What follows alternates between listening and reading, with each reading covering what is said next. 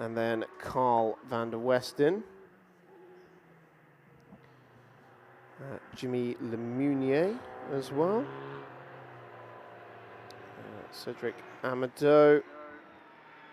In 51 will be Laurent Mogica. Regis Rigo de Seb as well. Victor Bernier. Michel Abatou. Then Mark Jacob. Gabriel Pimont. Benoit Marion. And well, it says here Amir Naran on the timing screen, which I think is a contradiction to the information we were given earlier.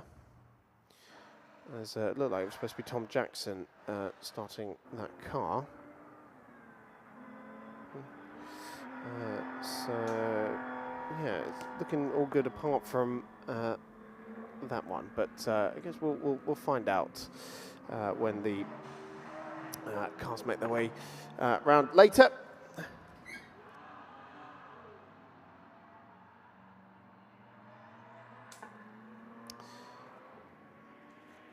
So it is Vortex and Ferrari GT3 machinery on the front row of the grid, but still waiting for the cars to make their way round to the grid.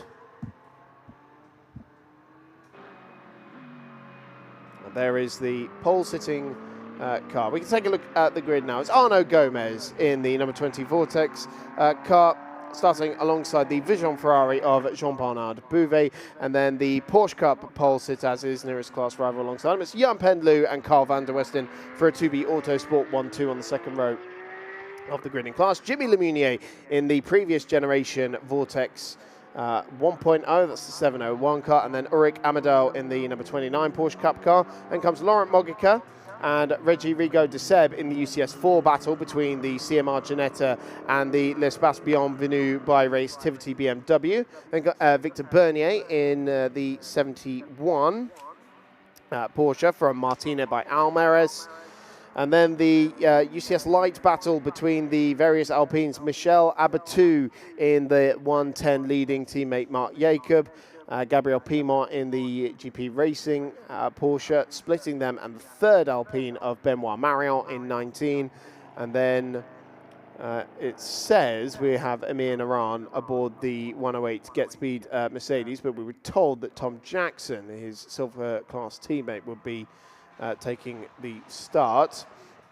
We saw problems for the Get Speed Mercedes in Q1 yesterday, and it was an electrical problem that stopped them from competing in the rest of qualifying.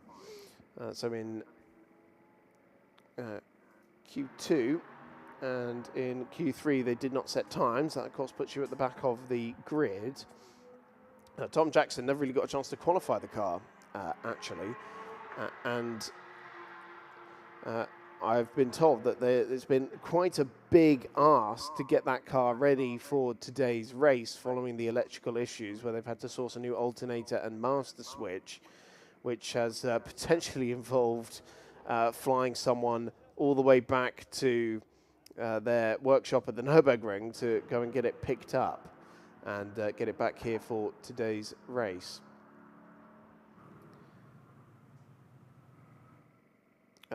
Thankfully, there we can see the Mercedes that has made its way onto the grid, which is great to see. That they will be getting out there for this 4-hour race. So a fantastic job by the Get Speed crew to get that car ready. To be Autosports lining up. Second of the Porsche Cup runners for the number 14 crew. That's the brothers Carl and Cesar van der Westen, who share that car in the Ultimate GT Sprint Cup as well. But now for this weekend in Trofeo GTE, sharing it with their father Hugh, who also got some laps in Trofeo GTS during the weekend in the previous generation Porsche 991 Cup car, but now aboard the more contemporary machinery for this Trofeo GTE race. Vision Ferrari, the championship leaders in Ultimate GT Endurance Cup. Having won every race they've started so far this year, including the Trofeo GTE race in Portimao a couple of months ago. Alongside Jean-Paul Pani and David Halliday, who was not with us in Hockenheim, but is back with us now. Claire Cottingham has got news for us on the grid. Yes, indeed. I've come alongside the two teammates, of course, and I'm going to speak to Carl. Obviously, this is a family affair. We just saw Caesar, who is chatting to him now. Can I take him? Is that all right for a second, Caesar? Hi, Carl. How are we doing? Fine. Good. Are you feeling good? Yeah, it's perfect, yeah. So talk us through what's going on this weekend, because your dad is here as well, racing, isn't he? Yeah, he was racing during the sprint. He does not feel really well today. So he has to do a few laps. It's mandatory. So he's going to race a bit, but not that much. Oh, no. Well, I hope he's okay. That happens. But it's going to be fine. Either way, we're going to have fun, and we're going to see what happens at the end. How are we feeling then? Teammates alongside you as well. It's a good place to start. Yeah, perfect. I love racing Jan, so we're going to have a great start and see which one comes on top. You guys are quite the talk in this championship. You're incredibly strong as well as in the Porsche category. How confident are you in this race? 4 hours, obviously, racing Mugello. Tricky track. Actually, I don't know. I will be doing my best and hoping for a good place at the end. Qualifying as well for the prototype, we just saw 4 red flags. Is that a bit of a concern? Not really. We didn't have much trouble on the track in the GT classes, so let's hope it stays this way. And just a final one from me, because I'm sure you want to get into the zone. There could be a bit of rain about. Yeah, we're waiting for by around 12 o'clock, something like this. So I don't know. I don't really know what's going to happen. I'm asking you too many questions with no answers, aren't I? Okay, go well, and I hope you have a good one. Thank you. Okay, Chris, it's 3 minutes now. I don't really know if I meant to shut that, so I'm just going to hold it. 3 minutes now till the formation lap gets underway. We will get chucked off the grid. We are going to go racing 4 hours. And, of course, the brothers are cheering each other on, as always. Always great to see the Van der Westen family out in Ultimate Cup Series competition in both sprint and endurance form. So it sounds like Carl and Caesar will be doing the heavy lifting if Father Hugh is not feeling too well today. Of course, there are various minimum drive time requirements that are enforced for these races. And if you're looking at the different combinations between 2, 3, and 4 driver crews, which of course can all be made up of bronze, silver, or gold and platinum drivers, so there is a handy dandy little graph that shows us which way it's going to be. And so I think for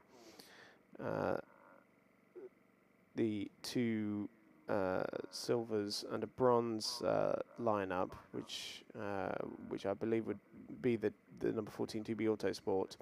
Sounds like a minimum of 1 hour and 30 minutes though for Hugh.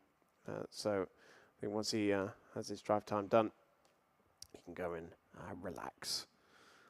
But very curious battle lies in wait at the front of the field and just behind between the 2 Porsche Cup teammates. The Jan Pen Lu starting the 2B Autosport Porsche 992 Cup car, which has a new driver in for this weekend, actually. It's Hugo Chevalier standing in for Romain Favre, a 24-year-old from Valence.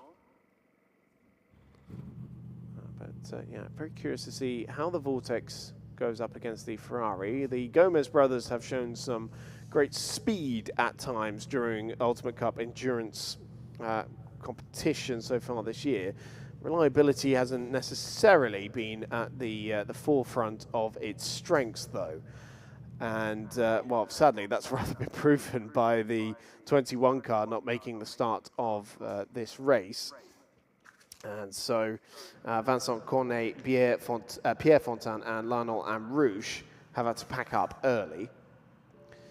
But the Gomez brothers, the owners, founders of the Vortex brand, starting on pole position for this 4-hour race. And let's see if Jean-Bernard Bouvet can mount a challenge to the Vortex, or will they be able to hold their own?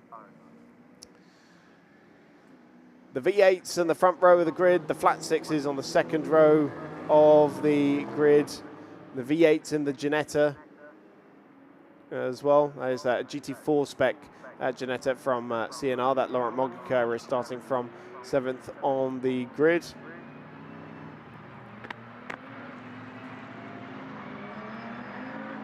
Of course, we can enjoy the 6.2 litre V8 in the Mercedes as well. Not necessarily going to stay that way with their next generation GT3 car. So we'll enjoy it while it lasts.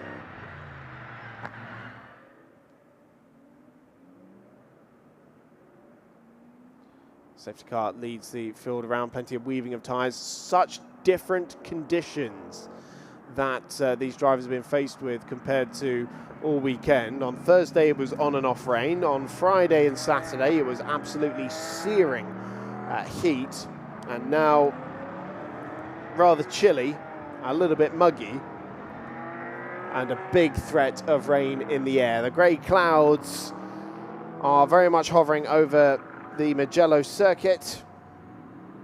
We've had red alerts for rain, we've had orange alerts for thunderstorms. And this, of course, could play a big factor in this race. It'll be a dry start at the very least, so most dangerous part of the race will at least take part in somewhat decent conditions. So the Alpine battles there, all three Alpine cars from Chazelle Technology, developing some of their gentleman drivers for the Alpine Elf Cup series.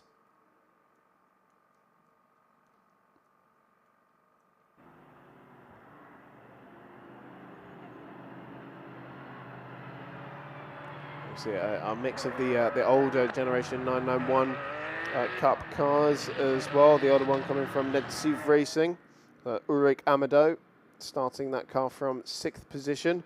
There's a look. That's looking ominous out there, isn't it?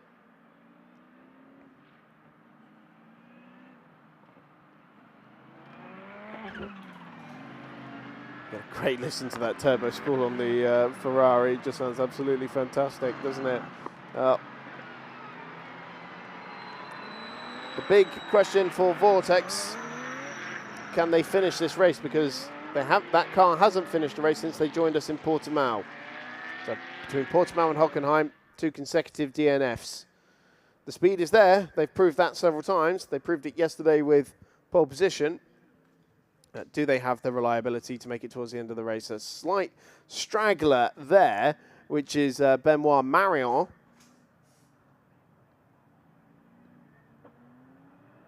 Just needing to hurry up and get themselves into the 2x2 formation. Might not even have been Mark Jacob, actually, the car starting alongside the Porsche that was just a little sluggish getting into its position. And still having to sort themselves out towards the rear of the field, but we are ready to go racing in Trofeo GTE for 4 hours in Mugello. The lights go green, it's foot to the floor. We are racing in Mugello. Very even start between the Vortex and the Ferrari from the front row of the grid as they thunder down towards San Donato for the first time. But the Ferrari has outdragged the Vortex. Jean-Bernard Bouvet leads, but Arnaud Gomez super late on the brakes, side by side around San Donato for the first time of asking. And Gomez just gets a little shove and shown the grass on the left-hand side of the racetrack. And Jean-Bernard Bouvet leads going into Luco and Poggio Secco for the first time in this 4-hour endurance race. A couple of cars skipping up just a little bit of grass as they fight for position. As we see the The Vortex 1.0, very different looking machine from the outside, and underneath very different as well. Just squabbling there with the Porsche Cup car of Victor Bernier. The Pierre Martini by Amorous. Carl van der Westen has taken the Porsche Cup lead away from Jan-Pen Liu while we were watching that. This is the 108 car. It is Tom Jackson at the wheel of the car. Timing screen has updated itself, so the silver class driver, he's already making progress through the pack from the back of the grid. Well, there is that Get Speed Mercedes. Amir Naran, his bronze driver. They've been doing the odd round in International GT Open, having competed in Britcar together in their GT4 Mercedes last year. So Tom Jackson now on the back of the Porsche Cup stragglers. There's Jean-Bernard Bouvet. There is Arnaud Gomez, who's already falling back from the Vision Ferrari.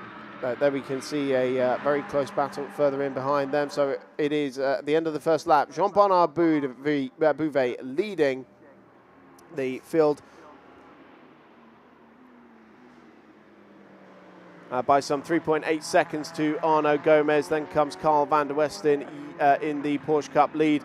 And the Porsche Cup runners all really close together, because then it's Jan-Pen Liu, his teammate, Ulrich Amadou in the number 29 Netsuv Racing 991 Cup car, and then Victor Bernier, the silver class driver in the Pierre Martinet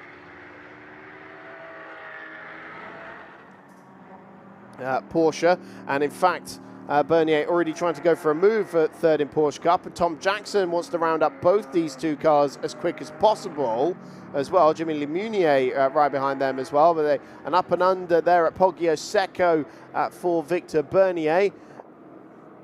Oh, that's out of Borgo San Lorenzo, sorry, because by the time they get into Casanova, the Pierre Martinet car is ahead. And now here comes Tom Jackson trying to find his way around the Netsuv Racing Porsche through Arrabbiata 1 and 2. Tom Jackson having to be so patient with these cars. And you think about starting far back in the pack. Well, he lost 10 seconds to the race leader on the first lap alone. And Victor Bernier wasting very little time in trying to get second position away in class. Now remember, he is a silver class driver, and now up the inside here into Corinteo. And that is Victor Bernier making up 2 places in class in just 1 lap.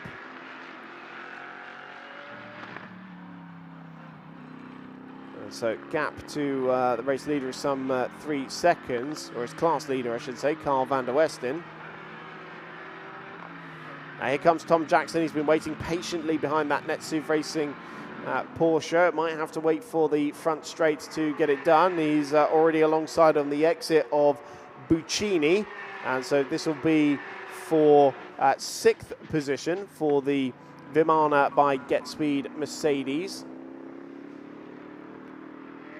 And well, that Porsche, we saw this in the sprint races as well. It's very quick in a straight line. Can't do anything to compete with the Mercedes on the brakes, however. But that 991 Porsche might be lacking 25 horsepower or so compared to its successor. But that tight little package it's got does mean it is rather rapid in a straight line. In UCS4, Reggie Rigo de Seb in the Bienvenue l'Espace BMW leads Laurent Mogica by some 7 seconds. Laurent being the bronze driver in the CMR Ginetta.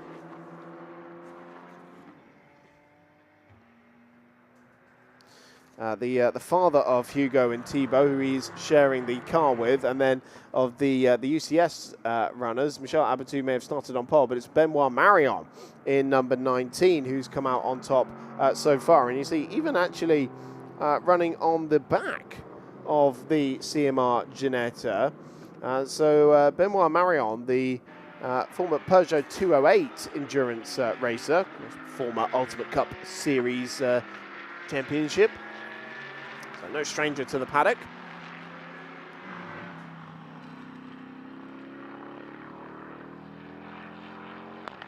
Well, these are the leaders in Porsche Cup. Carl van der Westen 4.2 seconds ahead of Victor Bernier at the start of the lap. Let's see how the gap has progressed, because I would dare say visibly it looks a tad smaller than that. It is indeed. It's 2 seconds now between Carl van der Westen and Victor Bernier for the lead in Porsche Cup, and you can see the front hood of that Porsche there flapping away like crazy as the turbulence as it reaches the high speed at the end of the straight.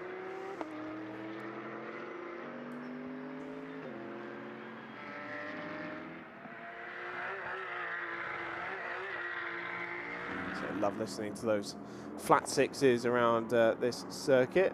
That's a bit premature, Victor, getting the flashing done this early. 2 seconds behind them.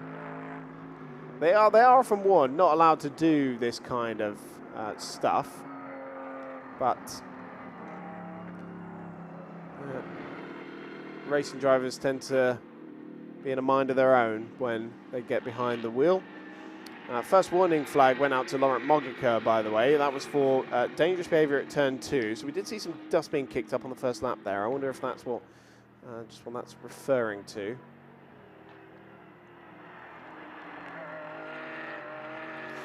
So Victor Bernier sharing the car with Pierre Martinet and Gerard Tremblay. Is closing in on the class lead for Porsche Cup.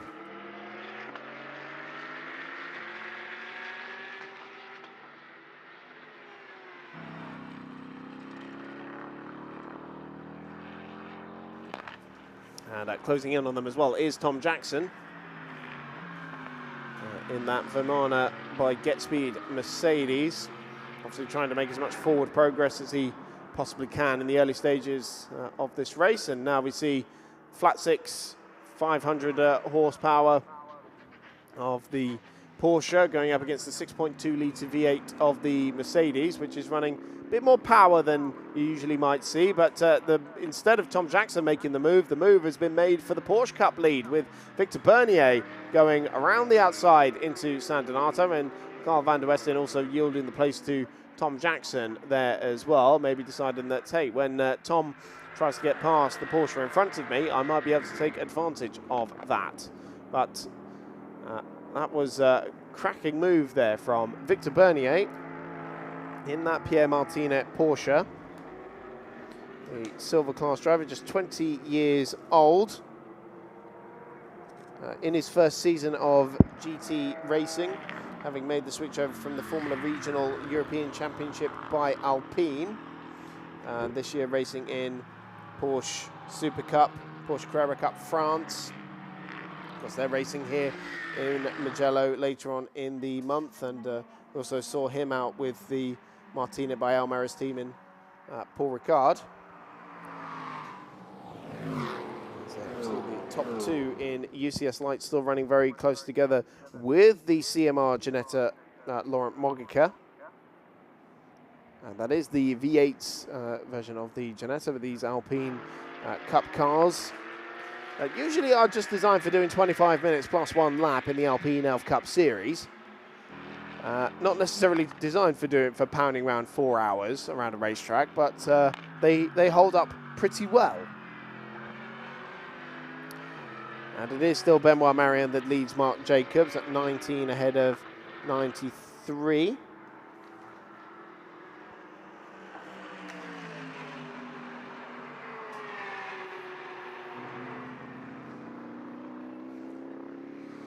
And I'm getting first reports of raindrops on the racetrack. So the rain that's been threatening is starting to arrive. So we will keep an eye on how that changes and progresses. There is the 1.0 version of the Vortex, car that debuted in 2016 in the V2V 4 Hours of Barcelona. Car that's raced in the Bathurst 12-hour invitational class earlier in the year.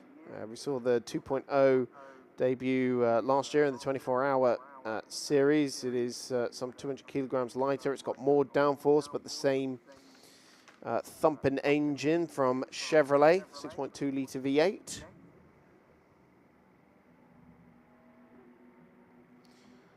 And so that is the considerable difference between the 701 car that currently is in 8th position against the 2.0 that is currently in 2nd position.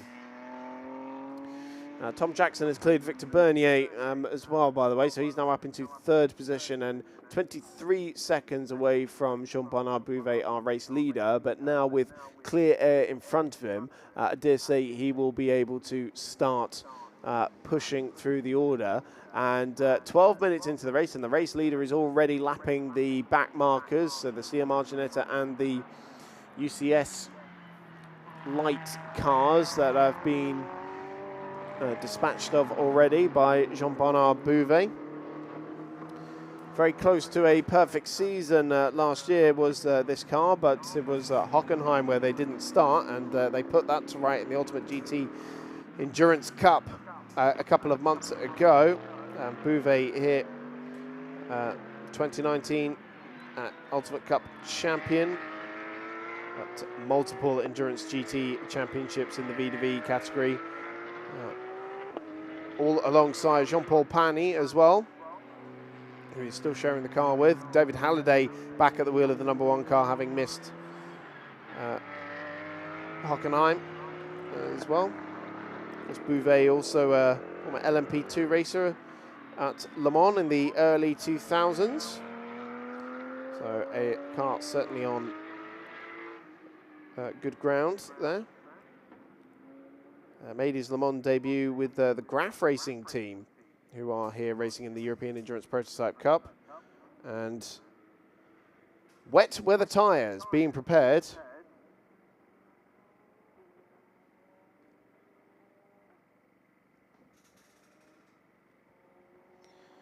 So we heard that the weather is coming in.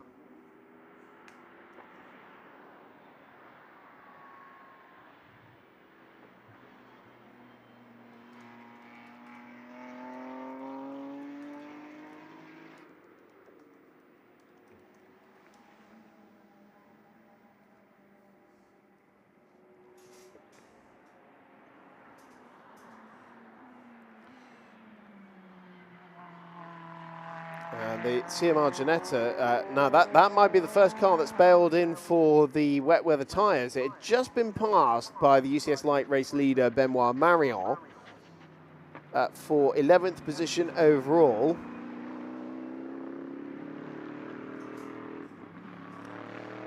So I'm assuming it's coming in for wet tyres. I can't imagine any other reason to be coming in after 14 minutes unless it has some sort of mechanical. Oh, which might be the case, actually. CMR team checking the front there. Oh, they're coming in for a driver change anyway. And so Laurent will be handing over to one of his sons.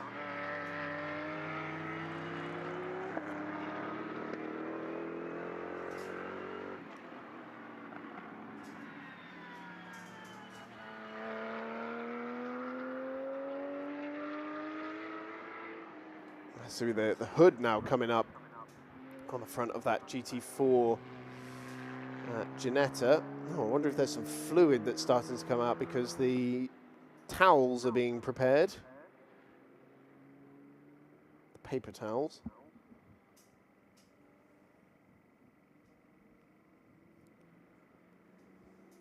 See, it's the whole hood ornament that has to come up in order to work on the engine, and that's kind of the difference with the GT4 cars that aren't necessarily designed for endurance competition.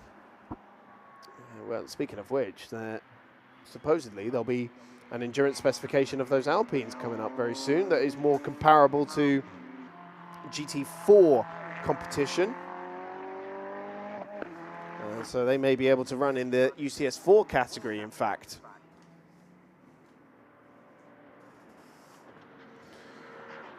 Now that's Jimmy Lemunier trying to get round Ulrich Amado for 7th position overall. The Vortex versus the previous generation Porsche 991 Cup car.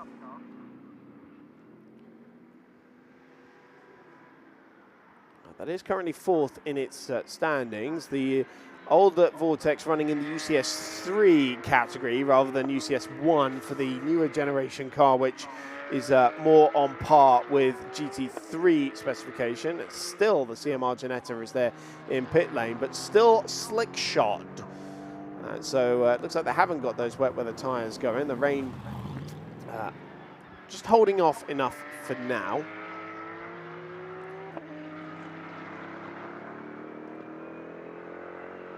As Jimmy Lemunier continues to look at the back of Ulrich Amadou's Porsche. The former Legends Cup racer there for in the Vortex. And speaking of Vortex, it looks like as if one is about to make a move, one is about to lose a place to Tom Jackson. But that was somewhat of a formality, really, given that right now Tom Jackson is the fastest driver on the racetrack. So he's closed down on Arnaud Gomez for second position overall. And we'll see if he can get this move done before they get down to San Donato for the first time of asking.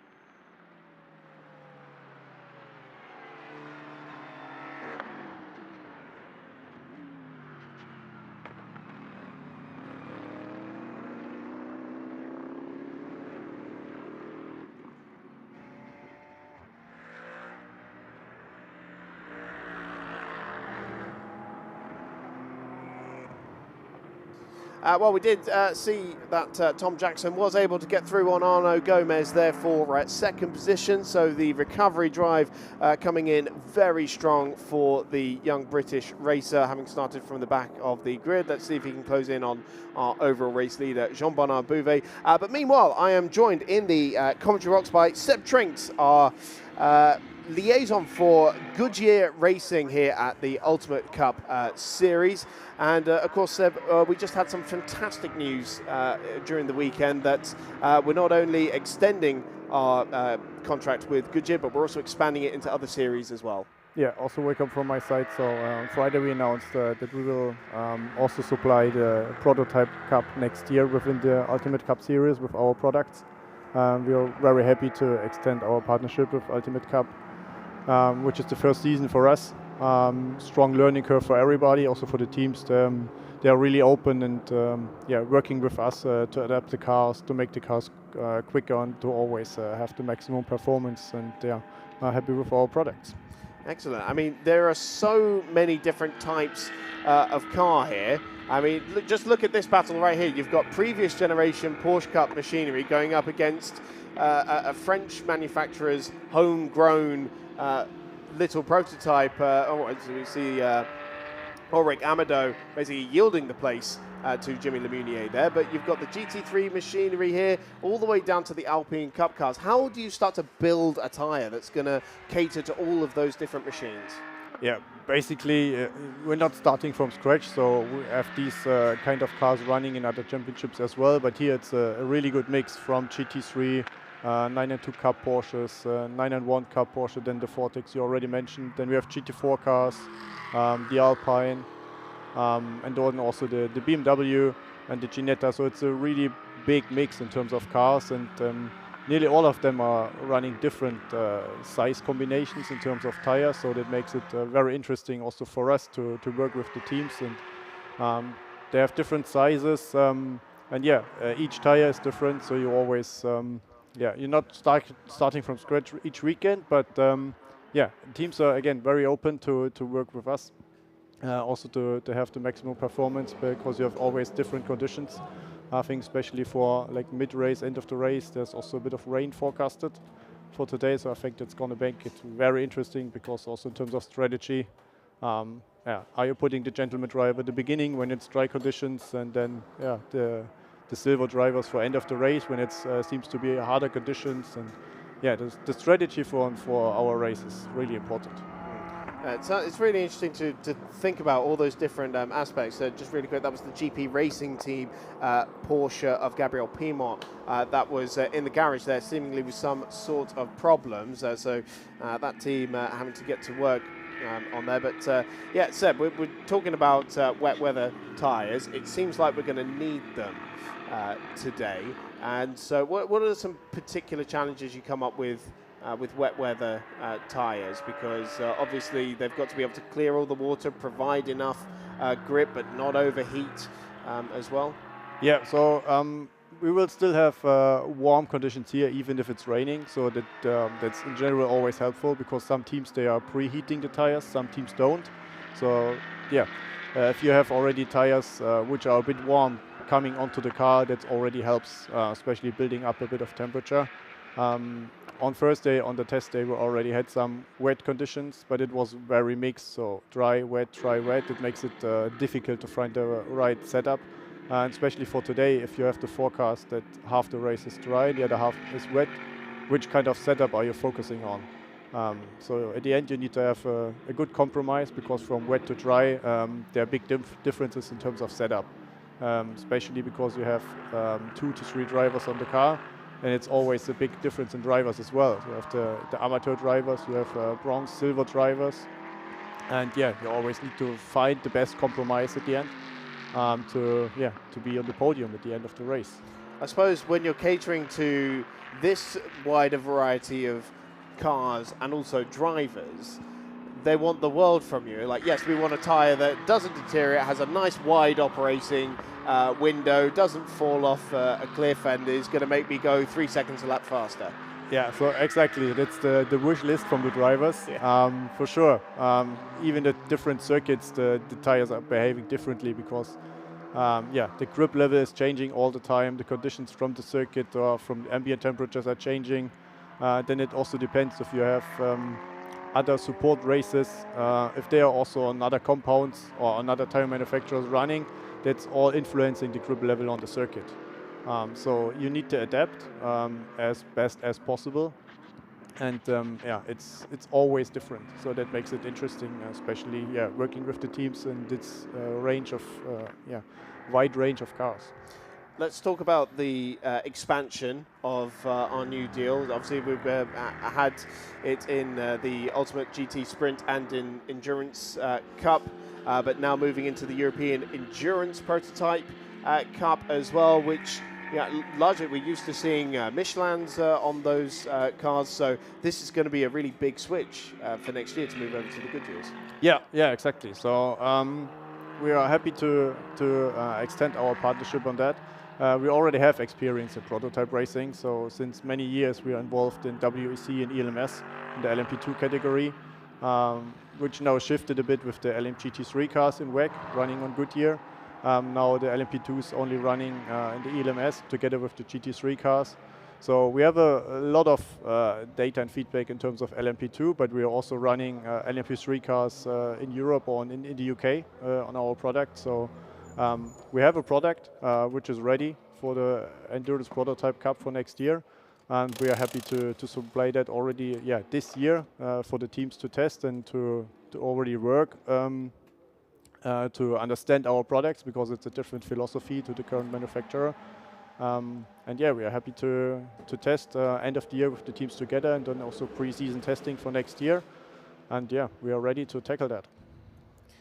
Will we be getting the Wingfoot Award in the Prototype Cup next year as well, as you have in the WEC? It's an idea. We didn't thought about that. We also have. There you go. You can have that one for free. We also have the Goodyear Wingfoot Award this year in Germany in NLS at the endurance racing at the Nürburgring. So all the teams who are racing there on Goodyear will have the Goodyear Wingfoot Award end of the season, including some prize money and some road tires. I feel like if you can make a tyre that works well at the Nürburgring, it'll just work well anywhere. I mean, the strains on a tyre at that track in particular must be immense. Yes and no. So if you have a tyre at the Nürburgring which works, it will also work on a GP circuit, yes. But the demands on the Nürburgring are just really, really high in terms of peak load, in terms of vertical load, due to the compressions and to the elevation changes on the circuit. But in terms of wear, it's a completely different circuit to any GP circuit because the Nürburgring Nordschleife is like a road circuit with a low wear in general. So the focus on the GT tires, for example, for the Nordschleife is a bit different compared to GP races. Yes, it's also endurance racing, so there's always the same parts and same components within the tire. What about here at Mugello then? I mean, this is a very high-speed track, lots of long corners like the one Tom Jackson here going through Bucin. You just keep turning left and keep turning left, and then eventually you get down this massive straight where presumably you get the internal temperature starts to rise there as well. So yeah, what are some of the key challenges of this circuit for a tyre in particular? Yeah, in general, Mugello is quite an aggressive circuit in terms of wear because it's quite rough. So it's a, let's say, old surface. There are some parts within the infield. I think turns 13 and 14, they are relatively new. But yeah, as you mentioned, there's long corners. So you need to be careful not to overstress the tire, especially because when it's really, really hot. Like yesterday, we had more than 40-degree track temp. Today it's much cooler, so you also need to adapt in terms of tire pressures quite a lot for the drivers. And yeah, it's always to find the right pressure for the right conditions. And how difficult is policing things like tire pressures? Because I'm sure we hear it in Formula One all the time about well, you measured us at this, but when we're operating, the pressure's at this, and it's much more what the teams want it to be. So yeah, have teams been trying to find ways around some of these tire rules? Yeah, so at the end there's no proper rules. We give some guidance and guidelines for each tire spec beginning of the season to each team where the tire is working best. And then we are not policing it, but we are checking and controlling, working with the teams on tire pressures, tire temperatures, also on the setup, and working, speaking to drivers and engineers. We are always in the pit lane, available if there are any questions and anything. But again, the compliment to the teams as well, because for some of them, it's the first time for them with Goodyear, and it's a learning curve, it's a learning year. We are also learning because it's a new championship for us. But again, it's working quite well. Teams are open-minded to work with us. And yeah, for sure, there are always some, let's say, gray areas they want to get around. Yeah, but we also have a bit of experience and see what's going on. What have the teams been saying to you in terms of their feedback? Has anyone come up to you and said, "Oh, we've been wanting a tyre to do this for ages, and yours does it"? Yeah, so it's again, it's pretty mixed in terms of driver level. So you always at the end you have one tire, and the tire needs to cope with a gentleman driver and also with a factory driver at the end. So it's up to the teams to find the best compromise for the team and for the strategy for the race, especially for 4-hour racing. For a sprint race, it's a bit different. There you can push all the time easily. But here, especially on this circuit, especially the front left tire is the most demanded tire. So at the end, you need to watch out, especially for the endurance race, as already mentioned. I think some of the drivers surely will be hoping it rains, because then they get unlimited wet tyres and they don't have to nurse that front left. Because all the drivers I've been speaking to, they've all just been saying, what is the maximum lap time you can do that isn't going to absolutely destroy the front left tyre in 20 minutes? Yeah, so that's difficult to tell any lap times. At the end, always a tire change is always costing time. So especially now there was a bit of drizzling already, so you want to survive as long as possible before going to the wet tires, for example. I think maybe 1.5, 2 hours we could think about that topic. Yeah, just seeing here. Oh, we were about to get a fight for the lead, and Tom Jackson bails into pit lane from the back of the grid. He was starting to challenge Jean-Bernard Bouvet there, but now pulling in to pit lane to meet his Get Speed team. So we're going to find out together what tyres they're going to put on here. I assume it's not quite wet enough for the wet tyres just yet. It looks like it's just a driver change.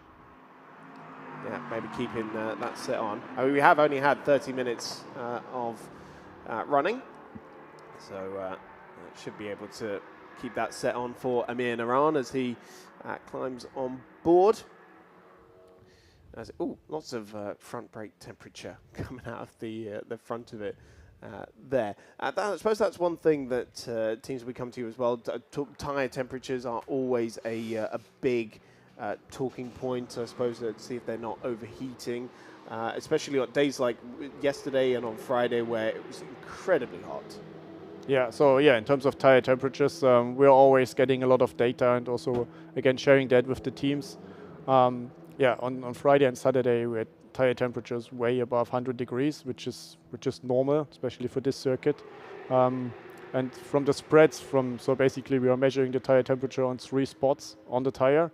That you get basically the splits from left hand side or from outside to the inside on the tire to see if the camber is correct at the end, because from the tire temperature you can get a feeling about if the tire is working 100%, because if the outside shoulder is too cold, for example, that means you have too much camber. You can see that also on the wear. You have tread wear indicators in the tire. That's basically some small holes where you can measure the wear. You can see the wear from the tire. That makes sense if you do like a long run or a long stint in free practice, for example. Then you get an idea about your camber settings and toe settings if that works correctly. So what kind of temperature difference are we looking at if the camber's a bit out of it between the inside and the outside? At the end, it's not a big secret, but at the end you're looking for splits which are below 20 degrees. Okay. From inside to outside. Okay, so we're not talking about like half a degree or anything like that. It's quite a big temperature difference then, and I suppose you would feel that if you were running on tires at 80 degrees, you'd feel the difference in tires that are running at 100 degrees. Yeah, for sure. You need to have a minimum temperature in the tire, that the compound and all the chemicals are coming together and working, that you have the best grip possible. For sure, that's only valid for the slicks. The wet tires in general are working at a much lower temperature window compared to the slicks. I always wonder as well how you manage to build a tire, particularly for things like GT racing, where we don't really see tire warmers being used. And of course, this was a huge thing in the World Endurance Championship when they got rid of tire blankets in hypercar. But how do you start to build a tire that is going to be good out the box like that?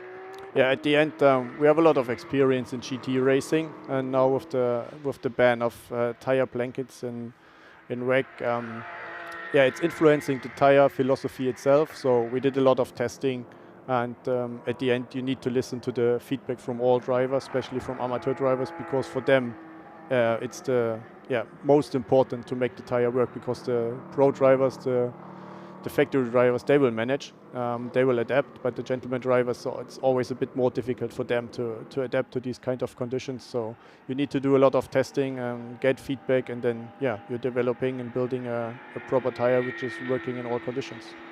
And I suppose here in the Ultimate Cup, you're getting a huge variety of experience just with all those various different types of cars, various levels of drivers that we get here, and on some of the best circuits in Europe as well, because we've got places like coming here where suddenly a number of series just this month are going to be racing here for the first time, and then we get to see how that's all going to unfold as well.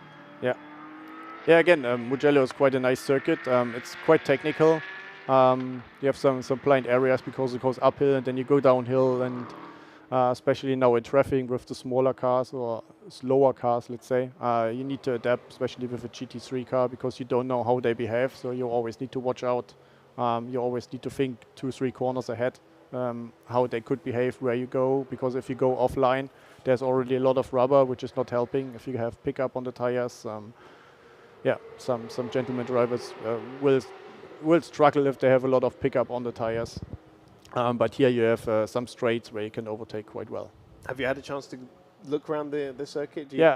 That's one of our, especially with our technical guys, with our track support engineers, we are always running. So normally we do the track walk before the event, and then on one day on the evening we're going for a run around the circuit. It's kind of a, not a hobby, but you can see which circuits you've run in the last years worldwide, and you're always looking for pace. And next year I will go 1 minute quicker, for example, and that's quite fun within the team to do.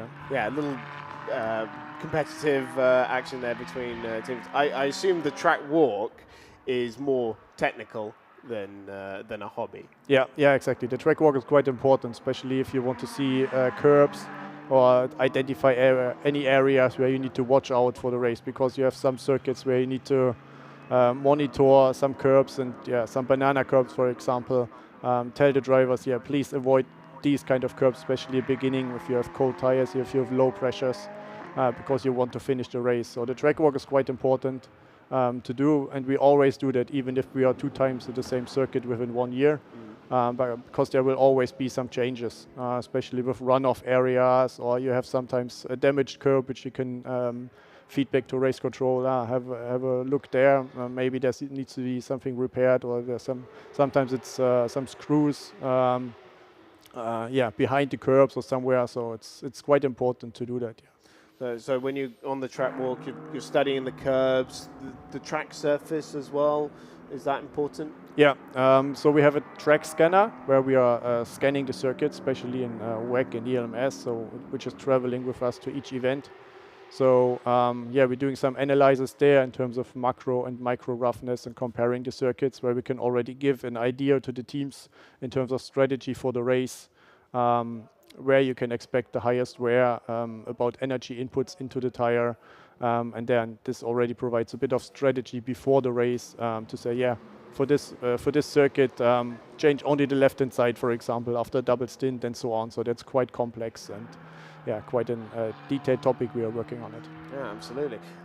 What are some of the like nasty things? Like in the curbs, is like the aggressiveness of the curbs in particular? That's one you look out for? Yeah, it's basically the height of the curbs. So Right. especially taking into account that the only contact point you have is the tire to the circuit, and if you're smashing about the curbs, always the sidewall from the tire will suffer. And there's some curbs you need to watch out or drive differently. You can run over the curb, but at a certain point you need to come back after the curb is finished and not in the middle of the curb, otherwise you're damaging the inside shoulder from the tire. And that's the important thing and interesting thing in the, let's say, tire industry, where you need to watch out. And again, each circuit is different and you always need to monitor these kind of things. Yeah. Do racing drivers tend to listen to that advice, or do they just get behind the wheel and go, no, I know what I'm doing? For sure, they're always listening.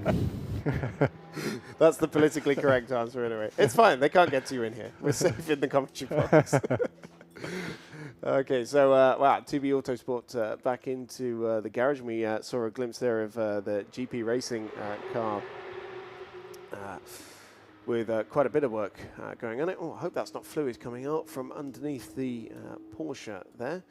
You see, your tyre's seen slightly better days. It's picked up a little bit of dirt by the looks of it. The gravel is quite close to the curb, so even in all the sessions there was nearly one red flag, because the gravel is very close to the curb, and if you go offline behind the curb, then it's easily that you can spin and then you're stuck in the gravel. So that goes quite quickly that the tire is looking a bit, let's say, dusty. Okay, well, Seb, it has been an absolute pleasure hearing about all the great things that Goodyear have been doing, and we're hugely excited about having you guys with us next year, expanding into the Prototype Cup as well. It should be an amazing year. Yeah, we are looking forward to that, and thanks for having me, and happy to come back at one point. Cheers. Thanks for coming in. Yeah. So 3 hours and 20 minutes remaining in the race, and Jean-Bernard Bouvet now up to the front of the standings, or still at the front of the standings, sorry, following the pit stop for the get speed of Tom Jackson. So that has put Arnaud Gomez up to the front of the field. There we can see the GP Racing Porsche still in the garage there, sadly, and bit of panel beating going on there by the looks of it as well from one of the mechanics. We saw the CMR Ginetta in earlier in the race, and that was oil on the windscreen apparently. So the driver who started that car, it was Laurent Mogica, so he could not really see where he was going, and so it's now Thibaut, that silver class driver, aboard the car now.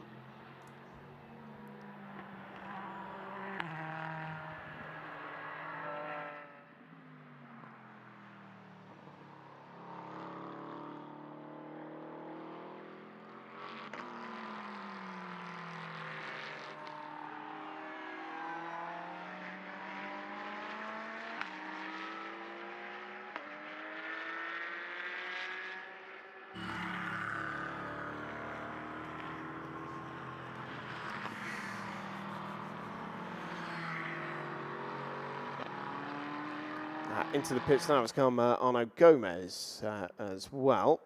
So that should put Amir Naran back up into second position.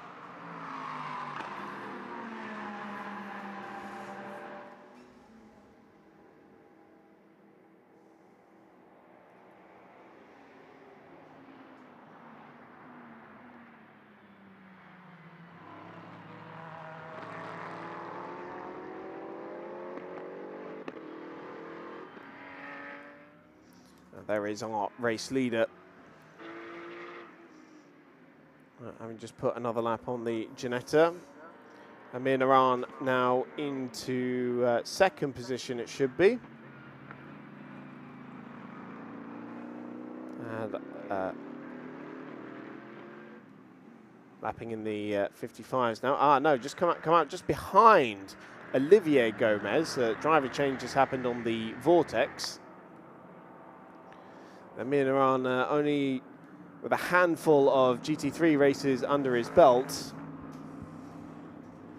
Still very much early on in his career, having competed in Brick Car with Tom Jackson last year. They were third of the GT4 runners, and fun fact, car 108 scored 108 points in that season. And the other races that they've done have been in the International GT Open with Adam Osaka's Get Speed team. Amir, the Zimbabwean driver, but based in the UK.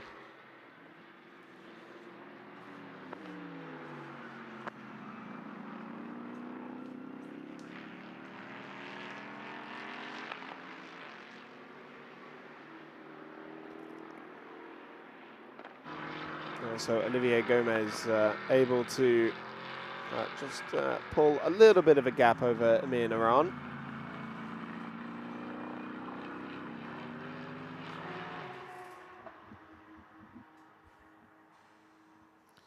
On what is his out lap, and holds on to second position. Of course, this is where we start getting into the various different rules and regulations when it comes to pit stops, because there are minimum pit stop times that vary between the classes. So for UCS1 and UCS3, it's a minimum 85-second stationary time. This is before silver and gold class driver penalties start to be applied as well. So in Porsche Cup, it's 110 seconds, and then in UCS4 and UCS Light, it's 135 seconds. Why minimum stationary time, and why we have to turn into a refueling area rather than refueling in the pit lane? This is an entry-level championship, and so we want people to be able to get used to the concept of endurance racing without having to chase for every single second, which can start putting people in danger. Once we get up to the LMP2 and, of course, the hypercar levels, then that's when you can start to worry. Of course, the various GT3 competition as well, but that is for the ranks higher up in the order. Right, we saw the GP racing Porsche having to be pushed back into the box. Claire is downstairs with them to find out why. Yeah, alongside me, Anthony, obviously silver driver out there. Just talk us through what happened. We make a small mistake between turn 2 and turn 3. We make a little spin, touch the wall. So now we repair and we manage to go out in a few minutes. Okay, so you are going back out. Obviously, we've lost quite a lot of the front. You've got a lot of damage there. Yeah, it's a lot of damage, the radiators, you have to change everything. So, but we have good mechanicals. They will do very quick, and I think 5 minutes you can go out. Okay, so team working incredibly hard, as you can see behind us at the moment. Thank you so much for giving us that update. So hopefully this car is heading back out. Car number 89, obviously a bit of damage there on the front right, but they're confident. 5 minutes, they're heading back out. Yes, I don't think I've seen quite so much plastic wrap on a car since a last day of school prank.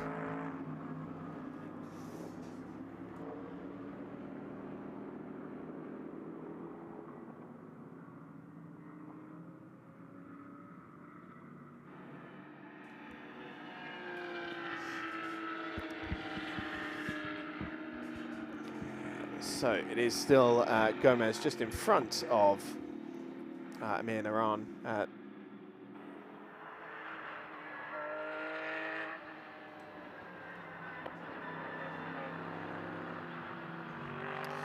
And that top three has built quite a significant advantage now, about a lap's worth over the Porsche Cup leader. Oh, hello, Amir Naran getting just a little crossed up there, going around Gerard Tremblay in the Pierre Martinet Porsche that is second in class. His leader in that class, Ulrich Amado, in the Net SUV, the 991 car, but I think is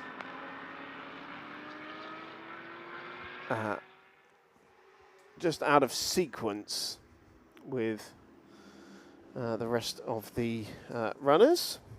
It won't surprise you to know that track limit warnings are starting to come in, but far fewer than I anticipated at this stage in the race, nearly 50 minutes in, as the GP Racing Team Porsche is back into the race now, but obviously several seconds down on the rest of the field as it just comes through pit lane exit. How many laps are we looking at now for 89? 16 laps down on the race leader, 9 laps down on the CMR Ginetta, which is the next car up the road in terms of the timing order. But yes, so the warning flags started to come in for track limits, specifically at turn 14, which is Bondietti 2, the right-hand kink of that little left-right piff path before the final corner. And they have gone to car 29, which is the Net SUV Racing Porsche 991 Cup car. Currently being driven by Ulrich Amado. That has just come into pit lane, actually, so it was out of sequence. And car number 7, which is the 2B Autosport car. It's Olivier Favre, currently at the wheel of that. The father of Roman, who he normally shares the car with, but as we mentioned earlier, it's Hugo Chevalier, who is... Oh, this doesn't look too good, though, for the GP Racing Porsche. I was about to say there was something leaking out of it, and it's spun on its own fluids, has Loic Thiers there. So that car is going to have to come back into pit lane sharpish, because it is now starting to deposit liquids all over the circuit. Unsurprisingly, yellow flags out well, it's between Arrabbiata 1 and Arrabbiata 2. Yeah, you can just see the big long line of stuff that if really Loic needs to stay away from the racing line. Now we're going to see it. You can see it's all coming out of the right-hand side of the Porsche, and just on the exit of Arrabbiata 1, spins on his own fluids. Nothing Loic Thiers could have done there. So whatever botched job was done on that GP Racing Porsche to get it back into the race is clearly not held up within half a lap of a very cautious outlap, really. So obviously white flags being shown to warn of a slow-moving car in front as the vortex makes its way through. And yep, that is a mechanical warning flag going out to Loic Thier, or the meatball flag as is nicknamed. And rightly so. I think that car was bound for pit lane anyway. Didn't really need the additional invitation to come into pit lane, but of course the race control does have to intervene if it sees that. And so Loic Thier back into pit lane, and presumably we'll have to go back into the garage to fix whatever leak has emerged on that car.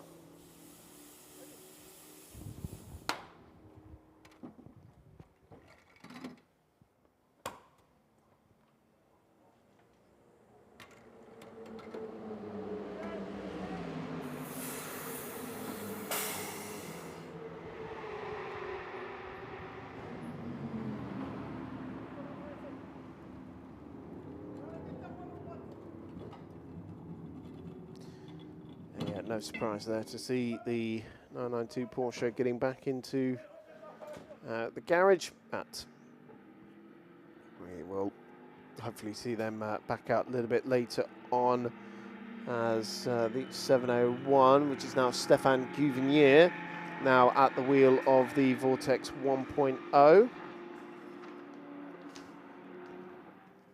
And it's about to be lapped by the race leader, Jean-Bernard Bouvet, who's been in the car since the start of the race, and that is a close moment. They're probably not helped because there's probably still fluid from the Porsche that has been left on the road there. Probably didn't help Bouvet all that much, but he did get through in the end. And the BMW just behind, which is still Reggie Rigaud de Seb in 7th position. Now, if we just had Olivier Gomez back into pit lane, it's not saying we have, but Amir Naran now showing in 2nd position. Well, Gomez's last lap was a 2:06. So some 14 seconds slower than that car's best lap. And it hasn't been into pit lane again, so I can only assume that Olivier's had an off somewhere, maybe contact. But obviously some sort of drama that's cost him overall position, because he's now 6 seconds behind Amir Naran and now in 3rd position. So a slight drama there for the Vortex team.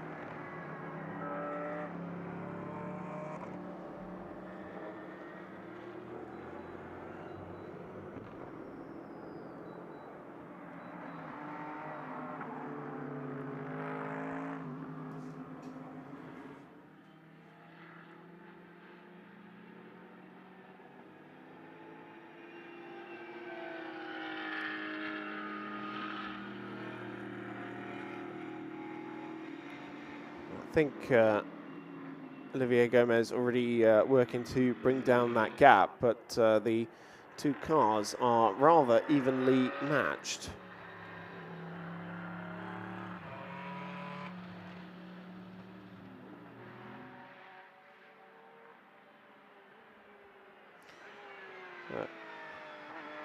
Only two cars we haven't seen into pit lane yet, and that is our race leader Jean-Bernard Bouvet and Reggie Rigaud de Seb in that Les Aspias Bienvenue by Racetivity BMW GT4 car. Although there are a number who have been into pits but haven't actually ticked off one of their 5 mandatory pit stops, and that is the UCS light runners. And so the fact that it's all 3 in class makes me think that that might actually be more of a planned situation. As there we can see for ourselves now, Amir Naran about to put a lap on the Vortex 1.0, but very much ahead of Olivier Gomez in the 2.0. And Claire Cottingham is with Amir's teammate, Tom Jackson.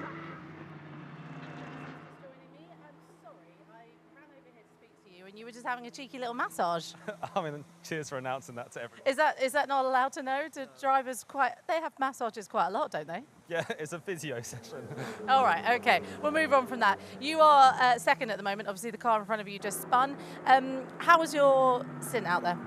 I was quite happy with my stint. Obviously, we started last, so to get us up to second place and on the right on the tail feathers of the Ferrari, you know, was kind of the plan. I would have liked to have done it a little bit earlier, but with some of the traffic, it's quite impressive how quick we were lapping some of the Alpines out there. And I think my ego wanted to get past the Ferrari just before we pitted, but you know, there's still 3 hours left. So Amir's in second place now, so his lap times look similar, if not slightly faster than the Ferrari. So if he can just match him or catch him at all, and then obviously I'll jump back in and try to make up some of our time deficit in the pit stops we have to the other cars. And hopefully by the end of the 3 hours still remaining, we can have a nice result. Strategy-wise, you've changed your driver quite early compared to some of the other drivers. Is that part of the game? I mean, why not change it up? Why do the normal? It's boring. No, Christian, our engineer, he has just a big brain, and I think we're projecting some rain later on. So is it better for me to do maybe a wetter stint at the end? You know, and also it's Amir's project, so give Amir more chance in his car to enjoy the racing. And if anything does go wrong, you know, it might be me that misses out. But no, I think just roll the dice. There's always a reason why Christian does a certain strategy, so we just got to trust the process. Always trust the strategist, that's how I find it. How have you been enjoying your time in Ultimate Cup? Have you enjoyed Mugello so far and the whole championship? Yeah, the track itself, we've never done before, and it's an amazing circuit, like a roller coaster, you know. The championship-wise, yeah, you know, the guys are all friendly, the catering is amazing, the food's good.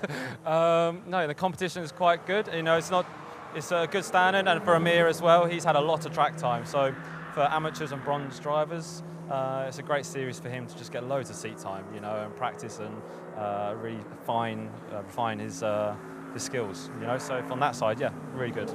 We saw a few splatters of rain, and if you look just behind us, you can't see it because that's not how the camera works, but just behind us, it's starting to look quite dark. Yeah, I mean, that does look quite ominous, doesn't it? Only when I looked up was I like, oh, I think we've got more rain coming. Yeah, out there we had a little sprinkle, but I just call it psychological rain. So it doesn't do anything to the grip, it's just your mind playing tricks on you. So you've still got the grip in the tyres until it's starting to lay a little bit, then you've got to think about it. But right now, we'll just keep going, and if it rains, we'll bang the wets on and just keep it on the black stuff. I feel like no one really knows when the rain's coming though, because as soon as those spatters started coming down, everyone had the wet tyres out in the pit lanes. So we're all in a bit of unknown, aren't we? Yeah, I think like leading up to this week, we were all watching the forecast, and it's changing daily, hourly. And then this morning it was supposed to rain at 10, then it got pushed back to 11. We're past 11 now, so like you said, who knows? But we'll just hopefully all the teams make the right call, and we all go to wets, and everyone on the grid can keep it on the black stuff and have no accidents. I felt a tiny drop of rain there, so... You would say that, wouldn't you? I did a little bit, but who knows? I sweat. Look, good luck for the rest of the race. Hopefully we'll speak to you again. Yeah, cheers. Thanks, guys. Guys, back to you. Claire Cottingham with Tom Jackson, his teammate Amir Naran in second position. As we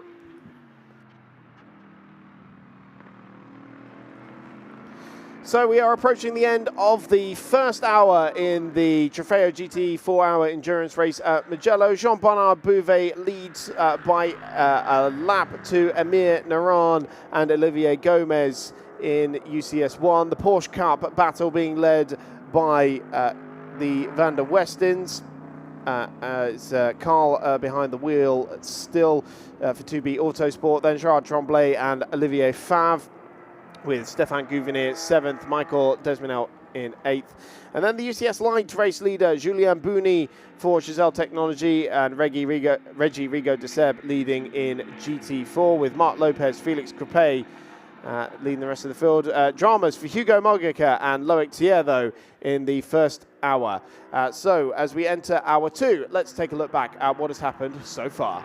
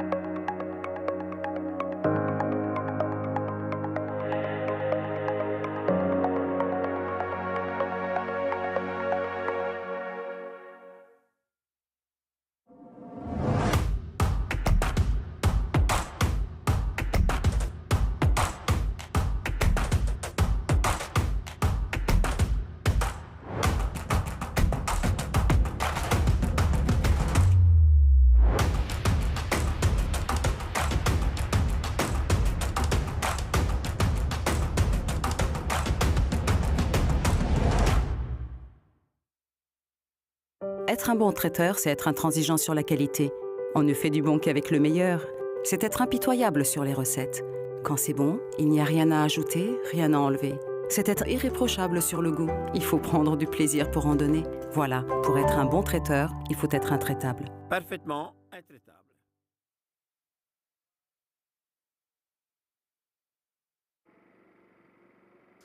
So, hour 2 of the European, the Trofeo GTE, sorry, race 4. 4-hour endurance race. And Jean-Paul Pani has brought the race-leading Vision number 1 Ferrari 488 GT3 Evo into pit lane, ticking off the first of its 5 mandatory pit stops. And they are one of the lighter cars. So I was alluding to this earlier. Also into the pits has come Amir Naran here, and a sticker set of Goodyear tyres. So Seb Trinks, who we were talking to earlier, has been down there looking at those tyres before they went onto the car. And looks like still Amir at the wheel of the car. Get a good look at the Zimbabwean there as he gets more mileage in this Mercedes AMG GT3. One of the older GT3 cars that is still running. I mean, we talk about the slightly grandfathered 488 now, having been replaced by the 296. But the Mercedes AMG is still running and has been since 2016. It's had a few updates since then. But one of the most well-developed GT3 platforms out there at the moment. And of course, rumor mill is new car coming in 2026 based on the AMG Coupe with no longer the 6.2-litre V8 engine. Rumor will be switching to the smaller twin-turbo V8 that is currently used in the GT4 car as well.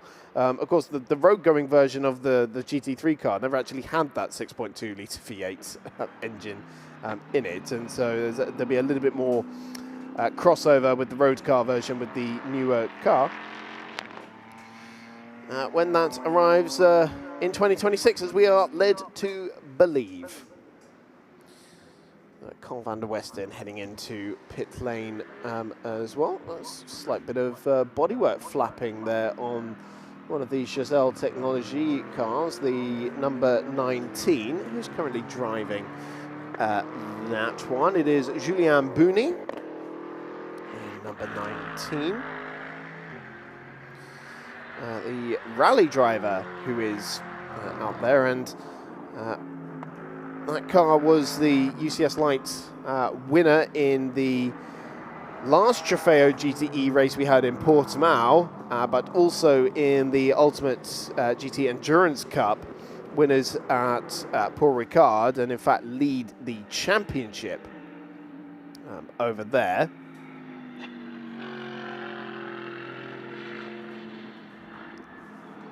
It's the Chazelle team, originally a rally team as well, so I'm sure Bouni is very familiar with their activities there. As, that looks like Hugh van der Westen ready to get on board the number 14 2B Autosport car. But Chazelle, originally a rally team, but now very much known for running in the Alpine Elf Cup series. Renault Chazelle's team that was created in 1993. Originally based in Morin near Montpellier, but it was in 2012 that the team moved to its current location in Cévennes. Very much a family affair there, with son Luis as a team manager. He's here this weekend, and daughter Victoria, team coordinator as well.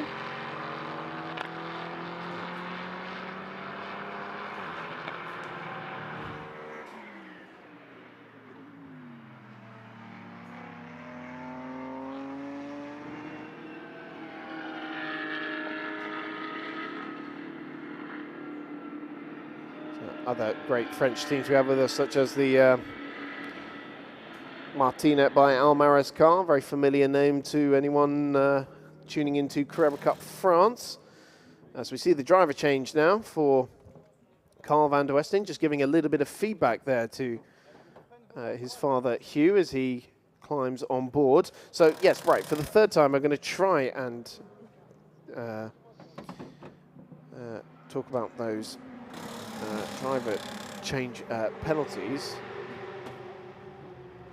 Of course, Hugh getting on board there. Remember, Carl told Claire on the grid that he was not feeling very well, so we'll see how he gets on in this stint. But yeah, so we alluded to the various minimum pit stop times. For this car, it will be 110 seconds as the standard minimum pit stop time. But then they also have to take an additional 31 seconds of handicap at each of the pit stops for having 2 silver class drivers in their lineup. So it is based on the quality of driver in your field. If you're running an AM driver, which is not necessarily a bronze driver, there is a sort of level below bronze that we use in the Ultimate Cup series. So for the number 1 Vision car, they just have the standard minimum pit stop time of 1 minute 25, as they have 2 bronzes and an AM. But the likes, the other all bronze lineups, example, are taking 8 seconds per. The second of the 2B Autosport cars, the number 7, that has 1 silver driver, so that's only 20 seconds per pit stop. The 51 CMR Ferrari, that's Ferrari Ginetta, excuse me, that is 31 seconds as well. And then GP Racing as well, 2 bronzes, 1 silver, that's 20 seconds. The Get Speed Mercedes is a bronze and a silver, so that's 27 seconds. Both the Vortexes, only 8 seconds per. So this looks like Amir Naran and Olivier Gomez close together on the road, but not necessarily fighting for track position. Gomez, our new race leader, but remember Amir Naran just came out of pit lane as well, so running 3 laps behind Gomez as it stands. But that car has already ticked off 2 of its mandatory pit stops, whereas the Vortex has only ticked off 1.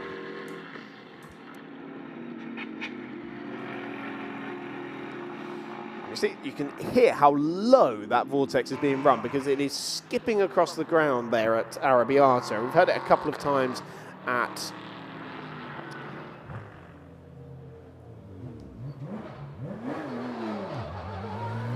San Donato as well, and this might explain why the Get Speed has fallen down a little bit, maybe why it came in. And we have a message here that car 108 stopped and rejoined at turn 1 at San Donato, so not sure what happened there to Amir Naran, but some sort of issue for the Zimbabwean that caused him to stop on track. We know that car had electrical issues during qualifying. Hopefully they are not rearing their ugly heads. But we just saw Carl van der Westen get out of the 2B Autosport car, and Claire Cottingham is down there with his brother. Indeed, Caesar alongside me. We spoke to your brother on the grid. Your dad's just gone out for only a couple of mandatory laps, is that correct, because he's not feeling so well? It depends how he's feeling the car. Normally it's for minimum mandatory laps, but if he's enjoying and he loves the car, we'll let him drive as much as is possible, and we'll manage when he stops. So we'll see in a few laps how is he. If he's well, he's continuing as much as possible. That's fair enough. Is it you then that goes in next? Yeah. I'm going next for a double run, so around maybe I think 30 laps, something like this. And either me or my brother, depends on my father, who will finish the race or not. Because you guys are quite spoilt for choice, both being silver drivers. So if this rain does come down, have you decided who's better in the rain? My brother is better in the rain. I have to drive a minimum time and him too, or maximum, I don't remember. So if I have to, I will to finish in the rain. So let's see that. Are you not a fan of the rain? It's not that I'm not a fan. I was like a beginner in the rain. So maybe should have started the race then. Yeah. But it's not fun if we're not like trying, so let's have some fun under the rain. Details anyway. Carl saying the car was okay, all happy. You're leading at the moment, I believe, in class, but obviously it's changing around a bit with driver changes? Yeah, I didn't have time to speak to him yet, but when we see what he was doing, he looking quite well. I saw he was speaking about something with my dad, about something, don't know what, but he was looking pretty well on the track, so I think he was okay. Okay, well, we'll go find out in a minute when you get in the car. Rain, do you think, have you heard that the rain's coming in? It was meant to come in 3 hours ago, or 2 hours ago. Yeah, the weather is changing like every minute, something at 12, something now in 2 hours, so it's very random. We cannot predict when it's going to rain, so I hope not. The worst part, I think, about how the weather is at the moment is this humidity. It is so hot and warm and sweaty. Yeah, right now it's not like yesterday. Yesterday was very warm and dry here. Right now it's very heavy, so it's not the same. I don't like that. No, I believe, like, I'm not a racing driver, but that will be hard in the car, surely. Yeah, I think so. A bit less than yesterday still, but still very warm and heavy. Well, we'll find out. We'll see. Let's hope you don't go out in the rain, hey? I hope to. Good luck for the rest of the race. Bye.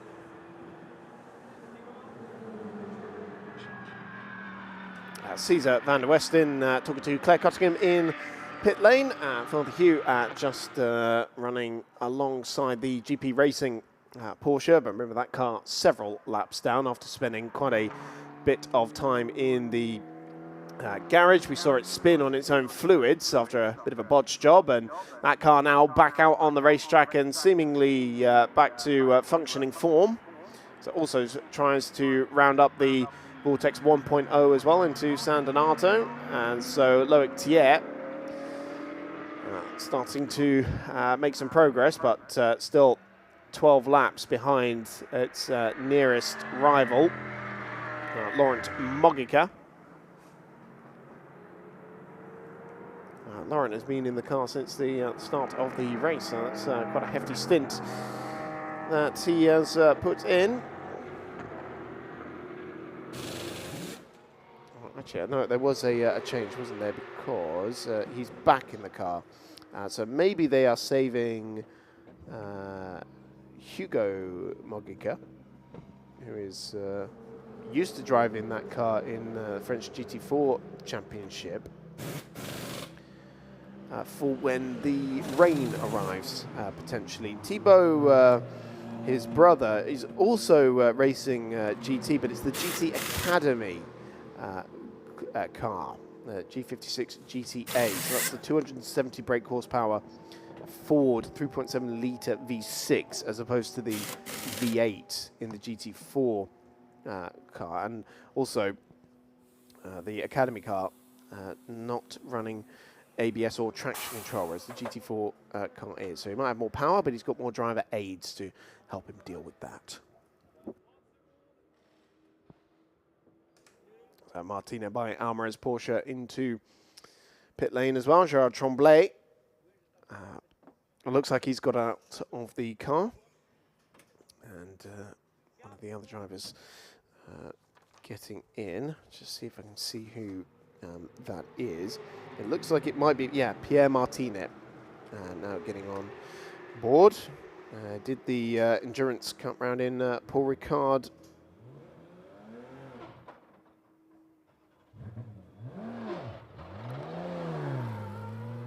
With Victor Bernier, who he's sharing the car with.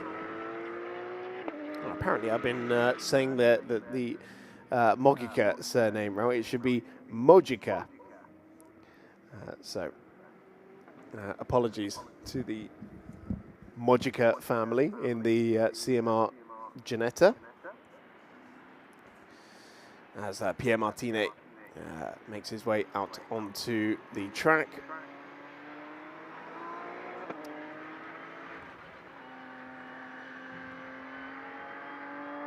Just enjoy the sound of that straight six engine for a little bit. The flat six, excuse me.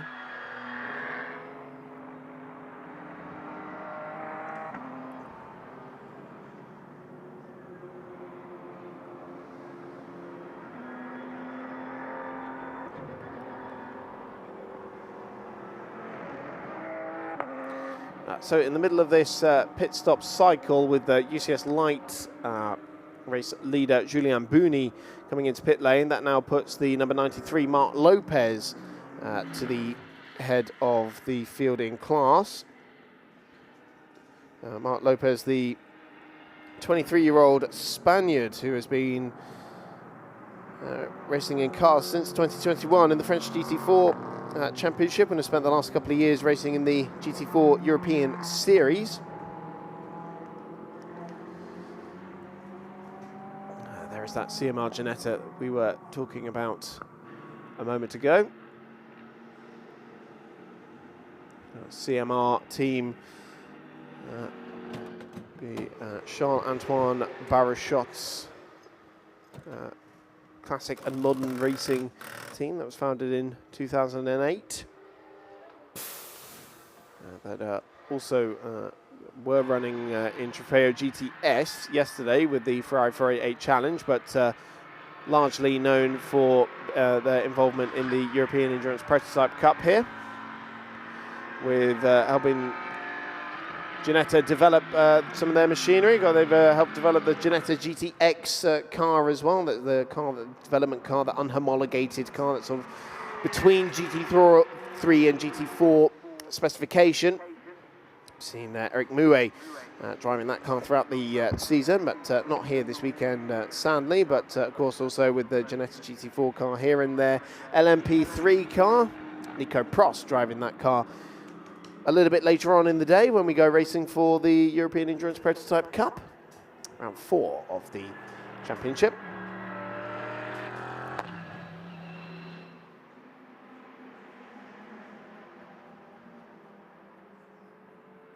So the Vortex and the GP Racing Porsche are still running very close together. Lost some of the bodywork on the right-hand side of that mirror, has Loic Thiers. I hope he hasn't lost the full mirror, because suddenly then Christophe Derigneau is going to decide, well, I don't want to go down the right-hand side of the Porsche because it's less likely he'll see me. And, of course, it's left-hand drive, the Porsche, as well. So very much an incentive to pass the Frenchman on the left-hand side.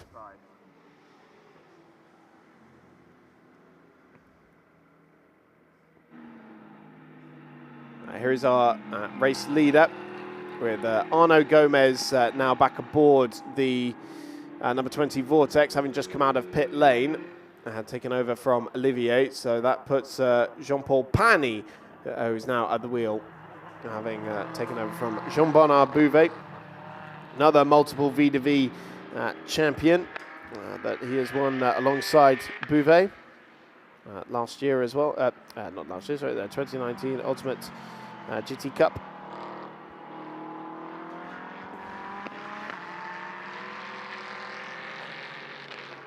Pani, who claimed his first title in a Porsche. It was the 996 RSR, but since then started racing Ferraris, both this, the 488 and the 458 as well, the predecessor to this car, which had a slightly similar look, certainly one of the most beautiful GT cars to come out of Maranello in recent years.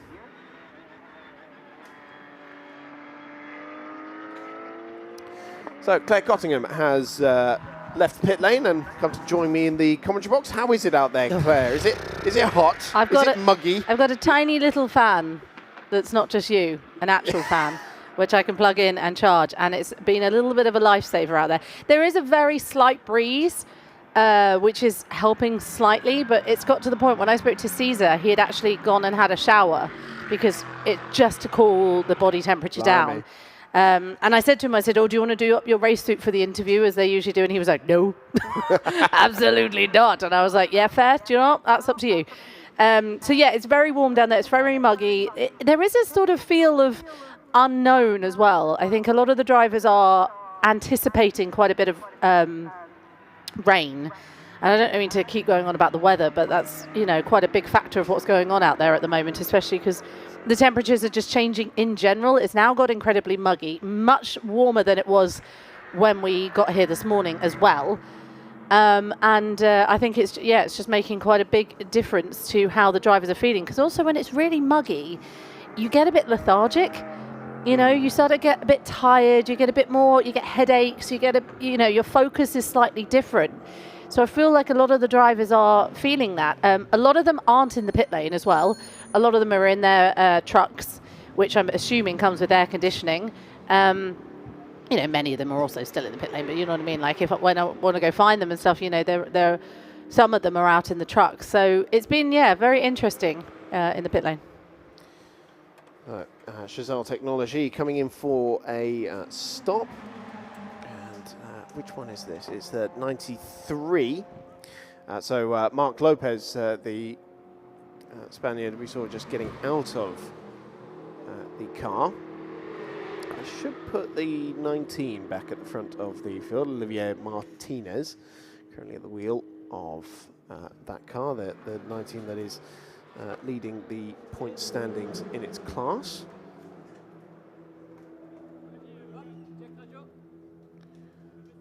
So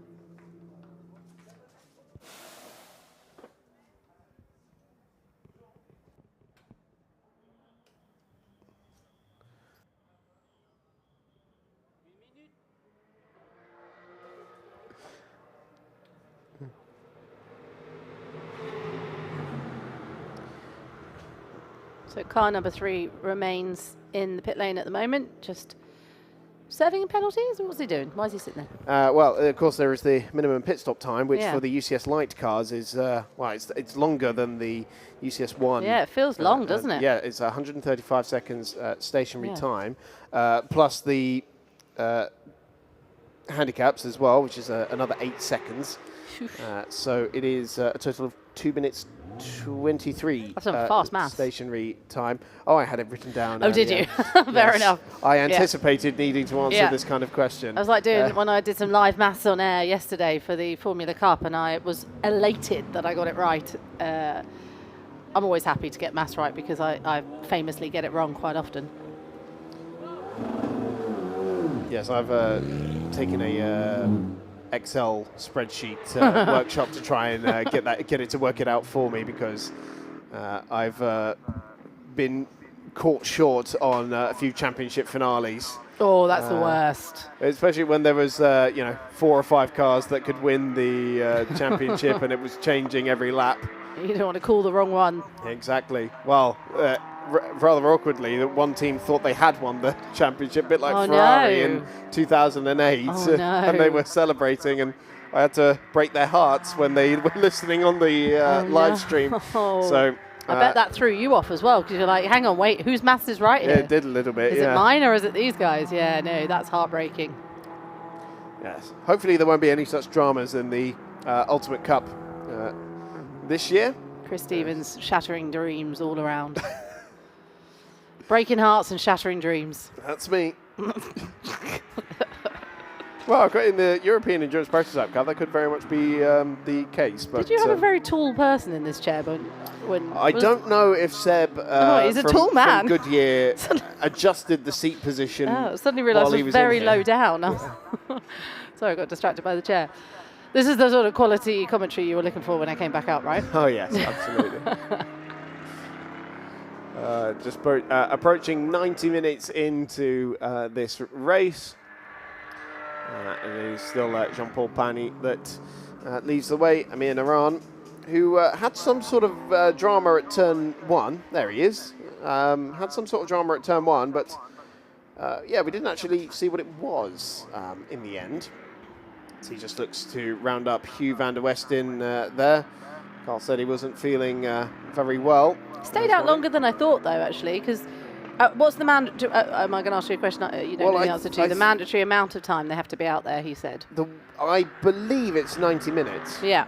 Okay. Well, that makes sense. So he will be out there for some time, I'd have thought. Yeah. It's a long time if you're not feeling 100% in this heat. Yeah, exactly. Especially in this this type of weather. It does just feel like a storm is about to absolutely break loose. It's so dark out there as well. Well, the warnings it's not just been for here as well, because of course in Imola we have single-seater and GT racing over there this weekend. Of course, the Motorcycle Grand Prix is in Misano this weekend as well. We're not far as a stone's throw away from all of these circuits, and we've all had the same weather warnings. Yeah. Kimi Antonelli was in Misano for the MotoGP. Was he? I believe. Well, I say this could be a bit of fake news. So I just walked past the television and saw him talking, and it was the MotoGP coverage. So now I think about it, could have been a VT. But, I'm pretty sure he was there. They were interviewing him. Actually, it looked like, again, I didn't have any sound on, but it looked like they were speaking about him losing it in practice. So I'm sure that went down well. Oh, yes. It's always great when you go up to a racing driver and say, hey, remember that crash? Yeah, exactly. They really love it. They absolutely love it. It's my favourite thing to do, obviously. It's difficult because, when we spoke to Jacek earlier with the car number 88 in the other championship for the Endurance prototype, which is coming up after this race, and I had to go up and be like, hey, what happened? And you kind of go, hang on, sorry, actually, let's bring down that tone and be like, oh, I'm so sorry, someone's crashed and it's your teammate. Can you tell me what happened? I mean, Jacek just gives you a lovely smile anyway, but at the same time, they haven't crashed it, but someone has crashed it within their teammate. Car. It's still their car, exactly. But it's, finding the right tone for that. Thumbs up all around. Fans enjoying the view of this Mugello circuit. And, why wouldn't they? Even on a dark, dreary day like this, there's fewer places with a better view. If we just turn around from the commentary box and it's just it's pure greenery. Absolutely love it. Just a cool track, isn't it? But these hanging clouds still not over the hills anymore, though. The Tuscan hills were giving us some beautiful scenery yesterday with the clouds tumbling down the hills, and then today it's just a bit cloudy out there. Well, it looks like Alexander is down in the Chazelle garage.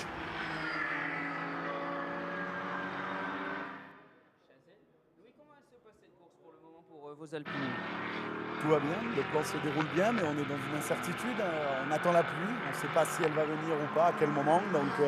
Donc un peu tout le monde sur le qui-vive, on a adapté les stratégies, mais tout va bien pour le moment. On a la voiture numéro 19, donc notre Alpine Cup qui est conduite par Benoît Marion, Olivier Martinez et Julien Bouni qui est en tête. Donc tout va bien pour le moment, mais je pense que la pluie ne devrait pas tarder.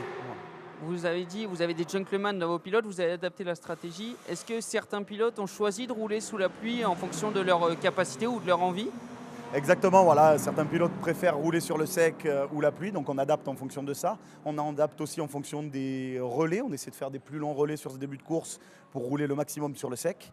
Et voilà, mais après, seul Dieu sait s'il va pleuvoir, donc on prévoit et on verra bien au fur et à mesure comment va se dérouler la course.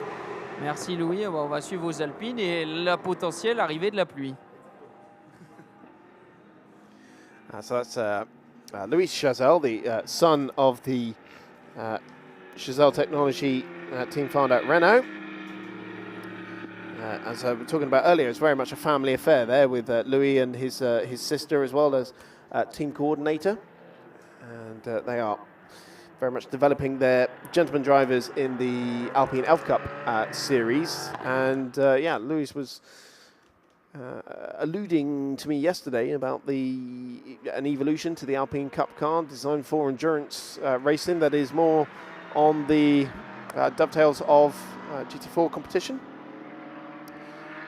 And Louis saying in that interview that all is well so far in this race, but they are wary of the rain. That is coming, Join the club, Louise. Yeah, it's the talk of the town at the moment. It's always I feel a bit of a cop-out when I'm in the pit lane talking about the weather because there's more pressing matters. However, I feel like the biggest pressing matter at the moment is this threat of rain and threat of thunderstorms. He also said that they're adapting their drivers for the rain and driver preferences, which is what Caesar spoke about earlier when I spoke to one of the brothers, Van der Westen brothers, down in the pit lane just before I popped back up to the commentary box. And he was saying he doesn't want to go out in the rain and he wants his brother to finish the race if it does rain. However, he's aware that he might get caught by the rain. So I think as well, you had your guest in here talking about that, didn't you, from Goodyear, speaking about how strategies will change with the rain coming in. There's so much forward thinking with these teams that sometimes it can often backfire actually as well, because you try and plan and plan and plan, and then the weather of course has its own ideas.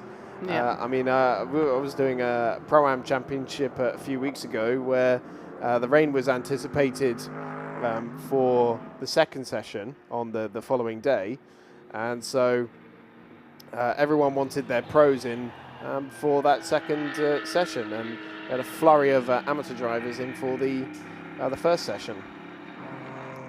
And sure enough, the rain didn't actually arrive until right towards the end of the session, when it was, too late to do anything about it, really. It happens so much in motorsport, doesn't it? We often see races in Formula One, especially. We're always talking about, oh, is the rain going to come in? And sometimes there's not so exciting races, and we all wish for the rain, and then it comes for the podium, and we go, 3 laps before, and that would have been great. Yeah. Always do their light sprinkling. I'm going to see what the weather is telling us, actually. Yeah, let's get the latest. While we do it, I can become a weather person for you. Which weather service are you using? Or are you going to use multiple? I'm not going to give away. Okay. I'm not going to give them free advertising. I'm going to try a couple of different ones and see who. Oh, this says that we're in England, so that's not the most accurate one. I think from Waterloo, of all places. So. Wow, that's very specific, isn't it? Yeah. Right, let's have a look. Okay, well, meanwhile, Jan-Pen Liu back on board the number 7 2B Autosport car, and is just heading out of pit lane. Only 2 mandatory stops remaining for that car, which, if it does make it to the end on 2 more stops, I'll be quite surprised by, but we will see. So red weather warnings are still out there. It says there's going to be a break in the rain in 15 minutes time, but it's not raining. So I think you need a different weather service. I'm not sure I believe this one today. Yes. Hang on. It's a good job we didn't call it out, or name drop them. I'm going to use current location, because I did just the near us location. Okay. And this one says periods of rain and thunderstorms for at least 60 minutes. Okay. So I'll check another one. I'm sure it's coming. But, yeah, if you're in the stands, do give us a wave. It's always great to see people enjoying the racing action. Amir Naran back into pit lane in the Vimana by GetSpeed Mercedes. To think at the start of the race, that car would have been completely clean, and now we can see some scuffs that car has picked up. Of course, remember, it was a big effort by GetSpeed to get the car ready for this race after the electrical issues yesterday. Team members having to go far and wide to find the parts that they needed to get this car running again. And you see it again, waiting through the stationary time, because they have got 27 seconds of handicap, a total of 1 minute and 52 stationary time. And that is because the UCS 1 minimum pit stop time is the shortest of the lot, 85 seconds for those cars. So the temperature, according to quite a good source, is about 26 temperature at the moment out there, which feels it, but it feels 29, which again, I can absolutely say that's exactly what it feels like. The humidity at the moment is at 81%, and as the afternoon goes, it will get higher and higher to what they reckon at probably about 8 o'clock tonight is going to be 95%, 96% heading into the evening. So it's going to be a warm and hot, sweaty evening, but thunderstorms are due, according to this, at 2 o'clock.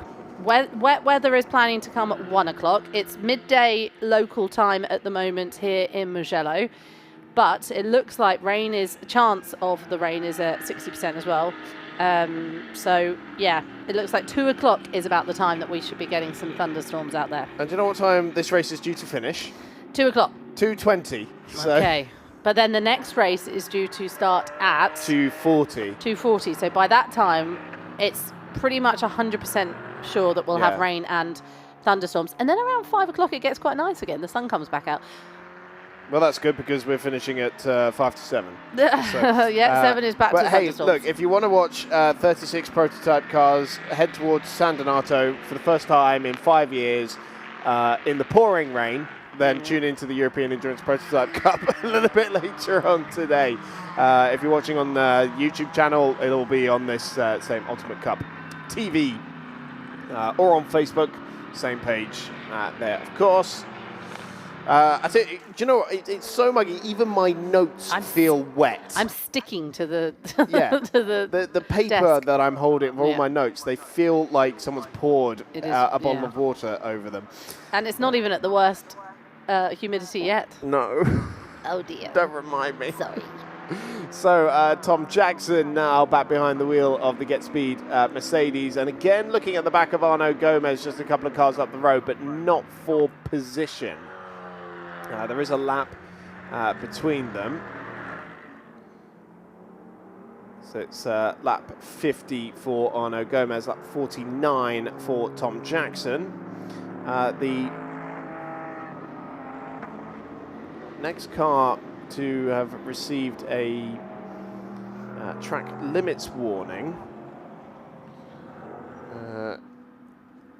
which I believe, it says car 751, which doesn't exist, so I'm assuming they meant 51, which is the CMR Ginetta. And that car has already been given a warning flag for unsafe behavior on the first lap.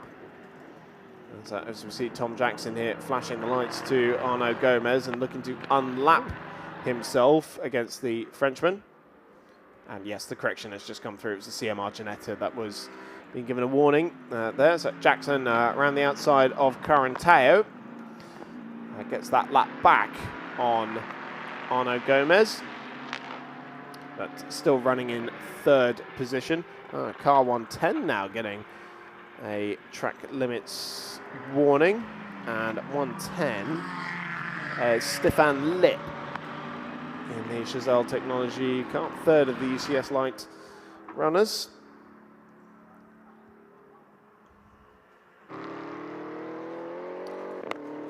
So Tom Jackson here. Every time you say Tom Jackson, I can't stop singing in my head. I'm sorry, Tom Jackson. Ooh, do you know that song? Is that from something that was before my time? No, it was. Or am I just uncultured? I'm sorry, Miss Jackson. Ooh, that song. No idea. Yeah, you do. Hang on. It was the Outcast. Miss Jackson. I mean, it was in 2000s. Maybe it was a little bit before your time, but it's a pretty famous song. It looks very unfamiliar to me, but I don't know Andre 3000. Apparently, the other guy, and it was Big Boy, which I don't remember his name. I much prefer the music of David Hallyday when he's not racing in the Vision Ferrari. Yep, my favourite song. Actually, we've done this before. We have. Many times. I take it back. Though you can go see him on tour if you love him. I feel like it's PR sometimes. Oh. Okay, so Alexander Herbin down in pit lane reporting a bit more rain. Do you know what? I'm going to go stand outside and have a look myself. 1 second. I'll be back. Turn your hand up and see if you can feel any. All right. That's the international. Like, everyone does that, right? Yeah, the universally recognised sign for, is it raining? Yeah, exactly. Yeah. I'm going to go have a look. 1 second. Well, the weather apps aren't working, so we may as well just go and check it ourselves. Has Loic Thiers here in the 89, tries to garner back a few more laps from his class rivals. Coming up on the slow-moving Martinet Porsche. Right, Claire Cottingham's back from her upside hand check of the weather. Can confirm Alex is not lying. Don't know why we thought he would, but no. It's very light droplets, I would say. And having a look at the sky, that was the thing I was mainly doing. If it's coming in from behind us, which I'm not very good at my north, south, east, west, whatever's behind us, it heading into turn 1 is where it looks kind of darker, yet round the other side of the track, it doesn't seem as bad. You know what I mean? Yeah, definitely. These are tinted windows. Don't get caught out by the tinted windows. Yeah, well, I think probably heading in from San Donato. Yeah, it would looks be like it, the doesn't it? General consensus for where the weather is coming in. Fastest lap of the race just been done by Tom Jackson at 1:48.904. Was that massage? Did him well. Yes. No, it was a physio session. I went up to him afterwards because I was worried I'd upset him actually, and I said, I'm so sorry. I thought, obviously I know that drivers have physio sessions and massages and all sorts, so I didn't even think about it. He went, no, I'm just putting your leg, and I was like, don't do it live on air. He is a bit of a corker, that one, isn't he? Yeah, good guy. Of course, racing in GT Open with Amir, or a part-time campaign anyway, based on Amir's very busy schedule, because it's not just the Vimana brand that he's in charge of, it's also studying at Harvard, I believe.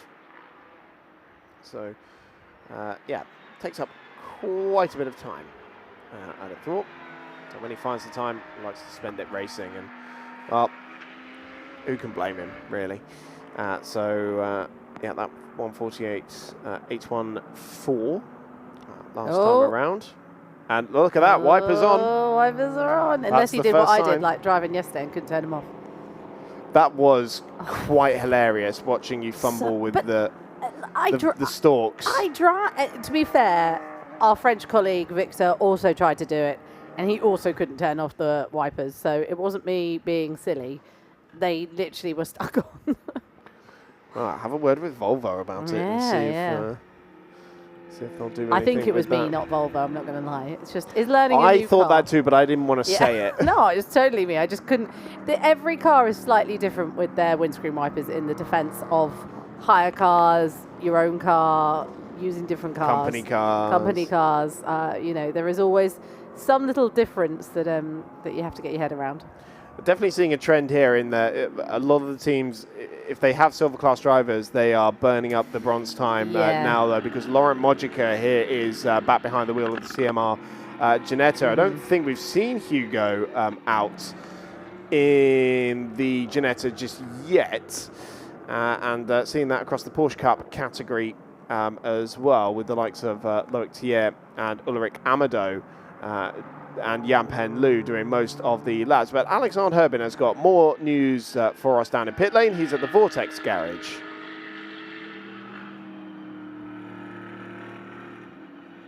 Luminier, donc le pilote de la Vortex numéro 701. Jimmy, comment se passe cette course? Là, on arrive dans un moment où la pluie fait son apparition dans la pit lane. La pluie fait son apparition, pas suffisamment pour passer les pluies, on pense, pour l'instant. Le pneu ne se dégrade pas vraiment, la piste est assez froide, donc on va essayer de tenir les slicks le plus longtemps possible. Et si jamais vraiment la pluie se mettait à tomber plus fort, c'est pas un problème de régularité, mais plus fort, là à ce moment-là on passerait les pluies pour essayer de finir la course.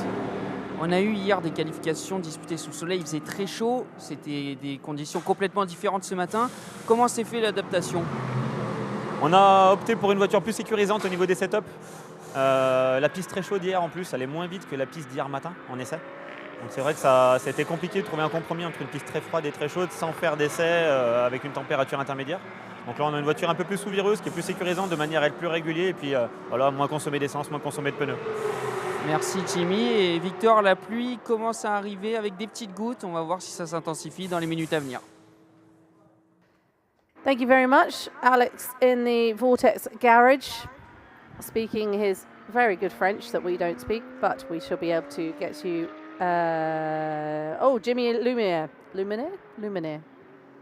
Why have I said that differently? They don't think it's raining enough to put wets on at the moment, and I would have to agree at the moment that Jimmy in the car number 51 is absolutely right on that, because once they commit to the wets, you lose time coming in, changing your tyres, and then you have to go back out, and then they won't work if it's not raining enough, basically, will they? Yeah, with the conditions as they are, those wet tyres will burn up within a couple of laps. So you don't want to waste those tyres. Yeah, definitely no point putting them on just yet. And it is surprising how far GT and some of the smaller prototype machinery can go. on slick tyres in the wet. I mean, I remember in a European Le Mans Series race some years ago, it was one of the ones that Michael Fassbender was in with Porsche. Fassbender, I haven't heard that name for a while.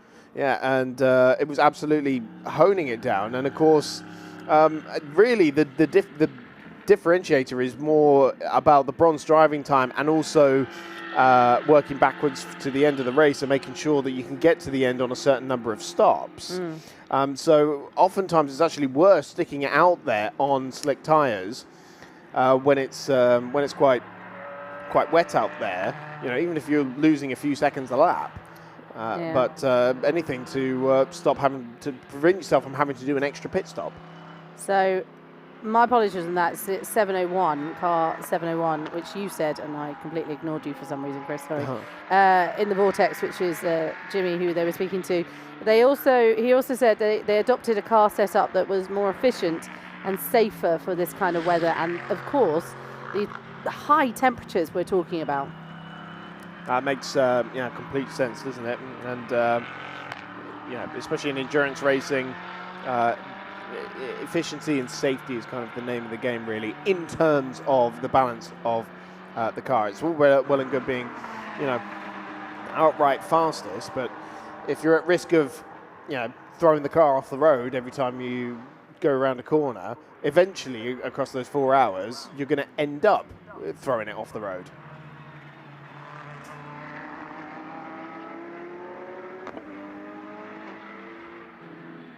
Was that for me to talk? Sorry, was it pause for effect? I wasn't listening to you because I was looking at something else, if I'm really honest. But you were talking about tyres and how interesting they were, which is indeed the way. But yeah, so I'm still finding this, again, what we were talking about a moment ago, the bronze, like you say, being out there more now in preparation for this rain. Because like you say, if the strategy doesn't work and either way, you're fine with the silver finishing the race, though, aren't you?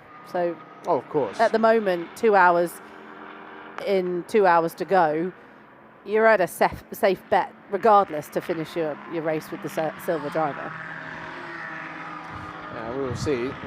Just thinking about some of the silver drivers that we haven't seen out so far. Obviously, Carl van der Westen started the race, and his car coming into pit lane now. So that is the end of Hugh's first stint, father of the Van der Westen brothers. I love the fact that it's a family affair with quite a few different teams up and down this paddock. Hugh also racing in the Roscar Series with Carl and Cesar. That's where they've joined us from for this year.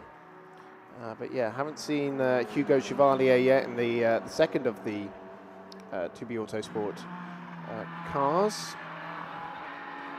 Now more dramas for the GP racing team as Loic Thiers has dropped the car at Buccini, the final corner at turn 15, and that looks well and truly beached, and I fear that might even be cause for a safety car intervention as we approach the end of the second hour.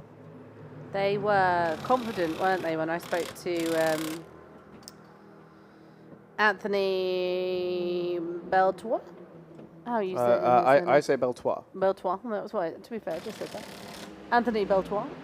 Chatted to him earlier, and they were very confident that everything was going to be all right. He said, back out in 5 minutes. They were back out within the 5 minutes, and then unfortunately had a leak, didn't they? They dropped a load of oil on the floor and all over their pit area as well. And they've got back out there now, and unfortunately run into more troubles. Yes, well, we saw Loic spin on his own fluid earlier in the race when the first botch job was completed. You can't call it a botch job. That's mean. They tried really hard to get it back out. We're going to see how Loic ended up in the gravel. So it arrives backwards on the scene already. So hopefully it's not more fluids leaking out of the side of the Porsche, and the safety car has been scrambled. And he's stuck in that gravel, isn't he?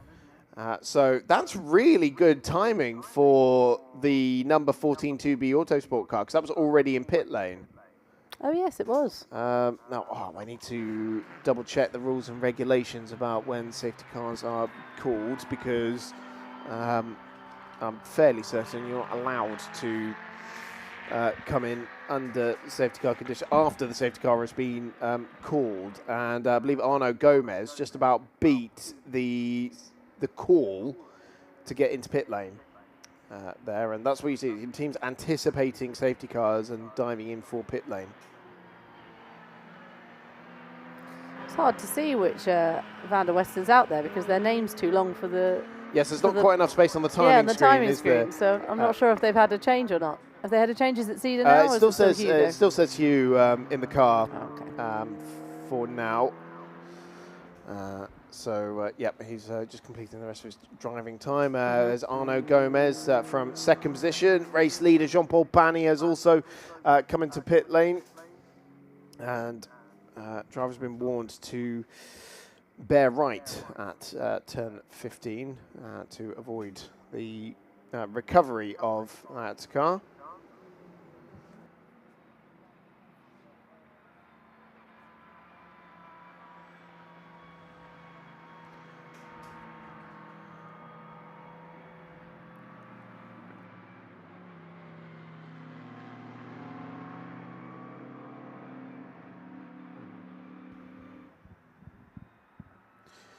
Right, well, while we're under this safety car conditions, we can take a look back at what has happened in the first 2 hours of this Trofeo GTE race.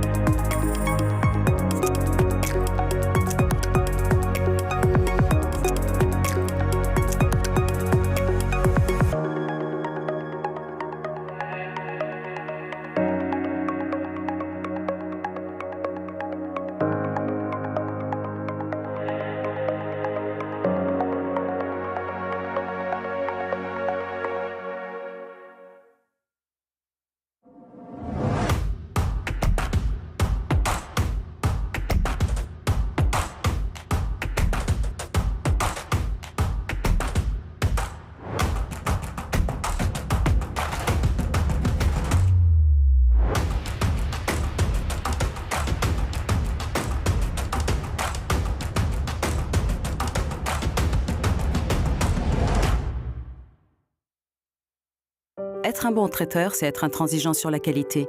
On ne fait du bon qu'avec le meilleur. C'est être impitoyable sur les recettes. Quand c'est bon, il n'y a rien à ajouter, rien à enlever. C'est être irréprochable sur le goût. Il faut prendre du plaisir pour en donner. Voilà, pour être un bon traiteur, il faut être intraitable. Parfaitement intraitable. We're into the third hour of the Trofeo GTE 4-hour endurance of Mugello, and we've just gone back to green flag conditions after a short safety car period to extract Loic Thier's Porsche Cup GP Racing car from the gravel trap at Buccini. And following the pit stop for Jean-Paul Pani, during that safety car period, it is now Tom Jackson that leads for the Vimana by GetSpeed team, but only by a couple of tenths of a second to Olivier Gomez.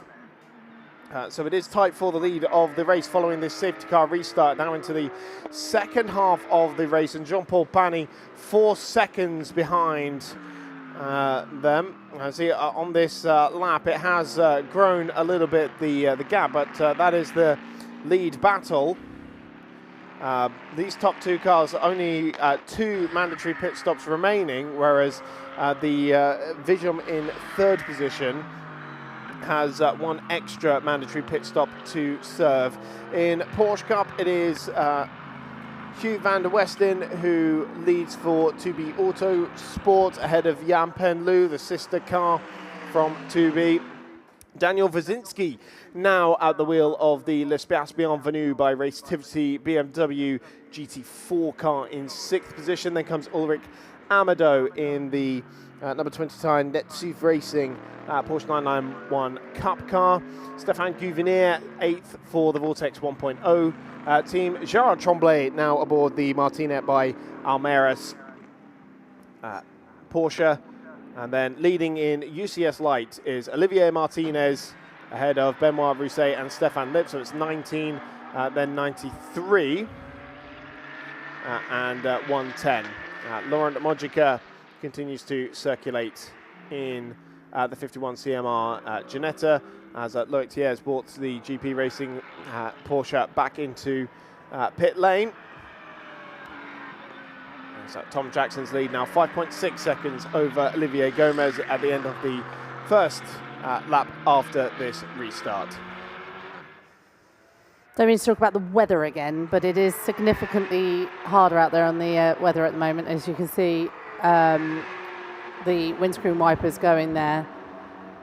And I think there is now a lot of concern as well. Obviously, the conditions are going to change here, and again, it'll be the when do we come in, change the tyres. But also, we've got the prototypes up next as well. And according to the weather, which I've had a little chat just outside a moment ago to the Farage team manager, Pierre Rowan, I believe, but I'm getting Margot to give me the pronunciation of that, our wonderful championship coordinator. She looks after us, doesn't she? She does everything, Very Margot. We so. love her so much. Thank you so much, Margot. But I just spoke to him, and he said, "Oh, how are you doing?" I was like, "Yeah, good." I said, "Oh, thunderstorms." He said, "Oh, I hope not." And I said, "Have you looked at the weather recently?" And he went, "It's been changing." Then he got out the weather app, obviously, that moves the clouds of weather over to when it's coming towards us, and can confirm it's coming at 3. Yeah. And he used a word that I'm not allowed to use on on the broadcast. Well, you know, it did just start raining in the paddock, didn't it? We just popped out during that ad break, Yeah. and there was definitely some thick, globular-like raindrops that are now starting to hit the window of the commentary box as well. Rohan. There you go. Oh, there you go. Pierre Rohan. Pierre So Rohan. wonderful, Margot, giving us, again, the pronunciations. Though you are learning French, aren't you? A little bit. You are now fluent. Yeah, Yeah, you can say how old you are, which I think you actually got wrong when we tried it out. I did, on yeah. our- Hang on. It's actually in the back of my notebook. Oh, is it? Okay, Yeah, what have yeah. we got in there? Ja 25 ans. Okay. I still only know "Ceci fait pour moi." That's it. That's enough for me. That's what I Yeah. say to you quite often. It's enough.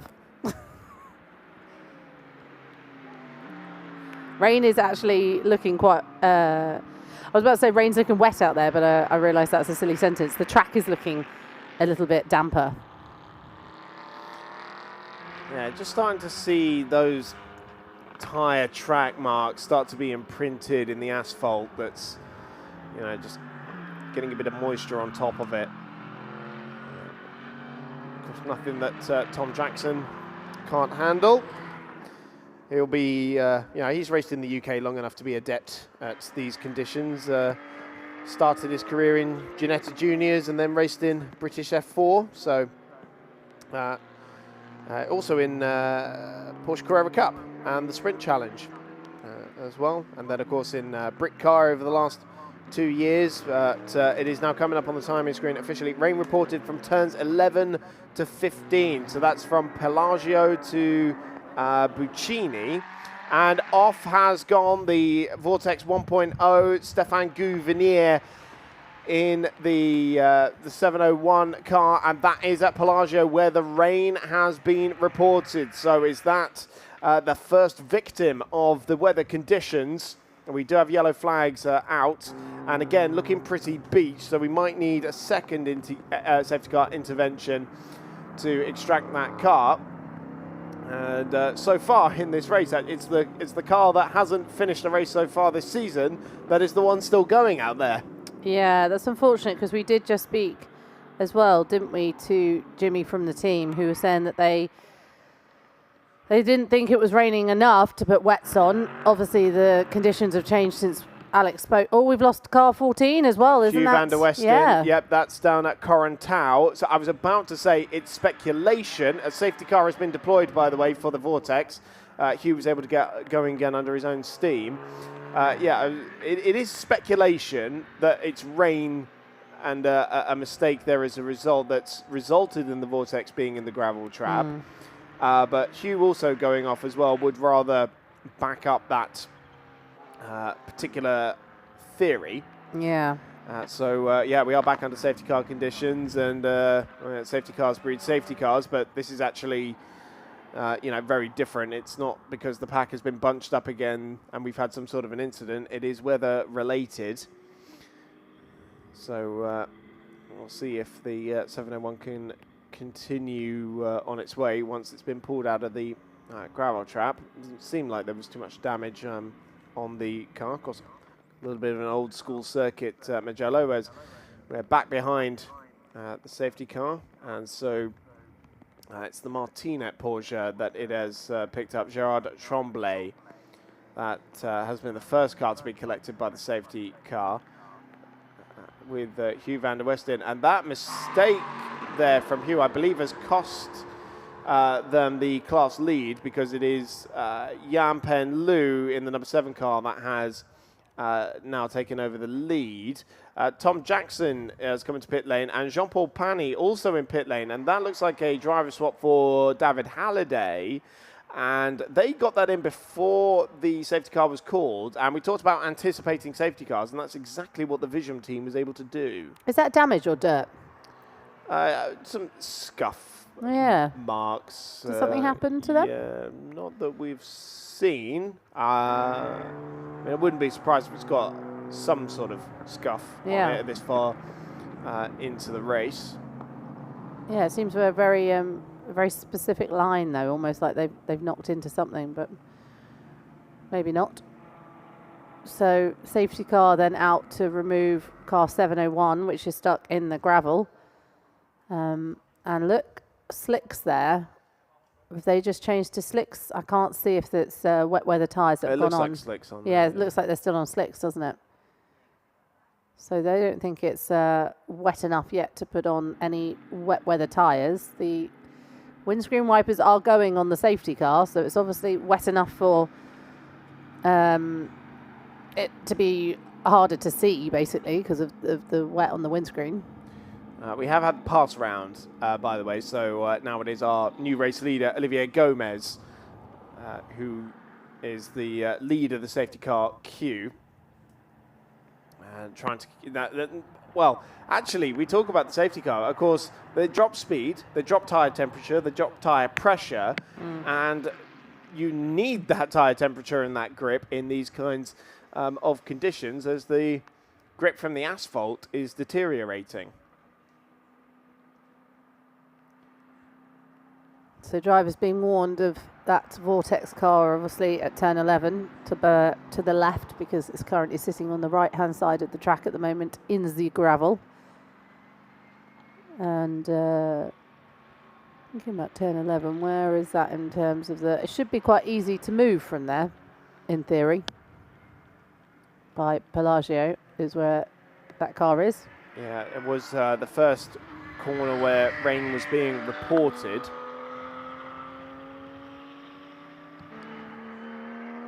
Well, you can see the rain there coming down on the trees. Yeah.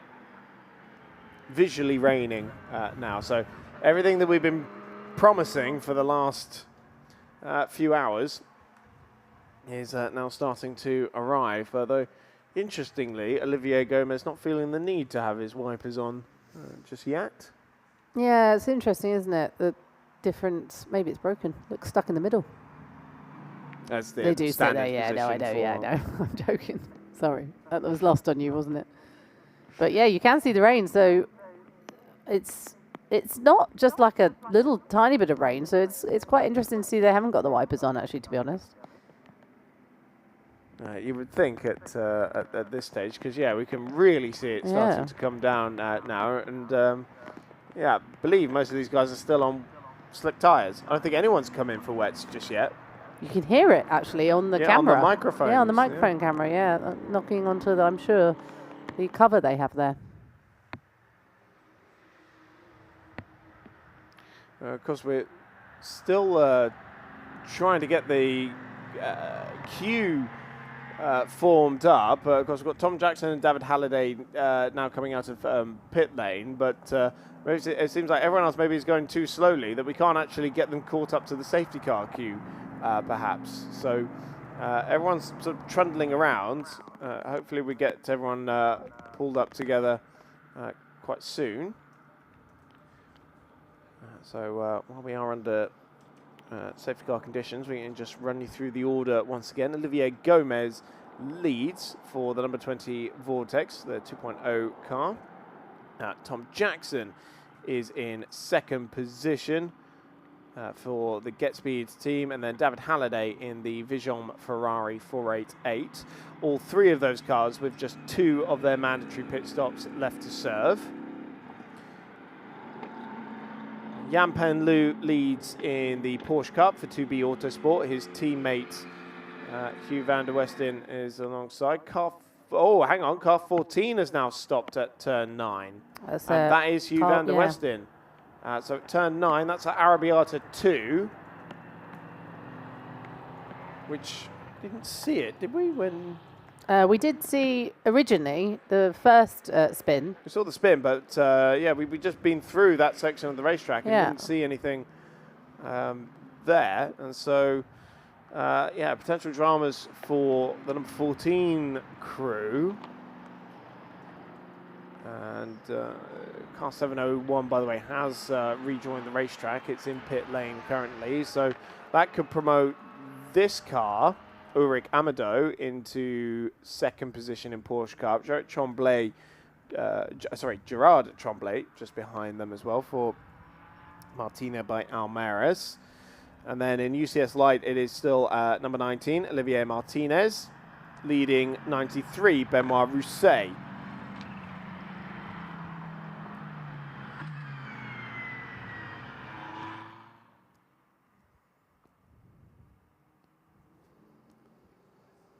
Taken longer to remove that car, actually, than I thought it would. Well, I wonder now if, so it's probably the cleanup. Yeah. But it's looking pretty clear. Where it was at Pelagio, wasn't it, that car pulled up. And hopefully I'll get a chance to see it shortly. But looking a bit better down there. No, I also wonder if it's something to do with Hugh van der Westin as well, because we got the message that he was stopped. It didn't necessarily say that he got going again. It's still saying on the timing screen that I know you're not a huge fan of the track map, because sometimes it can glitch a little bit. It's still saying he is stuck at between 10, 11 and 12. Which would be unfortunate.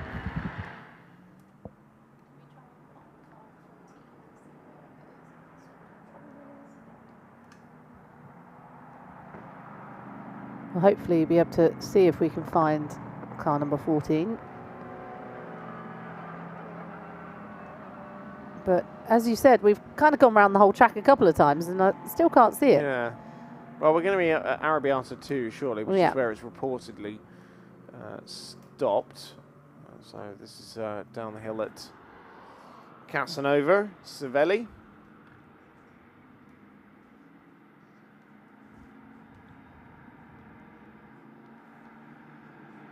Can't see. Yeah, this is Arabiata 1. So turn 8, turn 9 coming up next. Maybe somewhere on the exit.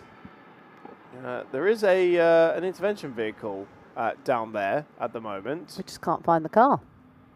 Yeah, I think it's just, look at it there. It's just beyond the crest of the hill, isn't it? And so that's why we're still under safety car conditions, because that car has had to be extracted from the side of the racetrack, sadly.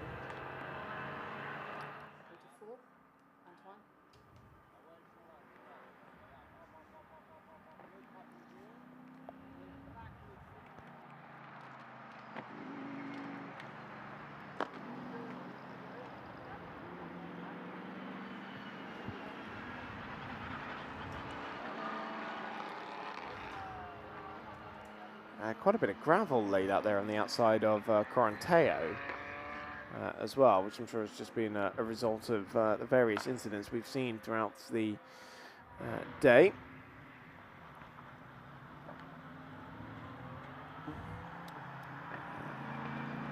So we have seen in one of our other cameras that that car has been loaded onto the back of a truck now. Is car 14. So looks like for now the Van der Westens are out of the race, which is unfortunate. They were doing incredibly well out there. I'm sure Alexandra will be down in the pit lane and can chat to them and see exactly what happened. Yeah, it's now confirmed on the timing screen that Ulrich Amadal moves up into second position in Porsche Cup. It will take 2 more laps of the circuit for Gerard Tremblay to move into third in category. But of our 5 Porsche Cup runners, 2 of them have now bitten the dust. Firstly with Loic Thiers being taken out of the running by mechanical gremlins, and now with Hugh van der Westen. We don't know if it was necessarily an issue on the car or whether Hugh made a mistake in the difficult conditions. So hopefully we will hear from one of the 2B Autosport drivers that can give us a bit more information.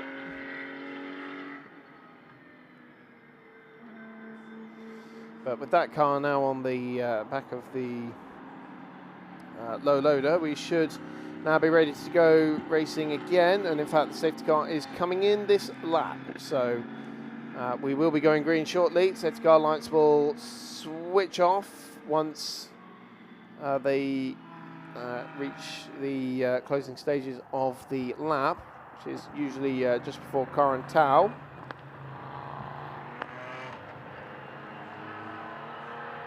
The problem is we've still got several of these cars that are not lined up behind the safety car. We just saw the number 1 Vision car there going through the picture, and no, it's just in. Okay, it looked for a moment there like it was in front of the safety car queue.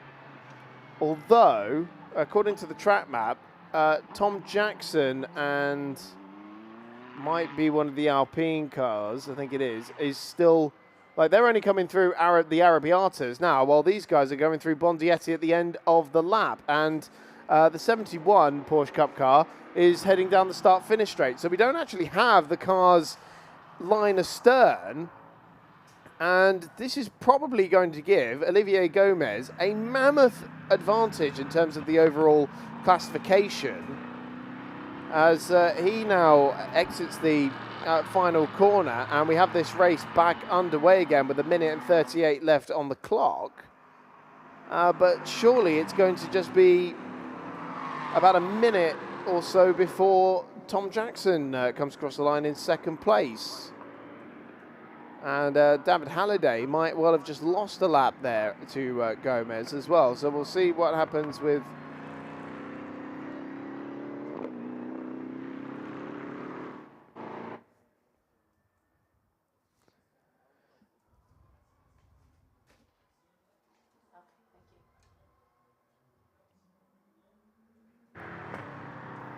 so we are racing once again. David Hallyday there, the French singer-songwriter, is running in third position.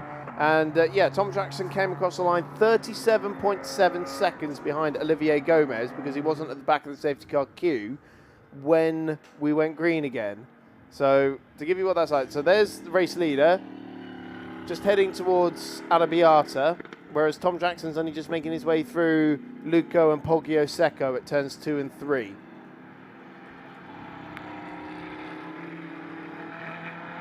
So now we're under green flag again. It has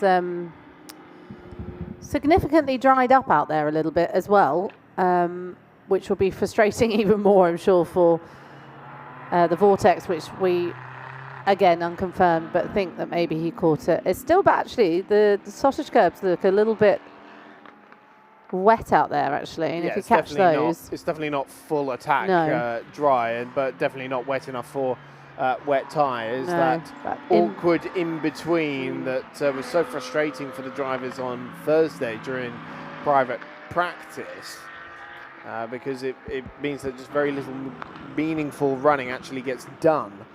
You'd either want it to be full wet or full dry, and right now we're in the middle.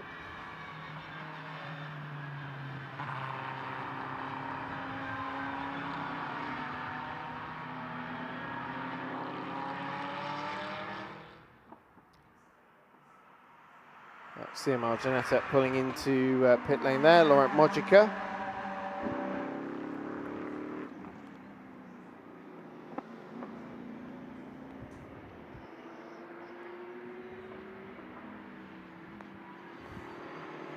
The team manager of one of the Chazal Technology course cars. It's the number 19 that leads in UCS Light. Olivier Martinez currently at the wheel of it, but they've been asked to report to race control, so presumably that'll be Luis Chazal, who makes his way up to race control. We're not sure for what kind of infringement, but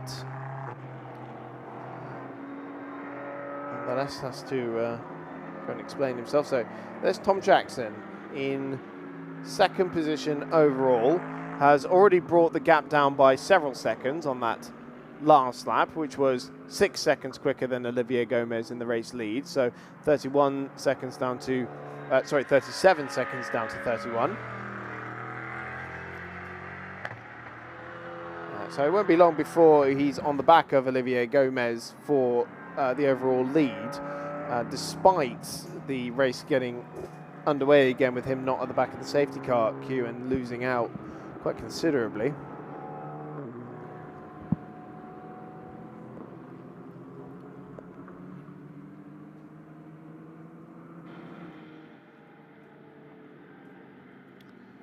The 2B Autosport car, the number 14, is still on the racetrack. We just saw a glimpse of it there, and still running third in its class. A lap behind the next runner, of course, having spent some time being recovered, but good to see Hugh van der Westen has been able to rejoin this race.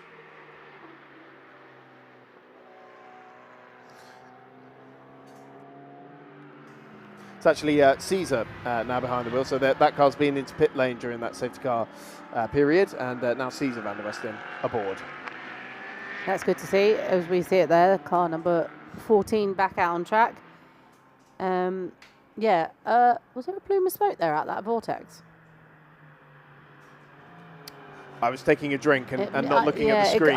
No, that's okay. It could have been, I think maybe kicked up just a little bit of dust, but just as I was looking, it was a big plume of smoke coming out that 701, which is also back in the race after being stuck in the gravel at turn 11, I believe, Pelagio. And also, yeah, this car too. So both of them actually running together. Well, he's a bit behind actually. Doesn't seem to be any damage on that vortex, so that's always good. Rear left doesn't look right. Right doesn't look quite right actually. But it doesn't look like too much damage, so it's able to get going again. The main issue I think these guys have when they get stuck in the gravel is the amount of stones that get caught into different parts of the car. Like you get gravel in it. Yeah, absolutely. There's quite a bit of it that will end up being shed when it initially comes out of the gravel. So you see him shaking around, weaving left to right, and accelerate and brake hard to try and lift as many stones out of there as possible. That's it, Tom Jackson discovering the frustrations of multi-class racing as he's caught up behind the second-placed car in Porsche Cup. And also a pretty rapid car in a straight line as well, so it's not like you can just blast past the Porsche on the front straight. But, it's trying though. It's an out-braking manoeuvre into the final corner in the end, which is definitely where the GT3 car will pull clear of the Porsche Cup machinery. And now bails for pit lane, and so was closing in. Had once again taken another couple of seconds out of Olivier Gomez's lead. How's he going? Fueling into the refueling area. God, that must feel 70 years long going around that little corner and coming back. Yes, why we have a refueling area and we don't do it in the pit lane. This is an entry-level championship. Yes, Get Speed are very used to doing refueling in mid-pit stops as 24 Hours of Spa class winners this year. But for the majority of the teams, and especially the drivers we have here, it is all about getting them adept to endurance racing, getting them up to speed, and making sure we do so in a safe and sensible manner. And then when you move higher up the racing ladder, you introduce those more competitive pit stop elements, especially when we're dealing with things like refueling. Let's not give amateur teams the ability to set fire to things straight away.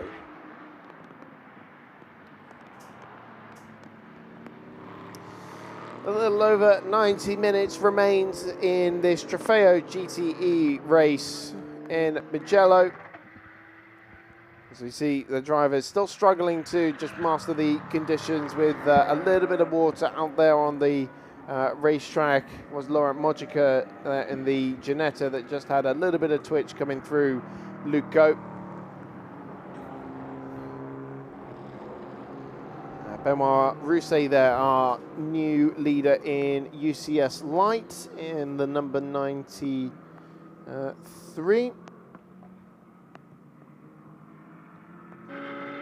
Which I believe is a late change from the initial entry list we were given this week. It's normally Anthony de Barn who is sharing that car with Mark Jacob and Mark Lopez.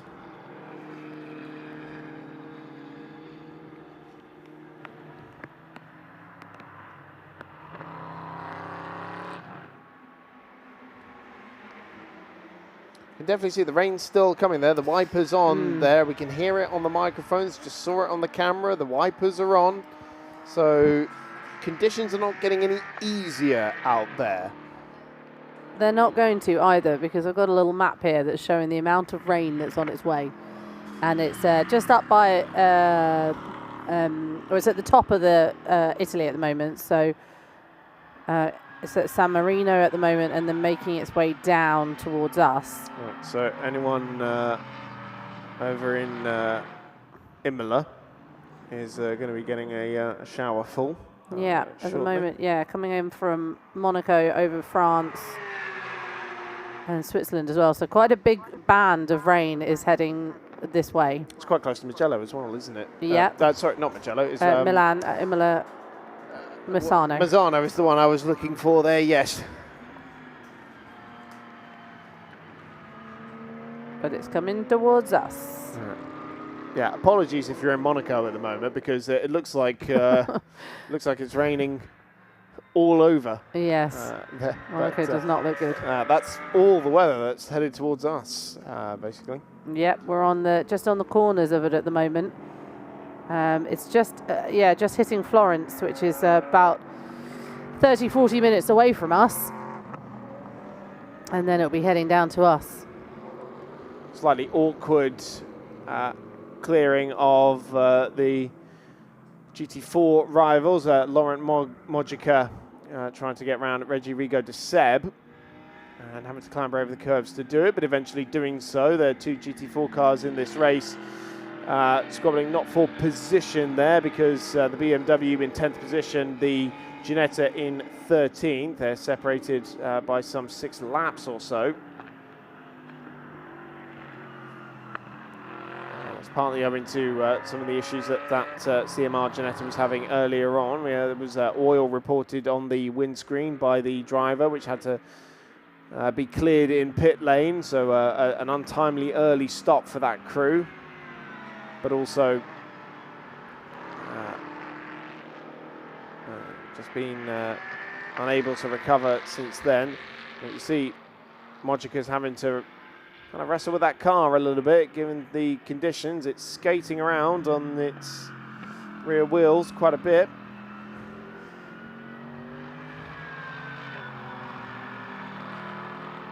So I'm getting all my maps out now, because I've gone to live lightning to see where that lightning's coming over towards us as well. And at the moment, again, it's still at the top of the country, so not quite down to us. You can see, I know you can't see, but you can just Google lightning maps and see it.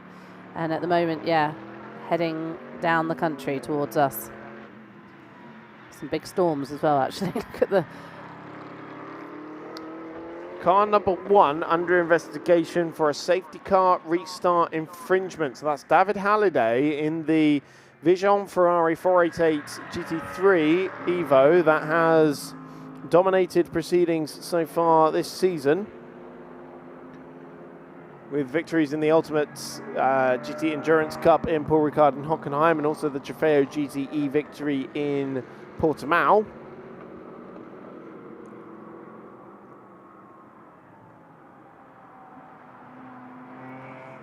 We'll keep an eye out on that, because that could well incur a penalty.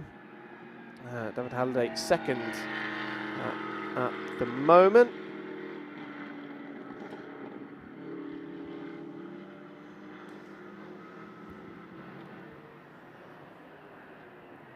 So just coming in across Lucca and Massa at the top of the country is where this huge thunderstorm is, and it's not that far from us as it's coming across, just past Pisa. Looks like we're going to get some thunder and lightning.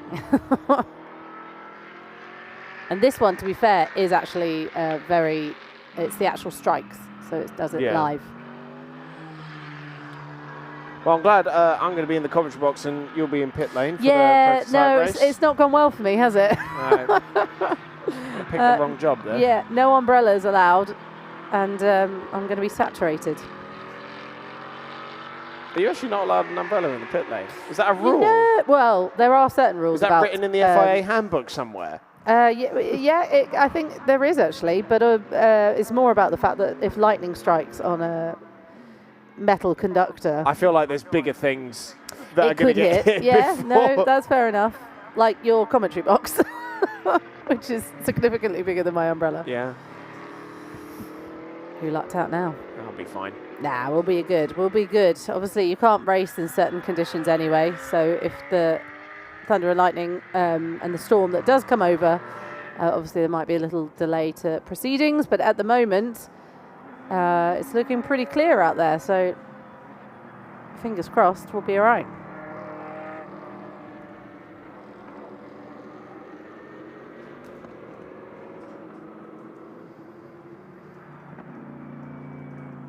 So it is Olivier Gomez leading the way at the moment, a bronze driver in car number 20.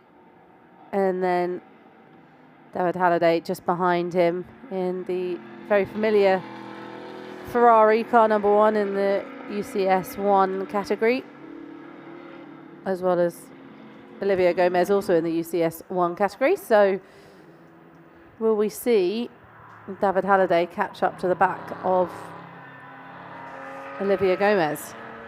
He's 1 lap down at the moment. Yeah, that gap kind of going the wrong way at the moment. Just looking at the lap times, 1:59.5 for our race leader, 2:01.4 for David Hallyday. So it's obviously Jean-Paul and Jean Barnard have been the quicker two of the trio throughout the season.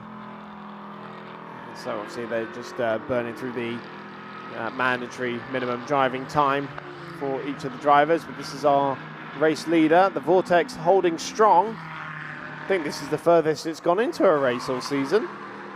Oh, burn. But yeah, they have had struggles. Yeah, I mean, it wasn't, we're talking about the 701 Vortex? The number 20. Oh, okay. Oh yes, yeah, the 20 has struggled. But I guess this is, you know, a good platform for the team to kind of work out what makes a good endurance car as well. Absolutely, they're developing that machinery, and I'm sure we'll be planning another challenge on the Dubai 24 Hours or various other 24-hour series Creventic events in the unhomologated category. Well, the Vortex was competing at the Bathurst 12-hour early in the year. That was the 1.0 though for that car in the SPX category.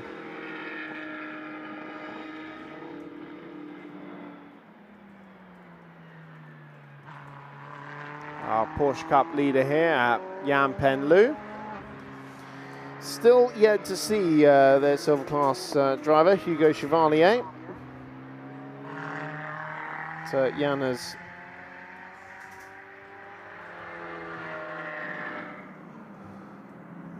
been particular help in delivering some class wins to the number 7 crew. They were victorious in the Trofeo GTE race in Portimao. And they're leading the championship in the GT Endurance Cup with Romain and Olivier Favre. But as we mentioned, Romain, Olivier's son, not racing this weekend, and so it's Hugo Chevalier in that car. Car also second overall in the championship as well, behind the number 1 Vision Ferrari.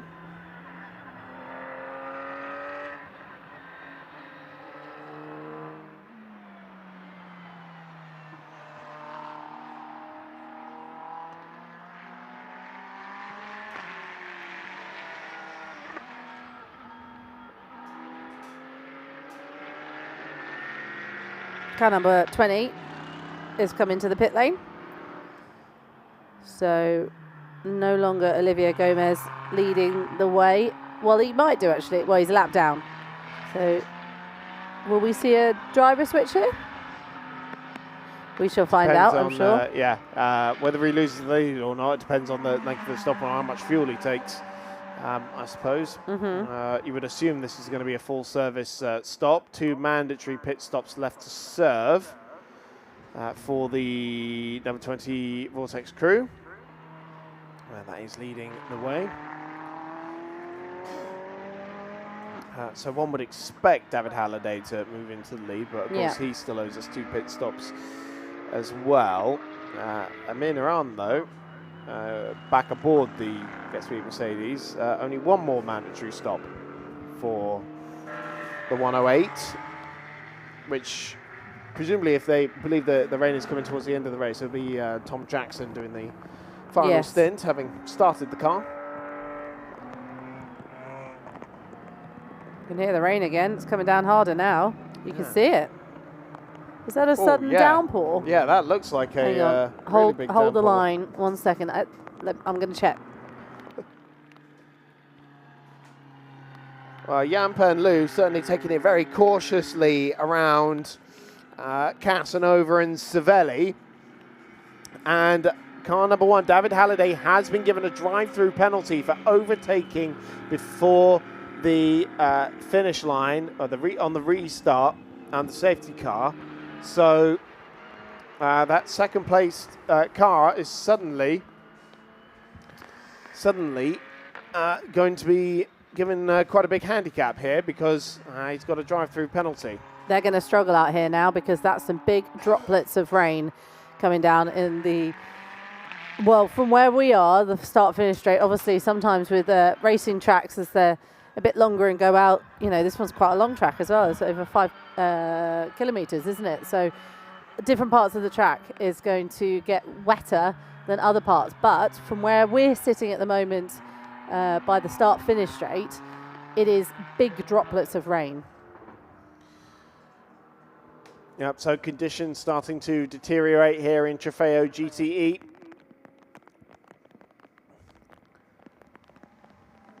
Hallyday has... David Hallyday does move into the lead of the race. The wiper in high-speed mode now with the amount of rain that's coming down. But, of course, this car does have to serve a drive-through penalty for overtaking before the restart line.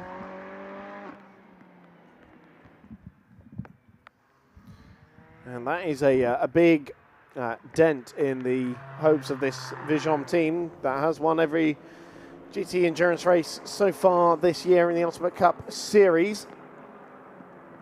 And puts both the Vortex and, I would say, the Get Speed in a very good position. Because Amir Naran has moved clear of Gomez while he's in the pit lane, so he's now up into second position. And of course, once the Vortex comes back out on track, they'll both only have one pit stop left to do. So he's holding on at the moment, heading round, but you have to say he is tiptoeing a little bit more than we're used to seeing from this car. He's taking it a little bit slower as the rain starts to really make an impact on this track. You can still see there's a little bit of a dry line, but you can also see in the glare of the headlights, there is visually wet parts of the track. Well, let me give you some reference times. So in qualifying, we were lapping in the 1:48s. David Hallyday, our race leader, currently lapping in the 2:14s. Such are the conditions that they're having to face out there. Of course, they don't want to have to make the extra stop if they don't need to.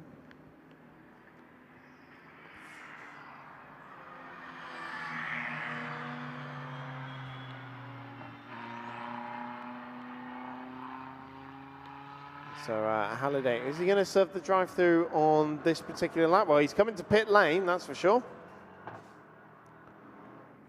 So we'll see if he ends up, does he swing it right into the refueling area, or is he going to drive straight through? Looks like he's going straight through and serving that drive-through penalty for overtaking before the restart line. Jan Lu also into pit lane.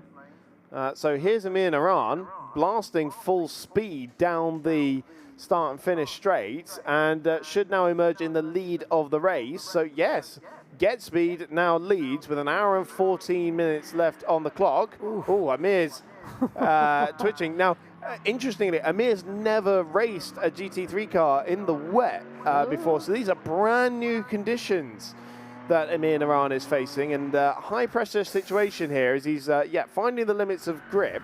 There's one of the panels or something on the left hand side of that car that's sort of opened up, though. It's sort of sticking up. It's one of the brake cooling ducts, I think it is, that's sort of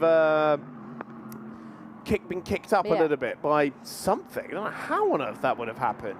You said left, I looked right, so that was my issue that I had there, trying to find out what you were looking at. But yeah, it's not driver's left. Yeah, Because in fairness, it was on the right-hand side as we were looking at it. Yeah, it's fair enough. Yeah, it's sort of, it's not flapping, but it's definitely sitting up, isn't it? So hopefully we'll be able to take another look at that. But it doesn't look like it's causing him too many issues. What's causing him more issues at the moment is this damp track, which he's the only car so far that I've seen is visually looking like he's struggling out there. Well, of course, more power under his right foot than any of the other cars out there.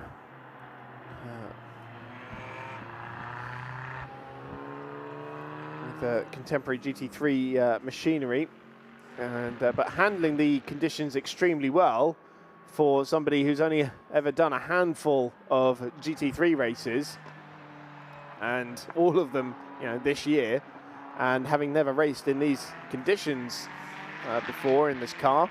So Iran doing a fantastic job to hang on to the lead so far. He's lapping in the 2.11s at the moment, and we saw David Halliday in the 2.15s.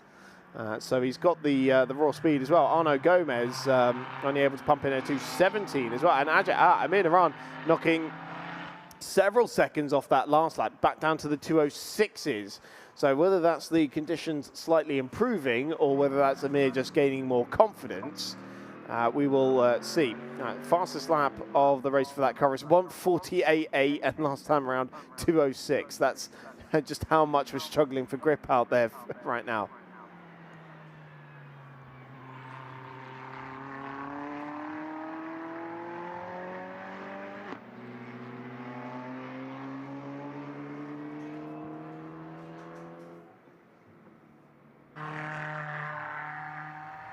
Gone quite quickly, this race. 3 hours already down and an hour to go. The weather always, in situations like with GT racing and endurance racing, always adds a new level of spice, doesn't it? So this sort of hanging on the edge, thinking, is it going to get worse? Is it going to get better? Is definitely always fun a bit of Monopoly. That's always a bit of fun, isn't it?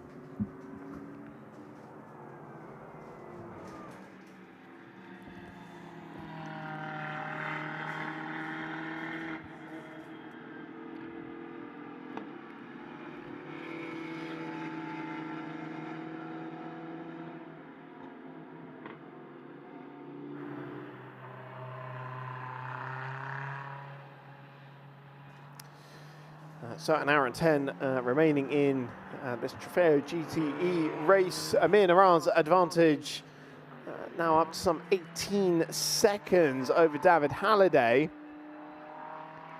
And of course, Halliday's, he owes us 2 more pit stops rather than just 1. And so if we were to compare directly to Arnaud Gomez, who's the next car that only owes 1, he is a minute and a half almost clear of his nearest rival. So this is looking very good now for the Get Speed team that didn't take part in 2 of the qualifying sessions yesterday after an electrical issue, had to start from the back of the grid, had to scramble around for the necessary parts to get the car back up to functioning specification.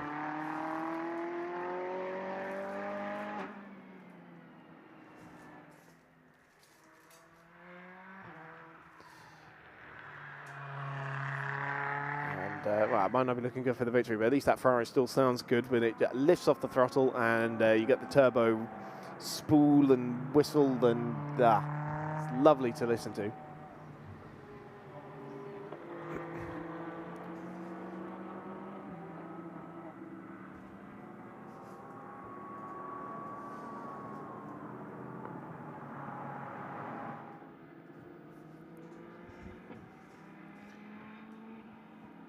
So Halliday's definitely looking more confident out there. It definitely the speed has picked up, where race leader Naran now down to the 204s and Halliday last time round in the 208s. So it's definitely looking a lot better out there compared to a couple of laps ago when they were really crawling around there just a few laps ago. Arnaud Gomez into pit lane for what should be his final scheduled stop, but can he do an hour and 8 minutes on a single tank of fuel? That's probably just inside the window. I'd have thought roughly looking at about an hour, but with these conditions might just be a little bit slower and therefore able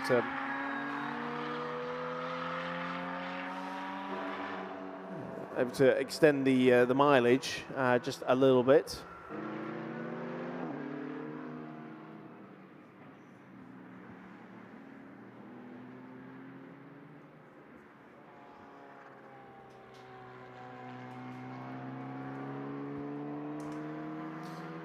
So we're not hearing as much from pit lane because, understandably, everybody's absolutely glued to the screens, making sure that they make the right call on wet tyres or slicks during these final pit stops. And so, you know, we can go up to them with a microphone and say, "Oh, excuse me, Mr. Racing Driver, would you mind having a chat with us?" And they say, "No, of course not. We're busy." They very much don't like that. They don't like it at the best of times, let alone when they're in a situation like this. Some do. Some love it. But I think in this situation, it's too much on the line at the moment, isn't there? If you're on camera and chatting and then suddenly your car comes off because you haven't pitted them, but yes.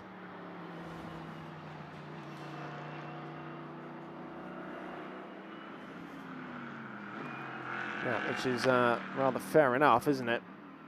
So Gomez emerges still in third position. They have several laps over the Porsche Cup leaders, which is now Hugo Chevalier in the number 7 2B Autosport car. So their silver class driver finally getting some laps in this race. The former French GT driver. Last year we saw him out in GT World Challenge endurance races. He's had a variety of different machines, including the GT4 Mercedes, also in Carrera Cup France, and in the CLRT Porsche before then. But he's now out there at 4th overall and still leading the Porsche Cup category by a lap or so over what is now Michael Desmayal, who's taken over the Netsuv Racing Porsche 991 Cup car. So great to see the older machinery still running very strong indeed. But joining us in the commentary box now is the teammate of our race leader, Tom Jackson. Hello. Hi guys, how you doing? Yeah, we're doing very well. I mean, obviously it's going very well for you at the moment with Amir not only leading but pulling away. I mean, yeah, touch wood, it's looking good at the minute. You know, Christian and the team, the guys at Get Speed have called a good strategy.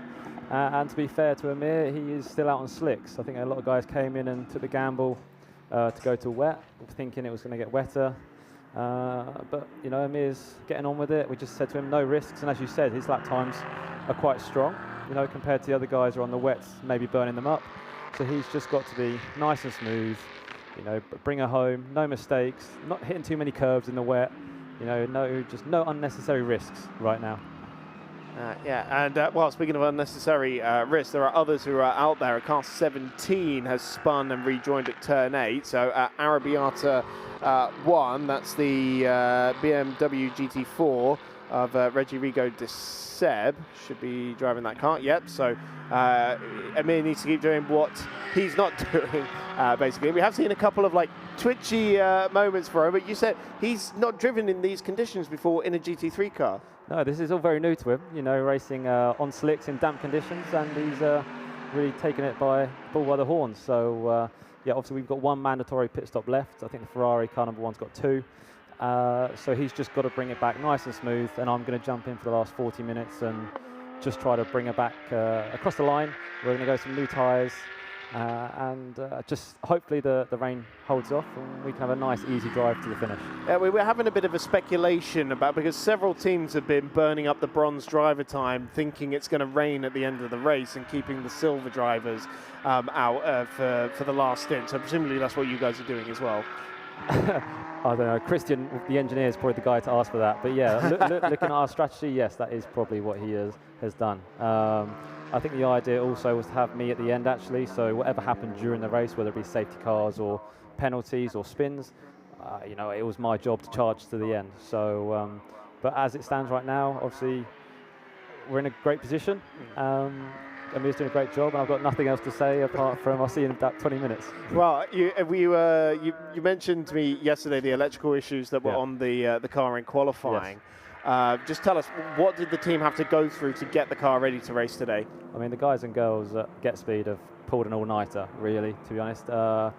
Some of the guys had to go to another Mercedes race team in Imola to pick up 2 of the 3 parts that we needed.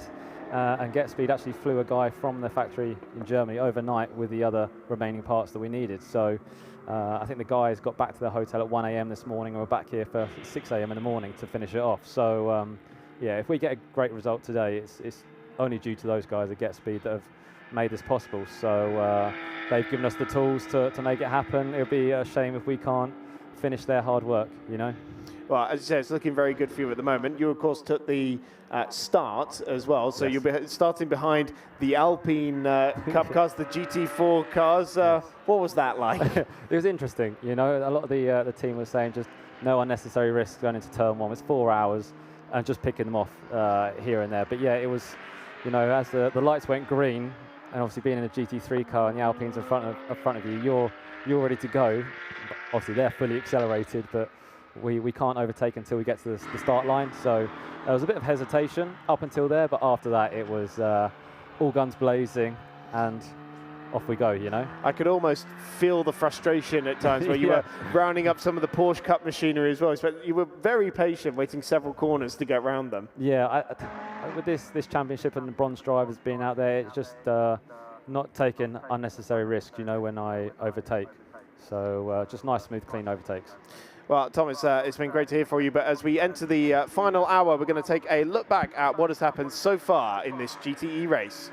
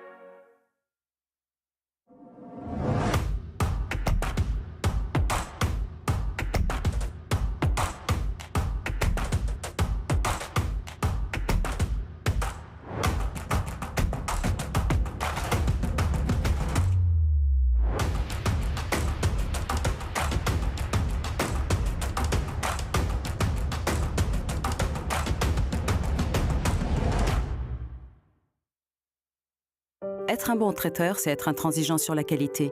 On ne fait du bon qu'avec le meilleur. C'est être impitoyable sur les recettes. Quand c'est bon, il n'y a rien à ajouter, rien à enlever.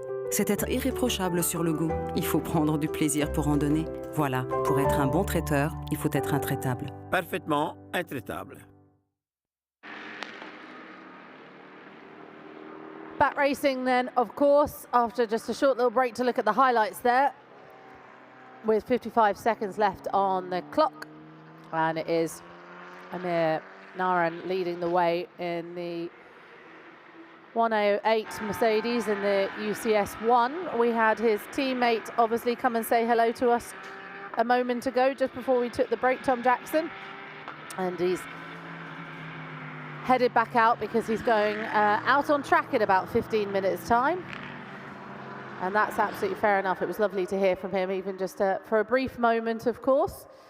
David Hallyday, second in the #1 car for the UCS1 class as well, with Arnold Gomez in third overall in the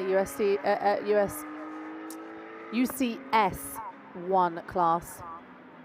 And at the moment, #7 is leading the Porsche class. So not long left actually on the clock, and they seem to be a bit happier out there. There's no windscreen wipers going anymore, so the short little rain burst that we had has gone now, which is good because I saw no cars or teams change into the wet weather tyres, so they all obviously have the same weather app that has proven to be correct. So we might be missing the rain for the end of this race, but the eyes, I'm sure, will all go for the Endurance prototype that comes up next, which is another 4-hour race. So make sure you join us for that because it will be a cracker. But the rain is due to hit us as the lights go out. So it could be quite a soggy grid for me, but let's see how the end of this one plays out first. Yeah, so into the final 53 minutes of the race now. More investigations coming through. Next one is for car number 23, which doesn't exist. So I think we'll get a correction through shortly, but that is for crossing the pit exit white line, which is a big no-no. Maybe they mean 93 or 29 or 20. We'll find out. I'm sure that will come through shortly.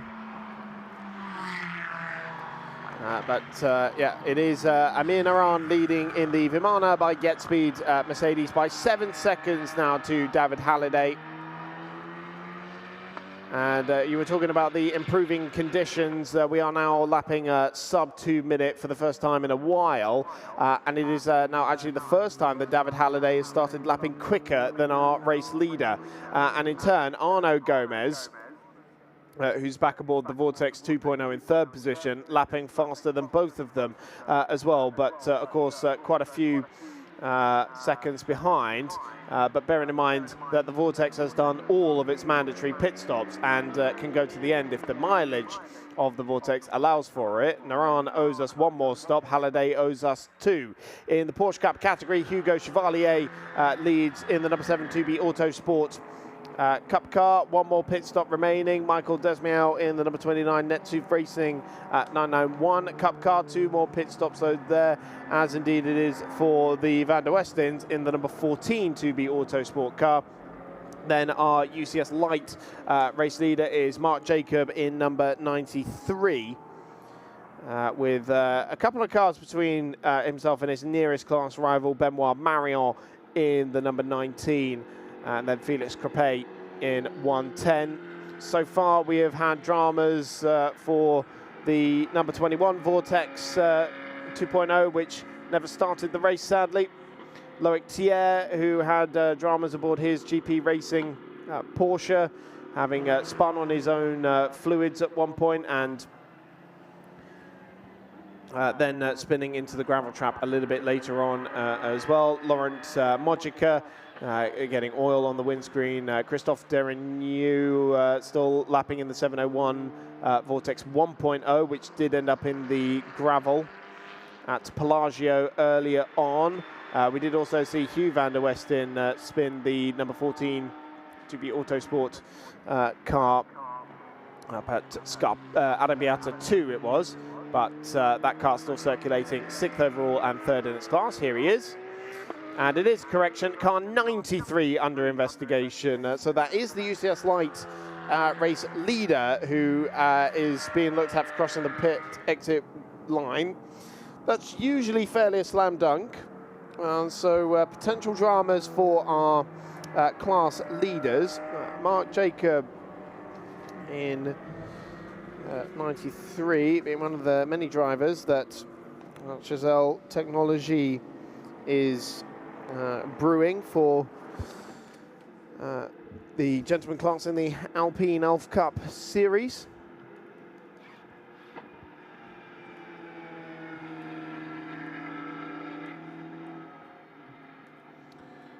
Meanwhile, in the UCS 4 category for GT4, our class leader there, Daniel Wazinski, has just climbed aboard for the final stint of this race, lapping in 10th position overall.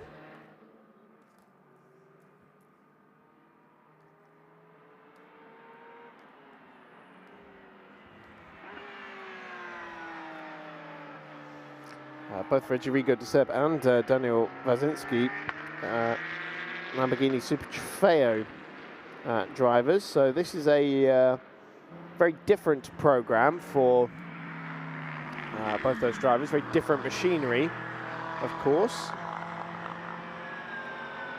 compared to the BMW GT4 that they are racing here.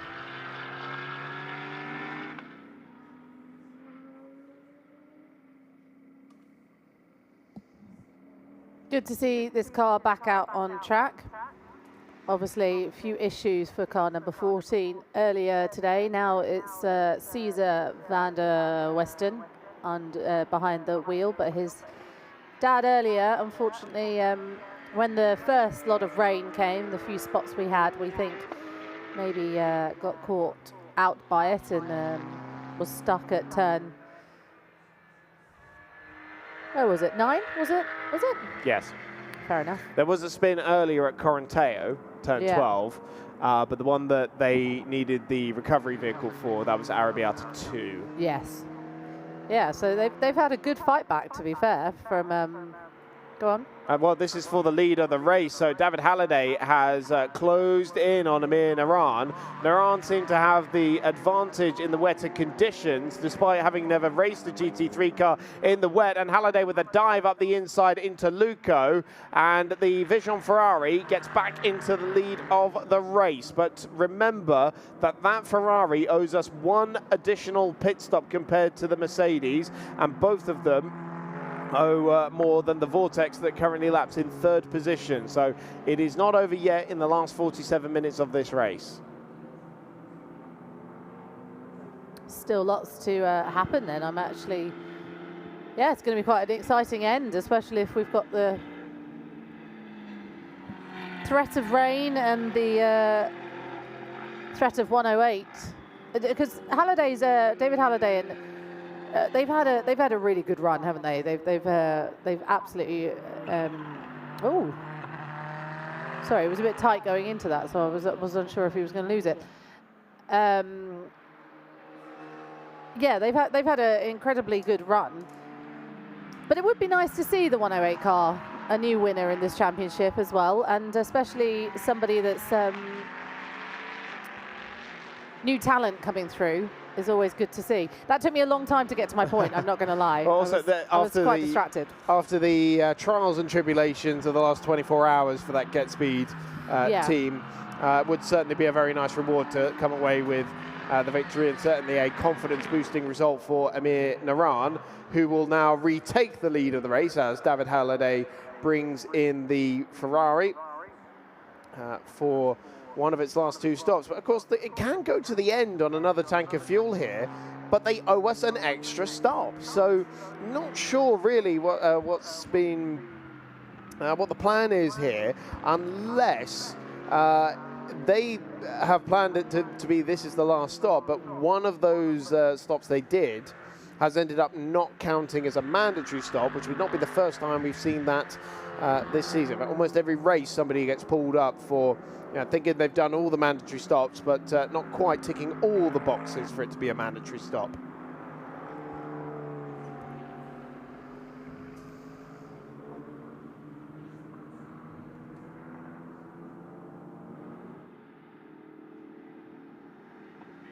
So Amir Naran now back into the lead of the race, having briefly lost the lead. And what will be interesting to see is where David Hallyday comes out in relation to the Vortex. Because the Vortex was in second place before making its last stop. He did. He has taken his penalty, hasn't he? Yes. Yeah. Yes, he served that penalty, and Gomez has been lapping quicker than Hallyday quite consistently. So one would anticipate the Vortex to emerge in second position here. And then the last part of the equation will be when Tom Jackson gets back on board the Mercedes, where he comes out. But even if he comes out behind them, you put good money on Tom Jackson being able to clear them, as he's the silver graded driver. And he seemed quite confident when I spoke to him earlier in the pit lane about that. He felt confident about the setup. He felt confident about his abilities as well, which I appreciate all racing drivers tend to be. But yeah, he felt like they'd worked it out. They'd worked out a good strategy. That's the Nürburgring-based team that runs the race taxi on that legendary circuit, the Green Hell. And although their home race wasn't as much of a success this year for Adam Osaka's outfit, the Spa 24 Hours this year yielded 2 class wins in the gold and silver categories, fighting for the International GT Open title in overall and in the AM category as well. So there's a lot to be said for the success of this team this year. So I've just spotted, when I was in the pit lane earlier, speaking to Tom Jackson, I spoke to another guy before I found Tom Jackson, which I've just looked on Instagram, is Graham Jackson, which is actually his dad, and that was the guy that was helping out in the garage. So again, another family affair here. Graham Jackson's here. Have you said that already? Have I? Oh, right. You looked at me like you knew. But yeah, I spoke to Graham Jackson before, who mentioned that Tom was in the back and that we'll pop back out. So obviously got his dad here supporting him along the way, who was working for the team as well. Another family affair we've been talking about, in addition to the Van der Westens and the Giselle Technology team. Of course, the CMR Ginetta as well, the Mojicas. Another silver class driver on board, by the way, which is Thibaut, now finally doing his laps in the 51. Yeah, I assume we're going to have a bit of a flurry as everyone comes back in to get their silver drivers back out for the final 40 minutes. Tom Jackson was saying then that he's going out for the final 40 minutes, and I wonder if everyone else has got exactly the same idea and to put the silver driver in, because I would say nearly all of the grid, bar the car number 7, have got bronze drivers at the moment, and car number 51 as well. There aren't, to be honest, there aren't many entries at all with the silver class driver. That's fair enough. So hang on, we can count them actually. So it's the number 7 and the number 14 2B Autosport Porsches. Yep. The CMR Ginetta has got 2 silvers on board. The Martinet Porsche, the GP Racing Porsche, and the Get Speed. So that's a few. There's still quite a few bronzes. That's more than I was remembering, actually. But okay. Yeah, especially even fewer that have got 2 silver drivers. Yeah, of course, as well, because that's additional handicap. Because I can only see 3 silver drivers out there at the moment. That's car number 7, 14, and 51. And presumably these ones are going to the end as well. Yes. Hugo Chevalier. Well, Caesar, maybe not Caesar. He might put Carl back in to finish the race. That's a fair point. But again, that's still training a silver for a silver driver. Yeah. So, whereas Hugo Chevalier is the only silver in the number 7 lineup.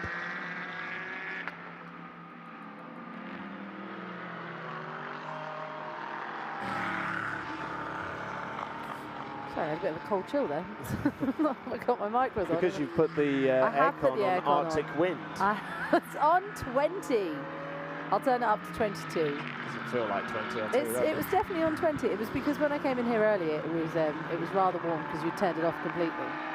I hadn't turned it off. I changed some of the settings and it rather backfired. You turned it onto fan mode, which just basically means it moves around hot air. Right, into the pits comes Amir Naran for his final stop of the race. 40 minutes left on the clock. He'll go and top up on fuel and then rejoin pit lane for what we believe will be a driver change to Tom Jackson for the end of the race. Confirmation on the timing screen that Arnaud Gomez has come out ahead of Jean-Bernard Bouvet. Here is the vortex of Gomez now, so he will take a lap off of Amir Naran while Naran is getting his car topped up. And so that's he's unlapped himself now. He'll do one more tour and then it will be for position, and could well be taking the lead of the race at the end of this pit stop. He's been lapping in the high 53s of late, and Jean-Bernard Bouvet is on board the #1 Vision Ferrari. He started that car, he will end that car as well, so it's David Hallyday has been wrapped up.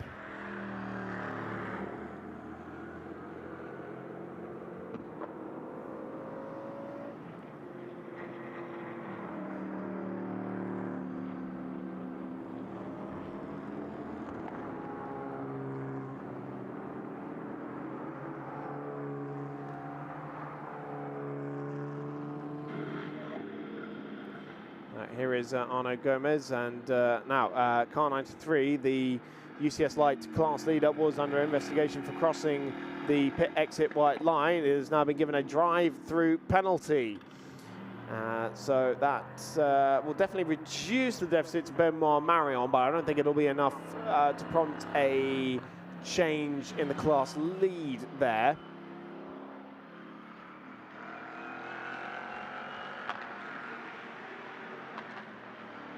So we see Gomez here. Track's definitely looking an awful lot drier. This is the fastest they've been lapping for maybe a couple of hours now. So we're seeing that vortex starting to handle like a prototype rather than a GT car, which is sort of a weird cross between the two, isn't it? It definitely doesn't have LMP3 speed because, well, it's barely comparable to GT3 pace, but sometimes definitely looks like a more rapid vehicle. And so that is Gomez going through into the lead now, as Amir Naran is still in the pit lane. And so Arnaud Gomez in the Vortex 2.0 retakes the lead of the race with 37.5 minutes remaining. The car that has not finished a race so far this season, and is now looking very good for victory in this Trofeo GTE race in Mugello. The car has been holding up very nicely indeed. It's the first time we've seen the reliability combined with the speed in this 2.0 Vortex, as it has been a fragile machine at times, but it's looking very good for the Gomez brothers now, as we're still yet to see the Get Speed Mercedes emerge from pit lane. Do you want to hear the good news? Always. That thunderstorm that was threatening to come this way at the moment is heading up towards Emiliano Romano. So we hopefully, for the end of this race, won't be seeing any thunderstorms. Ils sont en train de regarder Hugo Chevalier qui vient à peine de s'arrêter. Olivier, dans un arrêt comme ça, qu'est-ce qu'on regarde? Le temps restant, si tout va bien sur le véhicule, ce qu'ils font, apparemment rien. Donc Hugo nous a rien dit, il est content. Donc il faut que ça se déroule en tête des Porsche. Le premier relais, moi j'ai fait un double relais, ça s'est très bien passé, l'auto était saine. Donc tout va bien. La piste est géniale, donc RS, on va finir comme ça. Yann, Olivier a fait un très bon relais, le vôtre l'était aussi. Vous menez cette catégorie Porsche Cup à 36 minutes du terme de la course. C'est bien parti pour aller chercher la victoire. Pour l'instant, tout a été fait comme il faut. Olivier, comme il disait, un bon relais. Moi, j'ai réussi à faire l'écart sous la pluie avec les safety, avec les conditions changeantes. On est rentré au bon moment. Pour l'instant, on suit le plan, donc tout va bien. Hugo a plus qu'à finir le boulot. Et puis voilà, ça va être un peu long d'attendre, mais on a confiance en lui. Et c'est donc à Hugo Chevalier de terminer le travail et va être de retour en piste dans quelques instants lorsque les mécaniciens du DB Autosport auront fini d'examiner et de dénoyer la voiture. Great to hear from the 2B Autosports garage. Saying the first stints in particular were very strong. And they've put everything in for the win, and it is looking very good, and indeed it is. 3-lap advantage over Ulrich Amado. That car just in pit lane at the moment. Hugo Chevalier I still think is at the wheel for the last 35 minutes of the race. And yes, go say that Hugo is going to be doing the end of the race. So they've got their quick driver in, already in the lead. Right, that was Tom Jackson. We just saw a glimpse of there. 35 minutes just under left remaining. 50 seconds between Arnaud Gomez and Tom Jackson. Let's see what the lap times are looking like. This could be right down to the wire between Jackson and Gomez. I know it sounds like a lot, but Jackson is the silver class driver in that Get Speed car, and Gomez a bronze, so one would anticipate that Tom can close down the gap, and in fact he has been the fastest driver on the racetrack every time he's been in that car. And so it is a tall order for Get Speed now in the final 34 minutes of this race, but I would not put it past the young Brit to make his way at least to the back of the Vortex.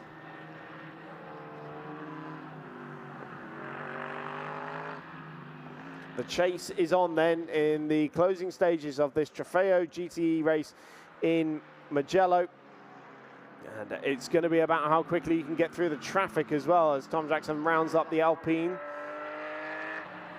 Both of them well clear of Jean-Bernard Bouvet, who either has one more mandatory pit stop left to serve or is going to end up taking some sort of penalty for not serving those correctly. But Alex has got more news for us. Ismaël au volant de la numéro 29. Mickaël, comment elle se passe cette course pour le moment? La course se passe pas trop mal. J'ai eu un premier relais pour ma part assez compliqué. Au vu des pneus, on a tiré un peu dedans. Du coup, ça a été un peu hard. Le deuxième relais, ça a été beaucoup mieux. La voiture, je la ressentais bien. J'étais dans mes temps. Et j'ai retrouvé un petit peu ce que j'avais fait pendant les essais. Donc j'étais très bien, enfin pour ma part. Voilà. On a eu des conditions changeantes, de la pluie qui est apparue. Certaines équipes ont fait le choix de mettre des pneus pluie. Quel choix avez-vous fait? Nous, on n'a pas mis de pneus pluie. On est resté sur du slick toute la course. Ça s'est bien passé. Ça s'est mis à pleuvoir un peu. On a changé un peu l'étrage. Et c'est bien passé. Donc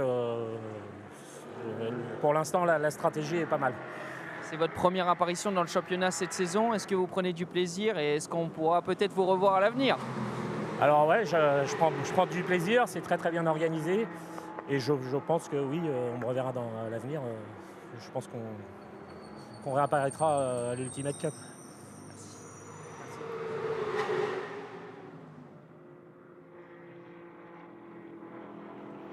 That was Michael Desmayal there from the number 29 Netsuv Racing garage there.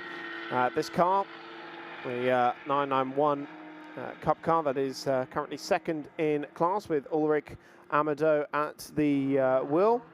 And Michael was just saying that the first stint was hard for him, but the second stint he was much happier with.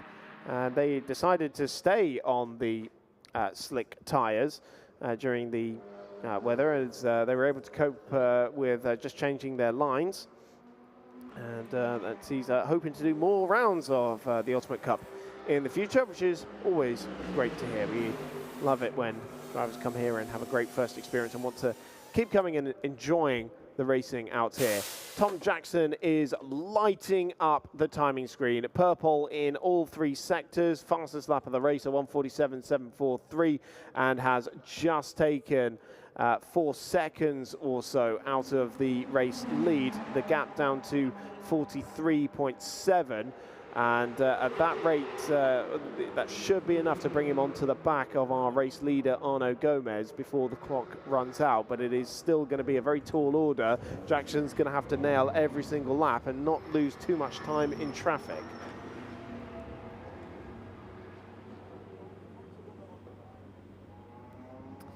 So 30 minutes left then on the clock. Be interesting to see what Tom Jackson can do out there as a silver driver, obviously of the pair in the 108 in the UCS 1. And you have to say his teammate did an incredible job out there in changing conditions and managing to keep it on the tarmac. And especially, you know, like you said to him when Tom popped in his first time in the wet. Yeah, definition of team effort, this one, hasn't it? Because it's been Tom's fantastic first few laps, getting through the pack from the back of the grid. The team pulling together and getting all the necessary parts to fix the car after yesterday's qualifying session. But also Amir going above and beyond, really, in his stint and doing stuff he's never done before. And again, fastest first sector from Tom Jackson in this lap. He takes 1.4 seconds out of Gomez in the first sector alone. That's incredible stuff. And so, yeah, the gap reducing with every turn. Obviously, Gomez is in a little bit of traffic at the moment as he's got to round up the 2B Autosport car. Slow-moving BMW there. Why is that? The GT4 car was almost looked like it was recovering from a moment. Yeah, Gomez adds another lap onto the 2B Autosport car. Sorry, just laughing at Tom Jackson set the fastest first sector again in that lap. He's on it. He must have been itching to get back out there. Yellow flags out at Arrabbiata 2. That's where we saw that slow-moving BMW, and then it didn't appear on the run into Scarperia. So I almost wonder if it stopped out there on track. And if it did, and were to bring out a safety car, then that would be the worst news. Yep, car 17 is stopped. Car 17, the L'Espace Bienvenue by Racetivity Porsche BMW GT4 is stopped on track at Arrabbiata 2. Now, if a safety car were to come out now, that would put Tom Jackson, that would just reduce the gap completely between Jackson and Gomez, and it would be really the worst news right now for the Vortex team. It really would be. This is not a good timed potential safety car. Just at the moment, yellow's in sector 2, but we've seen quite a few cars go off there, actually. That's where the 701 got beached. Yes, that was just after at Pelagio, wasn't it? But it's also where Hugh van der Westen had his moment as well and needed a recovery truck there. Annoying, it's out of view of all of our cameras at the moment. And especially because it is usually just behind the crest of the hill as well. So a bit of a blind spot. I think, yeah, it's just out of our sight, unfortunately, there is car number 17, which, again, we had an issue just because the way the track works here, it's basically... We can see it moving now on one of our cameras. We're about to see it on this one. There it is. Right, so it's got going again. That is the whole Vortex team just breathed a huge sigh of relief because we didn't need a safety car. So did our camera people, because they were like, where is it? Trying to find it. Right, final pit stop here for Jean-Bernard Bouvet. Was already in third position, so it looks like it is going to be for the first time, not a victory for the Vijon team. And speaking volumes to the development of the Vortex team, because they have been the main challengers for that car throughout the season, getting on top of the reliability. And so just ticking down the mandatory minimum pit stop time of 1 minute and 25 for this car. Tom Jackson is only 32 seconds behind, though. Do you think he could do this in 26 minutes? Well, he's pulled 8 seconds in 4 minutes. So go on, you do the maths. Hang on a minute. Okay, can you talk for a little bit? The BMW then is coming into the pit lane, obviously, after having those issues up at turn 11, turn 12, car number 17 into the pits after the issue. Car number 1 heading back out, and third position at the moment, as we see here, Daniel Rezvinsky. Vachinsky? What are you saying for that one? Vachinsky. Oh, I did that good. At the wheel at the moment, and clearly bonnet up. Let's see what's going on. And they might try and get out for the last 25 minutes of the race, but it's not looking promising. Hopefully, go on, have you Okay, worked it out? according to my calculations, Tom Jackson, if he continues at that pace, will not only catch Gomez, but win by 20 seconds. Gosh. But of course, there's a lot of factors involved in that. Of course, there's traffic. Tom's got to nail each of those laps. So we will see if he actually manages to get this done. And he is actually in a bit of traffic as well, is Tom Jackson, up at coming into turn 11. Yeah, some Porsche Cup machinery in there, and Alpines as well. There's a, well, he's one of managed those to get is a past them, never slow-moving mind. car.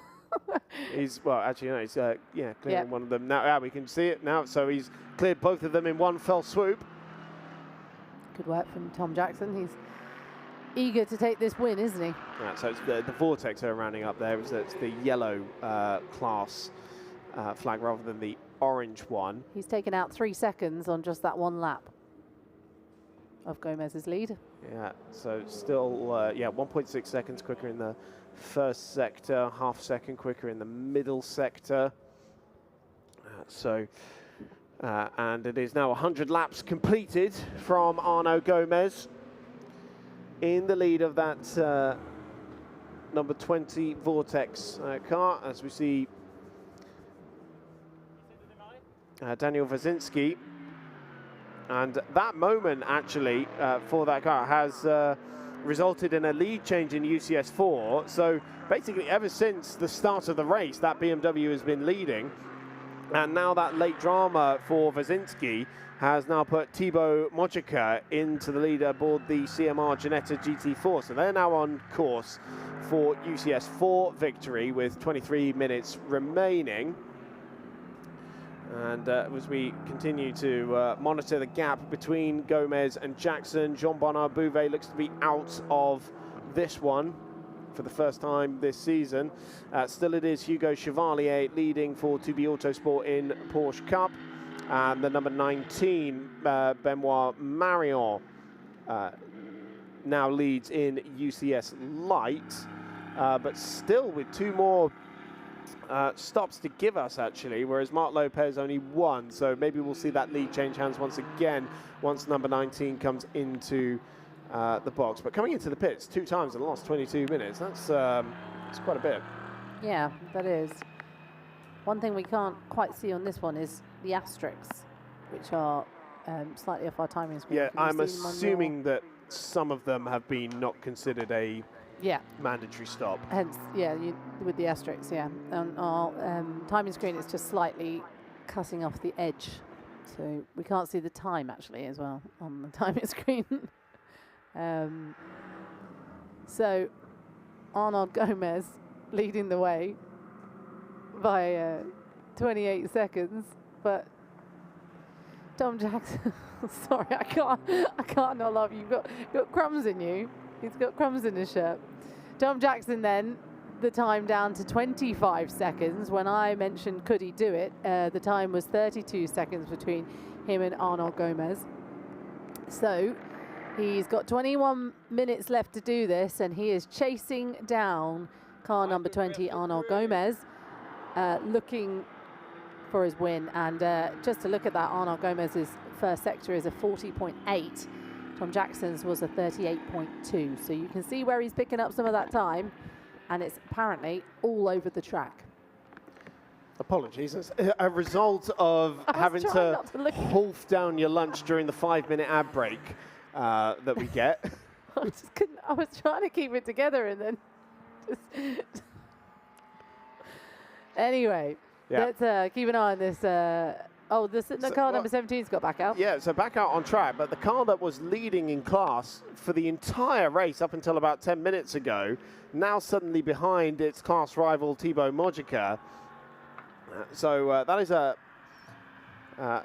real shame for the Liste Bienvenue entry, and not exactly firing out there is Daniel Wazinski at the moment.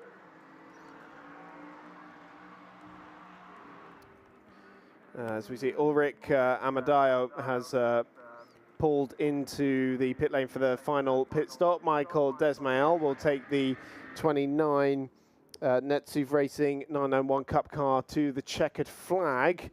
And in car number 14, it is Hugh van der Westen back into the number 14. That's just come back out into pit lane, back out onto the racetrack, I believe.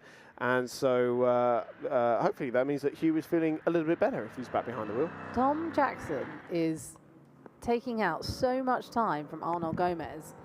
7 seconds. I know, on the right? last Literally, I lap. was just about to say. 7 seconds in just one lap he took out of Arnold Gomez's lead, and now it's down to 17 seconds. 18 seconds basically, but yeah, go on. That was a particularly slow lap for Gomez, though, so I wonder if he got caught up in a little bit of traffic, which is a bit wrong-footed, maybe. I'll tell you why. Can you hear the rain? Ah, here we come. Right, this is going to There be the we great go. equaliser here, because I thought he was using some slightly interesting lines through Casanova and Savelli. Yes. Yeah, this is not going to be confidence boosting for Arnaud Gomez, whereas I imagine Tom Jackson will be feeling much more comfortable in these conditions. Yeah, that does. Yeah. There he is. Yeah, it's definitely coming down. He's flashing. Get out my way. Well, yeah, but look at all the traffic he's going to have to try He's and got a round lot up of here. traffic So and- yeah. he clears the BMW. 2 Porsche Cup cars going side by side right in front of him. Rounds up the 991 car, and those are wet tyres. Oh, Are they not? I don't know. I couldn't quite see. No, They they're- certainly look like wet tyres, didn't they? No, they've got wet tyres next to it. Are they I putting the think wet those are tyres what they're on? about to come on. Yes, so they're taking off the left rear there. So this is the CMR wet. Ginetta. Thibaut Mojica's just got out of the car. It looks like it's going to be Hugo getting on board now, and yeah, definitely wet tyres on that car. It's a bold claim at this point in the race, isn't it? Jackson now taking the lead because car number 20 has come in. Arnold Gomez comes into the pit lane. And I would assume that's for wet tyres as well, because he doesn't have any mandatory pit stops left to take. And as well, comes into the pit is Tom Jackson. Top 2 into pit lane then. There was 17 seconds separating them at the start of the lap. I imagine it's quite a bit less now, but clearly the rain has come on it so strongly that everyone's suddenly feeling the need to get some wet tyres, some wet Goodyears on their car. This is, Hugh van der Westen. Now, he spun in these conditions earlier on, so it would make sense to bring him in and stick him on the wets as well. So just out of pit lane has come Christophe Derignaud, then Benoit Marion.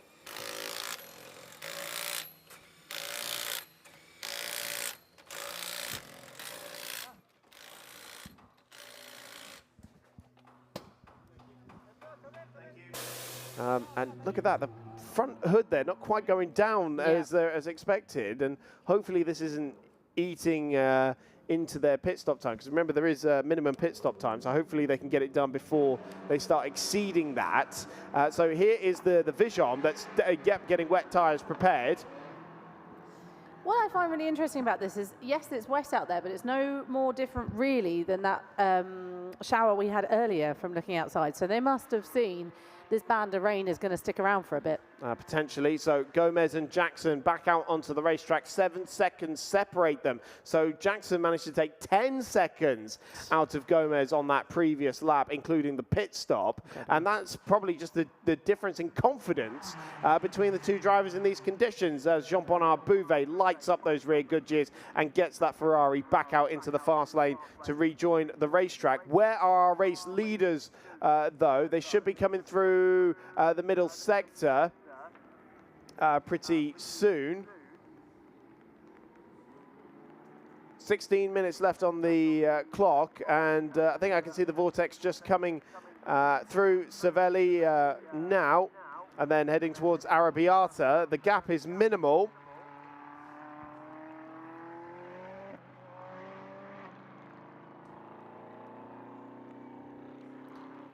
So yeah, Gomez just coming out of Arrabbiata 2. Here he is.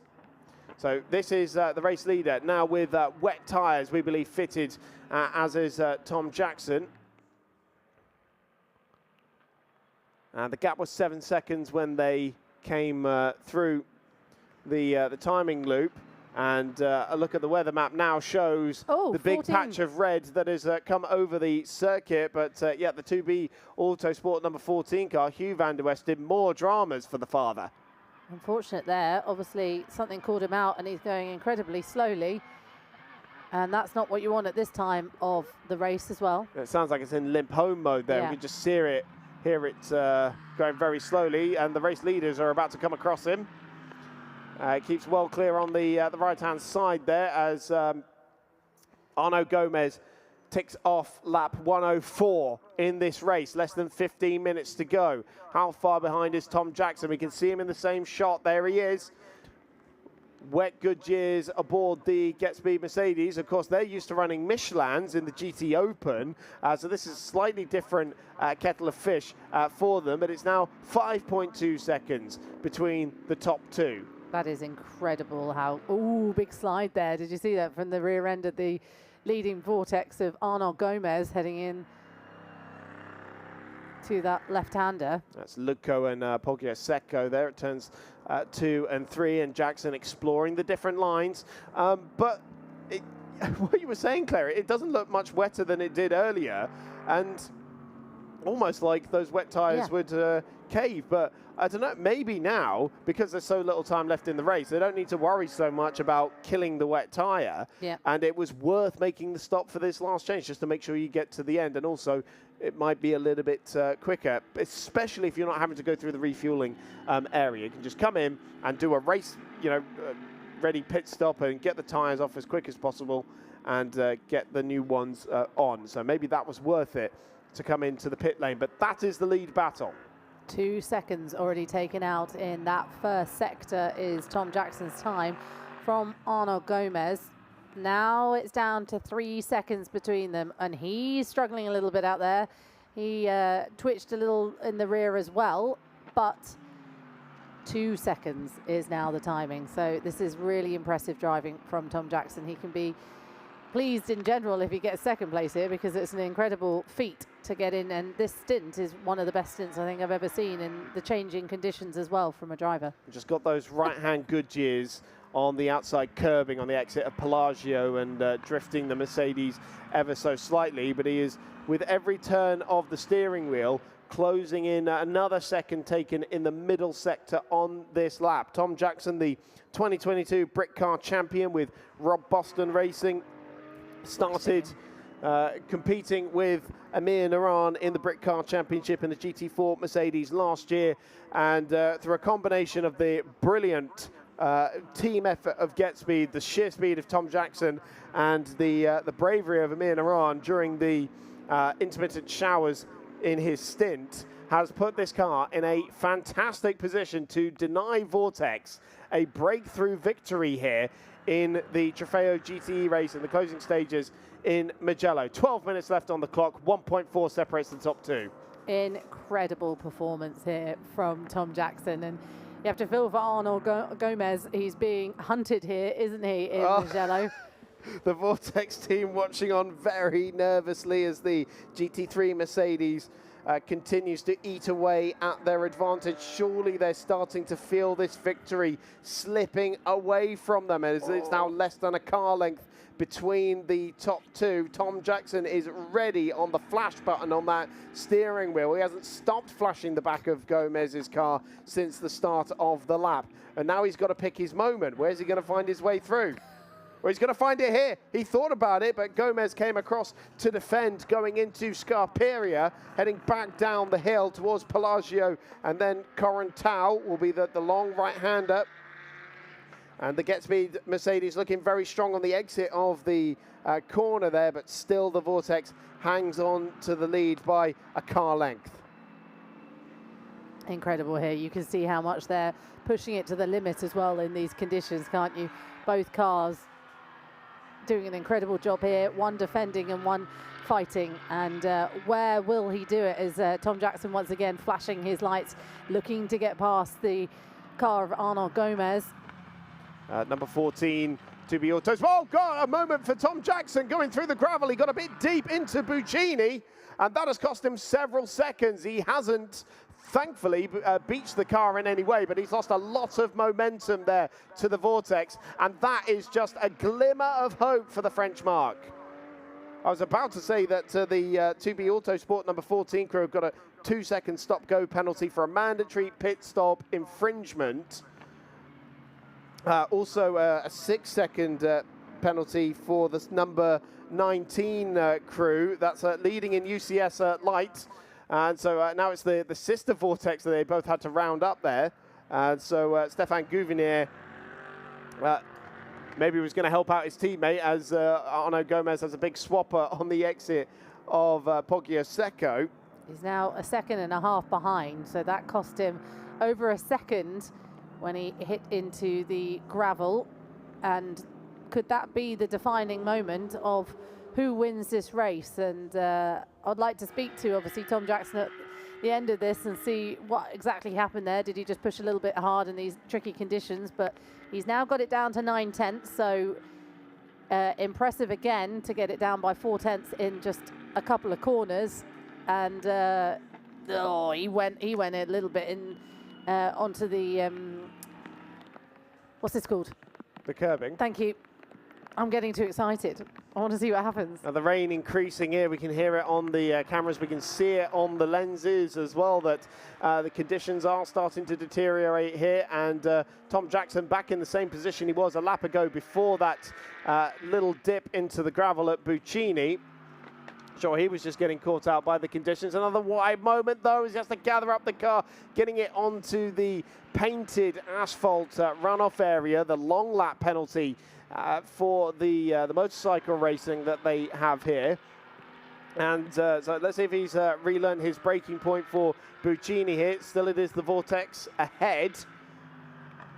And it's the Vortex this time running a little bit wider. And can Jackson get underneath the Vortex here and utilize some of that Mercedes power? The Vortex has a twitch as Arnaud Gomez tried to get on the power. But here comes the Mercedes. It should have a straight line speed advantage, especially with the slipstream all the way down this front straight. Tom Jackson pulls out to the outside. It's side by side with 8 minutes left on the clock in this Trofeo GTE race. Who's bravest on the brakes towards San Donato? It is Gomez with the inside line, but they touch.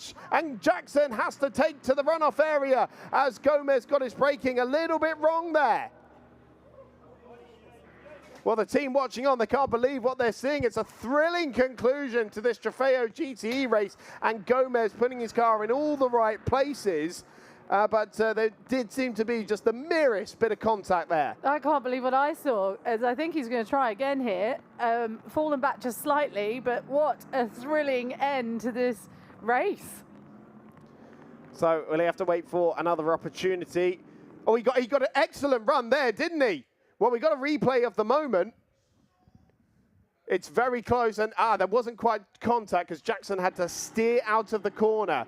And right, so he had an excellent run towards Casanova, but wasn't able to do it. But he slides the car again, and this time he does get more gravel, skips through there. Can he get it going? Don't get it beached, Tom. Keep it going, keep it going. But that might be the last opportunity for Tom Jackson. Oh. And that might have just handed Vortex victory.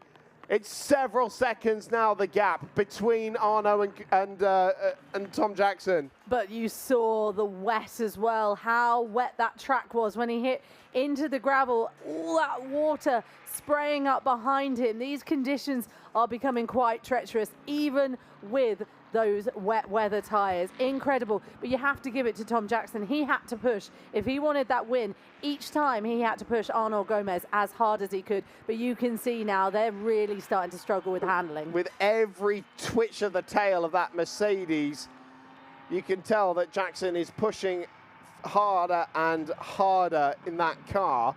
Now let's see what the gap is when they get across the line this time around. It'll be up to a few seconds, and Jackson nearly had another moment there at Buccini as he just dipped a couple of wheels onto the painted runoff area. Less than 6 minutes to go, and they're coming up on traffic once again with the CMR Ginetta just in front of the race leader, and then we have the BMW and the Porsche Cup cars and a couple of Alpines in between them as well. So the race leader rounds up the first couple of cars, and the Alpine has his own moment there. And you think about, you can do everything right, but if one car gets it wrong at the wrong moment and slides into the side of you like that, it's game over. And Jackson getting a little bit balked up there in the middle of Poggio Secco as well. That's not what he needed at all. When the gap is 3.8 seconds at the start of the lap. He nearly lost it there, getting a bit impatient behind those cars behind, with the traffic. He got a little bit impatient and nearly once again put it into the curbing.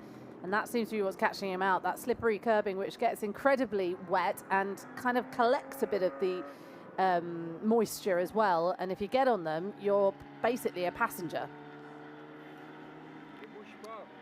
Well, we were sub 2 minutes 45 minutes ago, back down into the 2:17s now for the race leader, although Jackson last time 2:21 as he put it through the gravel trap at Arrabbiata. And despite that little moment, there was still 1 second taken out of the race lead. We've got yellow flags at turn 1 now. A safety car here would now be really bad news for Tom Jackson, because I doubt we'd get going again by the time the checkered flag came out. So why do we have yellows at turn 1? Can't see anything on the driver tracker. Can't see anything on the... Turn 5 and 6. It looks to be a car stuck. Well, we have car 701 stopped at turn 1. That's the message that's just come through on the timing screen. So that is the Vortex 1.0 that was in 8th position. So hopefully we'll see it as we go around there. As well. Yeah, the BMW M4 going for a spin through Buccini. Now, he just about got it out of the gravel trap there. Well done, Daniel Wazinski, for keeping it going. Surely we are now on the penultimate lap of the race. Yellow flag still waving at turn 1, and that's going to be very annoying for Tom Jackson, because if they stay there till the end of the race, he's lost one of the best overtaking opportunities there. And so the gap now 2.9 seconds. So it was another second taken out by Tom Jackson. And here we're going to see that moment again for Daniel Wazinski. He gets wide in the middle of Buccini onto that painted runoff area. Jackson himself, we were looking at the BMW. Jackson himself had his own moment, but he managed to keep it on the straight and narrow. So they're really struggling for grip at Buccini. I was also about to say they were lucky not to be collected by car number 17 doing a spin, because both of the leaders were heading past exactly at the same point, and a couple of inches here or there, they would have taken out each other. And this goes back to what we were saying just a couple of minutes ago. You can do everything right, but you have the wrong car go off at the wrong time, and there's nothing you can do about it sometimes. Either they slide into you or you've got nowhere to go.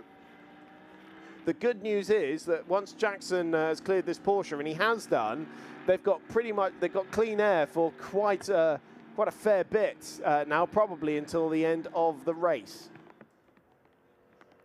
So this is a straight fight now. Once again, Jackson's had a couple of opportunities, but those mistakes have been creeping in, those little moments of just running off the circuit. He's survived 3 moments, some bigger than others, but he's got to keep it on the straight and narrow if he's going to take this lead away and this sensational breakthrough victory for Vortex.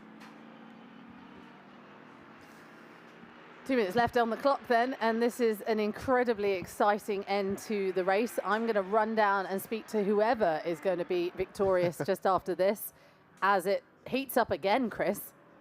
He's right on the back of Arnaud Gomez, going on to the final lap of this race. Tom Jackson, as close as he has been, he's closed down that 2.97 second gap since the start of the lap. 5.245 kilometers to go then in this Trofeo GTA race in Mugello. Tom Jackson chasing Arnaud Gomez for the lead, and this time Jackson has found himself the inside line for San Donato, but he can't get there on the brakes. He draws alongside on the outside line and again ends up taking to the escape road. Green flags were shown just at the right time there for Jackson, but he ended up on the escape road once again, and Arnaud Gomez showing Jackson the door. Through Poggio Secco for the final time. The Vortex rear end still wagging like a happy dog as Jackson continues to mount the pressure on the co-owner of the French Marc. You see he's trying those up and unders. He had an excellent run out of Casanova last time around, and he's got the inside line for the right-hander at turn 6. This could be the moment that Tom Jackson takes the lead for the Vimana by Get Speed Mercedes. And on the final lap of the race, the car that started at the back of the grid, the car that barely qualified for this race, that the team had to fly people over from their workshop at Nürburgring to get the parts they needed to make this car work, has flown up the order, and as the clock hits 0, Tom Jackson is in the lead of the race. I think it's about to be a very, very happy Tom Jackson that Claire Cottingham is going to be meeting in pit lane in a few minutes' time, assuming Jackson keeps it on the road in these final few corners. But what a sensational finish to this Trofeo GTE race. Don't get it wrong now, though, Tom. This is the most treacherous part of the racetrack. He's been off the road here a couple of times, but just 3 corners to go. Bondietti 1, Bondietti 2. And if he survives, Buccini coming up on one of the Alpine cars at this final corner. What a sensational fight between Tom Jackson and Arnaud Gomez, just rounding up the Alpine traffic, keeping it on the straight and narrow. Now Jackson drives up towards the line to take victory for Vimana by Get Speed in Trofeo GTE in Mugello. Tom Jackson and Emir Naran victorious. What a sensational finish to this Trofeo GTE race. And Emir Naran with his first GT3 victory.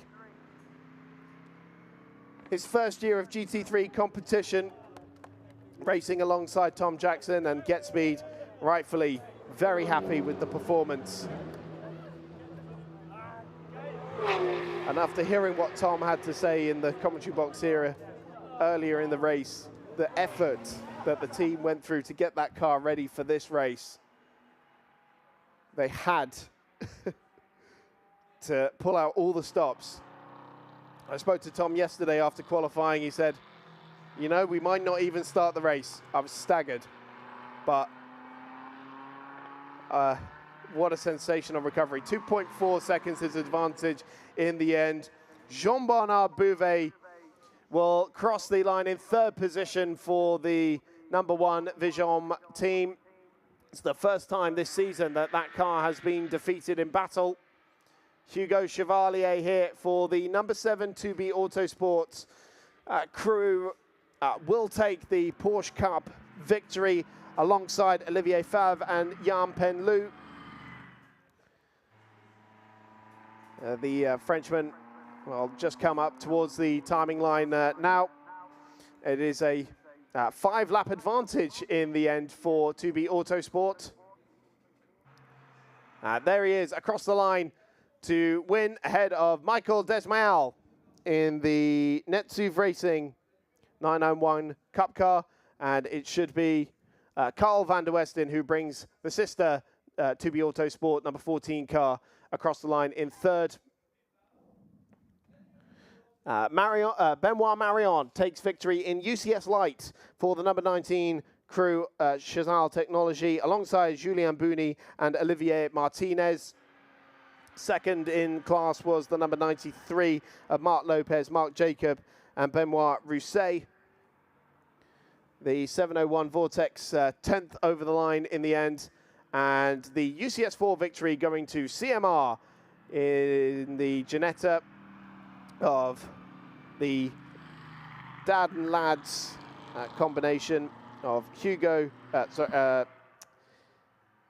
Laurent, Hugo, and Thibaut Mojica, as Tom Jackson brings the Vimana by Get Speed Mercedes back into pit lane.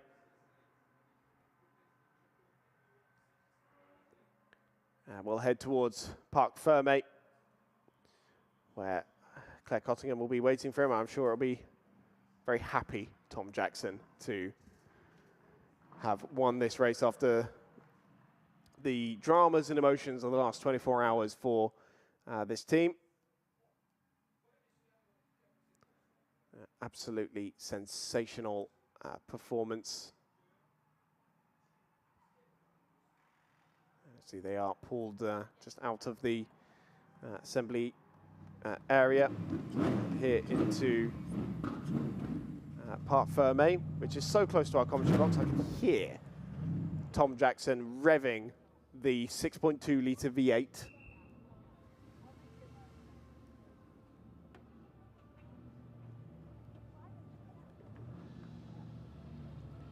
Arnaud Gomez pulls up on Tom's left-hand side. And his victory for Get Speed. Be a bit of a wait for the Ferrari to come through, but the hugs from the Get Speed team, who worked tirelessly up till 1 a.m., Tom was telling us, getting that car ready for this race. Definitely a heart-in-mouth moment, I'm sure, after qualifying. But what a difference 24 hours can make.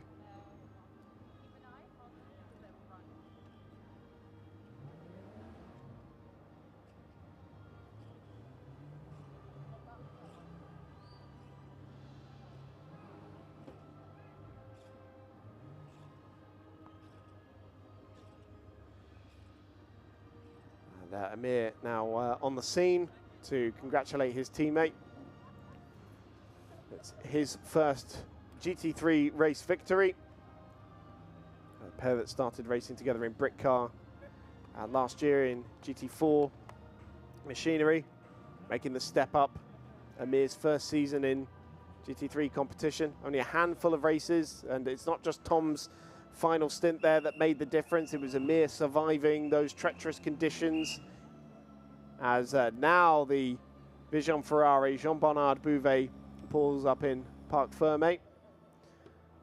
A lap's difference in the end between the top two in this third place car.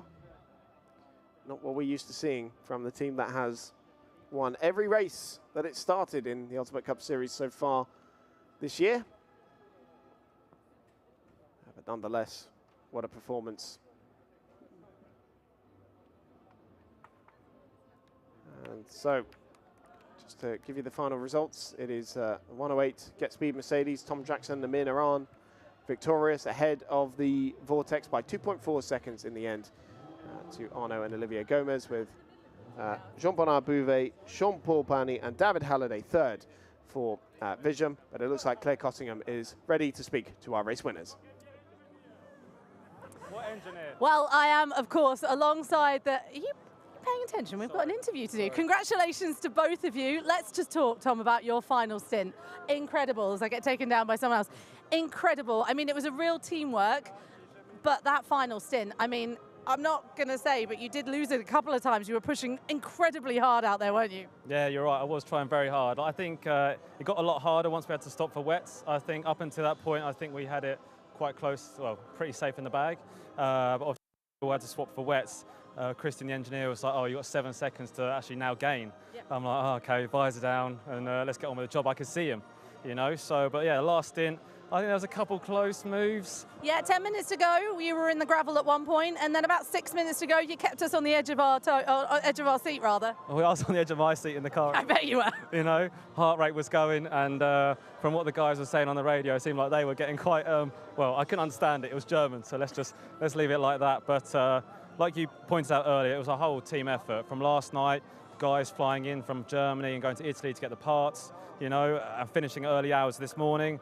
Amir being an absolute legend, staying on the slicks when it was still slippery, you know, that made us up a lot of time, really did. So, I mean, it's a full team effort, and I'm just happy that, you know, we can repay the guys. And Amir here with a win. It's his first ever win as well in GT racing. So, yeah, we're going to have a little drink or two, I reckon. I reckon there'll be a few. Amir, congratulations as well. Such an incredible performance. Again, teamwork. Like Tom was saying, at one point we weren't sure whether you were going to race today, and now look at you guys, the winners. I know. Very pleased, as you said, first win. So, yeah.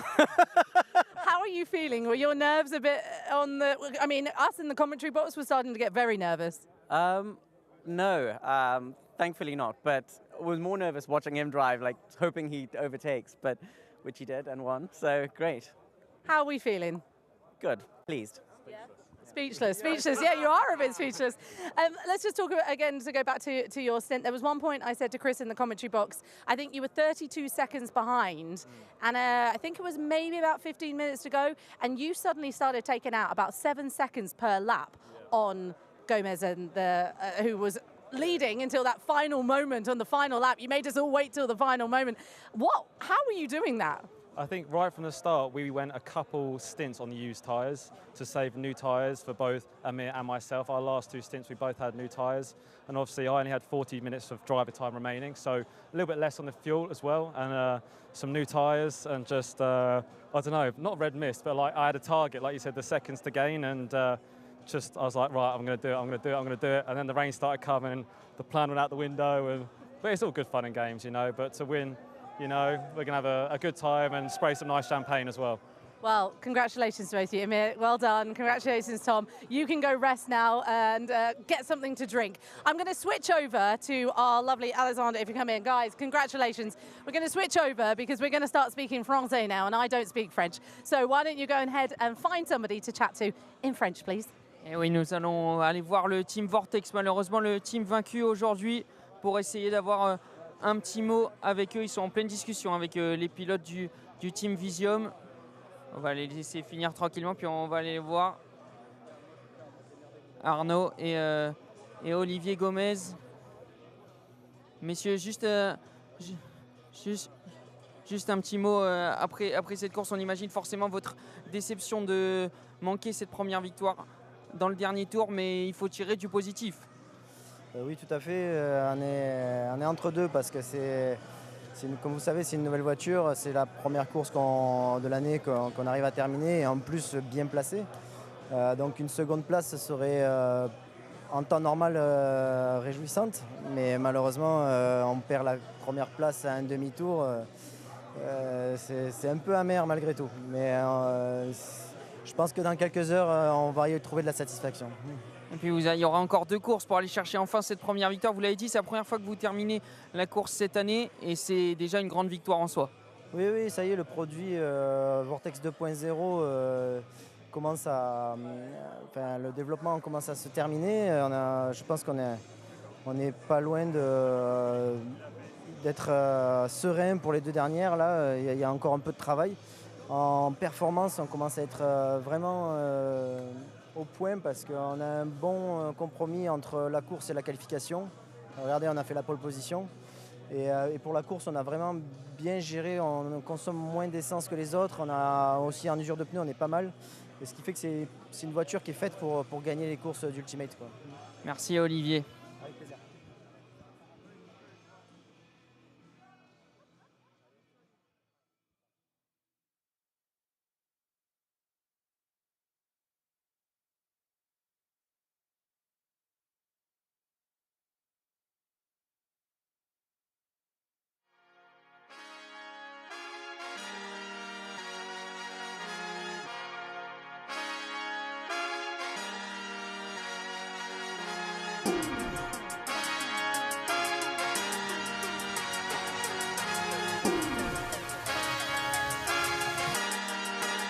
We got